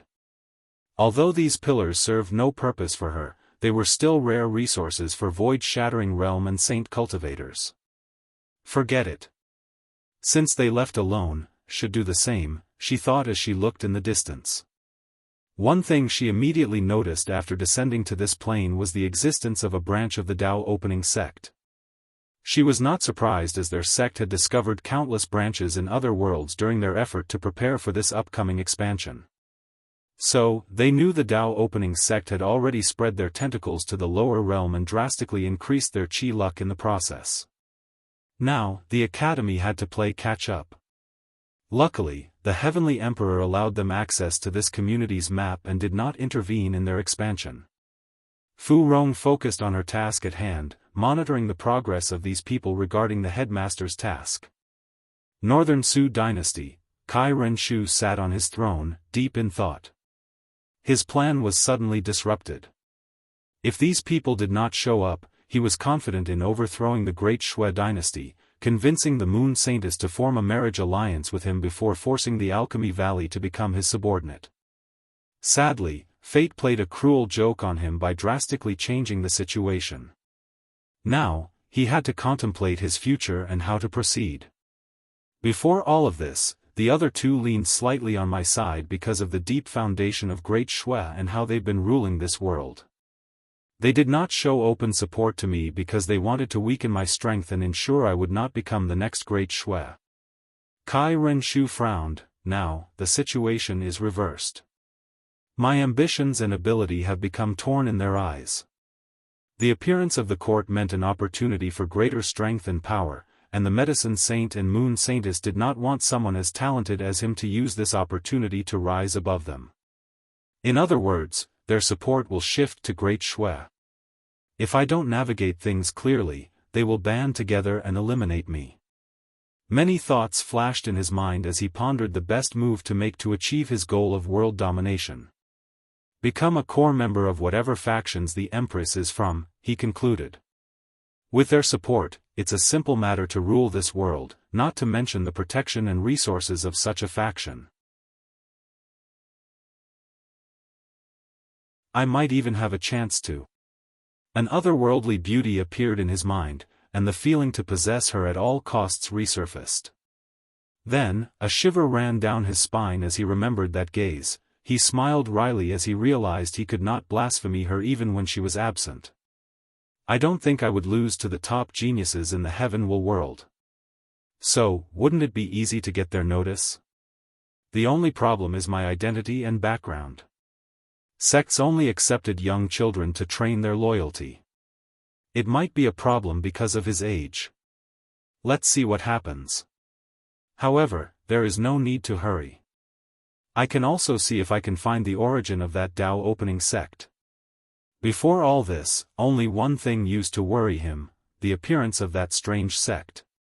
Kai Renshu summoned his officials to discuss how to proceed with the task he was given. His train of thought is doing a great job on this task, which might be his way of joining these people. Grand Ocean World. After descending into this world, Fengheng followed the same step as Su Shi, summoning all the top leaders. However, the power dynamic of this great thousand world was more complicated than that of the Four Pillars world. This world was divided into countless islands, whose sizes are incomprehensible and should not be labeled as such. However, because there is no single piece of connected or continuous land, continent, everything is labeled as an island. An island lord rules each island, and this title is not just one that dictates the locale. The natives of this world created a slightly unique path of the origin system through the use of the island. An island lord can connect their soul, law, and primarily, their domain to their controlled territory, draw power from it, and boost their strength. On their island, the lord has absolute power because of the boost. Because of this ability, all territories in this plane are extremely valuable and sought after. The bigger the territory, the stronger the boost and, thus, the more valuable the island. After arriving, Fengheng manifested a towering golden Buddha visible to the entire world before summoning the Supreme Ten, the 10 most powerful island lords with the largest territories. Respect to the Venerable Buddha. 10x, Fengheng, who sat on a cushion instead of a throne, calmly looked at these individuals. This poor monk came to land under the order of the Heavenly Emperor to take control, improve the world, bless the life of mortals, and spread my teaching. This is how things will proceed from now on. He instilled in their minds information about the conferred God list, divine positions, and the 20% of their share. he also directly announced to them their duty of elevating the civilizations of mortals. The response of these individuals was less than lukewarm. They looked at each other but did not say a single word. Feng Heng understood why. This world values territory and sovereignty immensely, and his existence was like suddenly announcing he was the island lord king of this world, and they were unwilling to accept such a thing. After all, throughout history, only one man successfully controlled all the islands in the world, and some of these people have been fighting for generations without any success or progress. But now, Feng Heng appeared out of nowhere and took control. If you have any questions, you can ask, this poor monk will answer you. Lord Buddha, about our territories? Lady who asked. Her family had controlled Stormwind Island for over 1,000 generations, and she had worked extremely hard to become this generation's island lord. She did not want to abandon all her power. As long as you accomplish your duties, this poor monk won't interfere with your power, Feng Heng replied calmly. He could hear the collective sigh of relief after these words.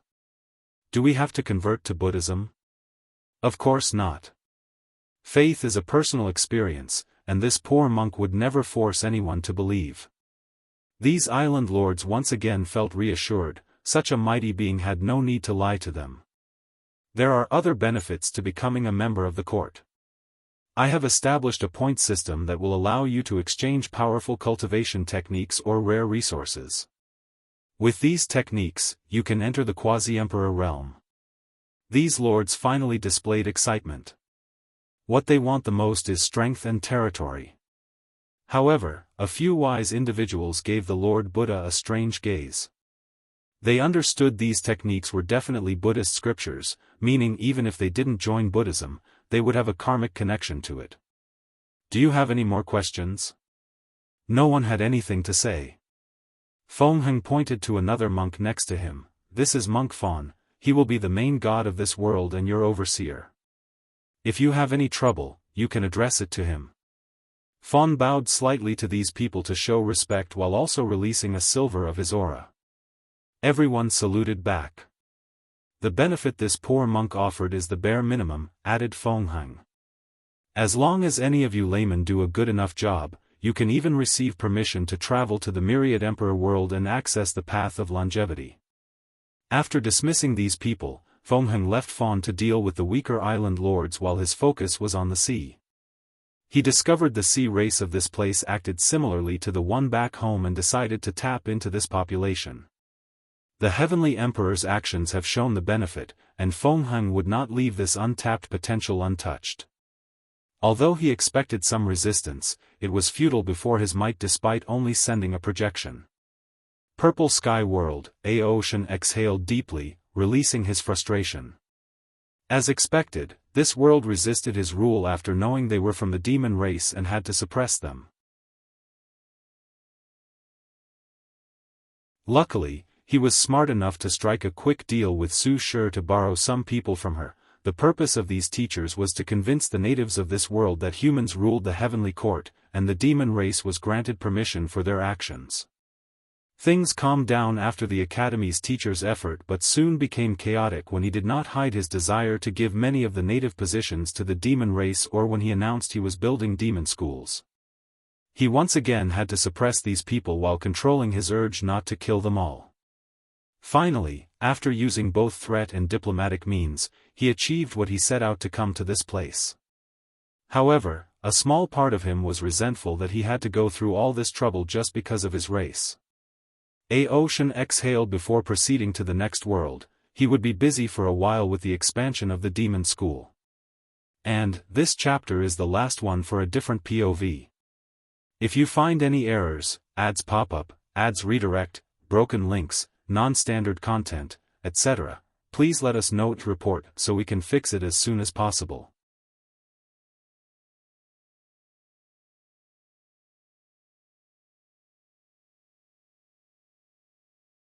Chapter 1045 Patent and Sudden Movement. Heavenly Court. Wang Wei had eyes in every world and saw how these people operated. For the most part, the lower realm natives did not resist because of the sheer difference in power. However, some more belligerent or xenophobic resisted no matter how much blood was shed. One of the top supreme lands was unlucky and chose a rebellious world, forcing them to ask the court for help. In general, things are proceeding smoothly, thought Wang Wei.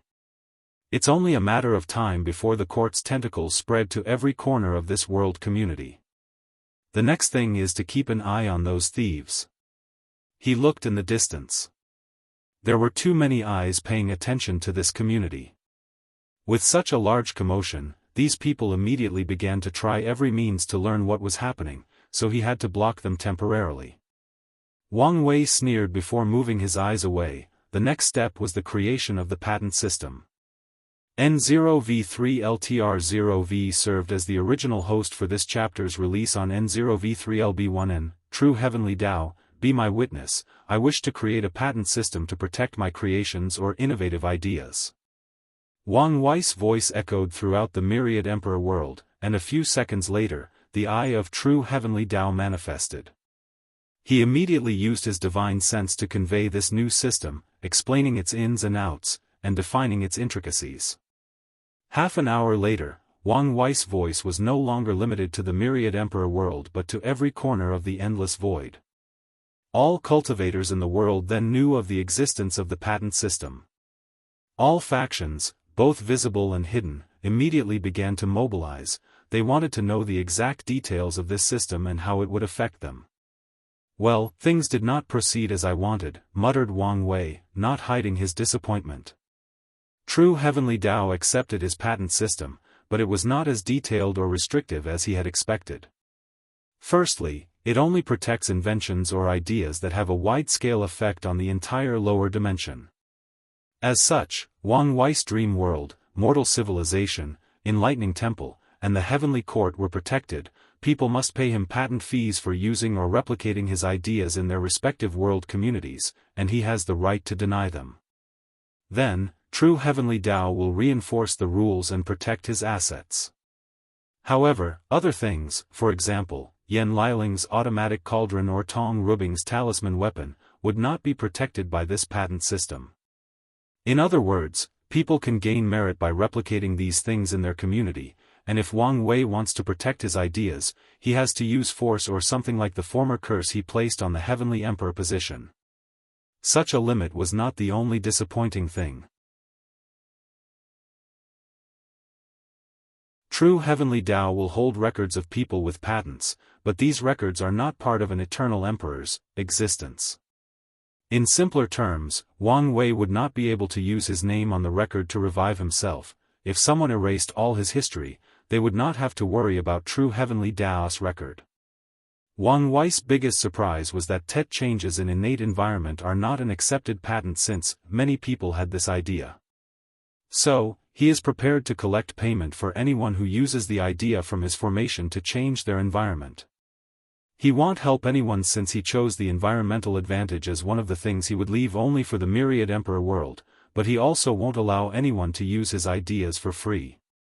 Things have been going so well that I almost forgot this was not Earth.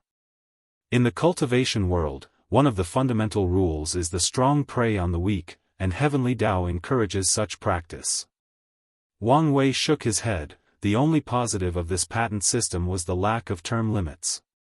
He can hold this pattern for as long as he lives and even leave for an heir if something happens to him. From now on, the chi luck or blessing from these patents will form another layer of protection for the Tao opening sect. Wang Wei waved his hand to take his merit for this system. He now had to create an independent patent system after taking over the commerce hub. However, such a man-made system is easily susceptible to corruption, unlike if it was under True Heavenly Tao's supervision. I don't need to worry too much about the future.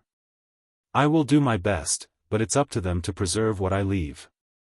He will create a strong and balanced man-made patent system, but it will still be up to the individual to maintain it. Wang Wei was intrigued and decided to see what other people had accepted patents. According to his divination, there were a few, but only 3 caught his attention. The first one was the person who created a universal language that is still used to this day. All cultivators interacting with different world communities will know three languages: their native language, the Dao language to explain the laws of heaven and earth, and the universal language. Although direct communication through divine sense will also ignore language barriers, people will not easily communicate this way with strangers, so spoken words are still needed. Additionally, some cultivation systems will not develop divine sense until the very late stage, making this issue even more prominent. The other two noteworthy patents were the Commerce Hub and the Void Battlefield. The Commerce Hub created a universal currency for the lower dimension, a universal trading system, and even a universal bank. Wang Wei watched how the merit of the Commerce Hub was divided amongst many factions, most of which held high positions at the core of the hub.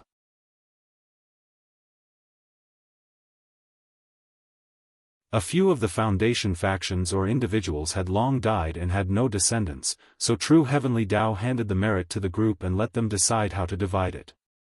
His gaze shifted to a faraway world, to a thin mortal girl working on the farm. She was the descendant of one of the Commerce Hub's founders.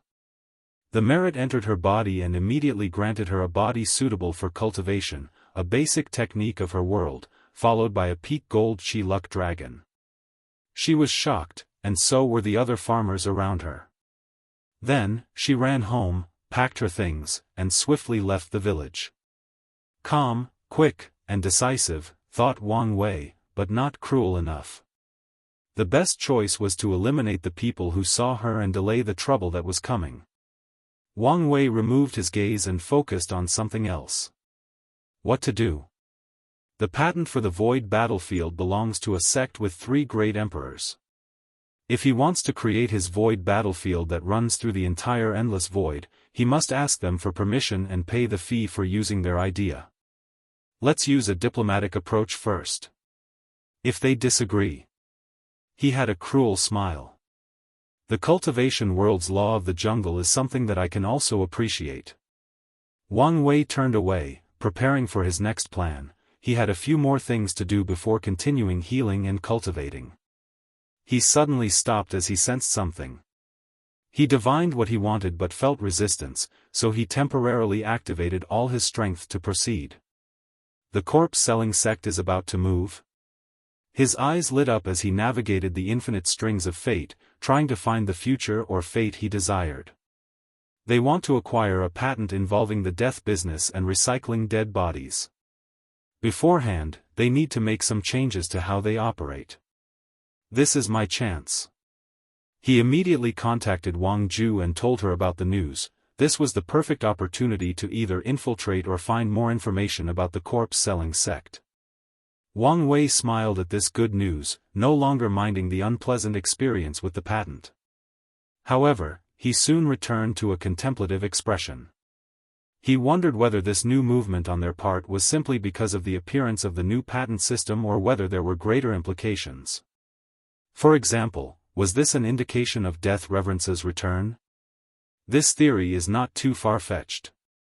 With Maitreya and Supreme Unity gone, these people in limbo should be restless and preparing for their return. It's possible the corpse-selling sect is gathering merit and luck to facilitate his revival. Wang Wei frowned. For once, I'm on Supreme Unity's side. I hope he does not allow these people to return yet. He does not want to be Death Reverence's enemy now. Not only was the latter probably a primal paragon, but from what Wu Hong told him, he was a weird person with a terrifying secret. It would be a nightmare to make such an enemy in the current period of his cultivation journey. Should I just ignore the corpse-selling sect? Contemplated Wang Wei. No, they are one of the greatest unstable variables of my era. They must be eliminated. His eyes became firm and no longer wavered in his decision. He returned to his throne and activated a communication array that displayed a screen. And, previously, the Commerce Hub scaled to a few hundred world communities. I have officially retconned it to 1/3 of the lower dimension, or more than 1,000 world communities. If you find any errors, ads pop up, ads redirect, broken links, non-standard content, etc., please let us know in report so we can fix it as soon as possible. you're tuning in to the Unparalleled SwordWill YouTube channel. Don't forget to subscribe and join us on this journey to catch the most captivating stories.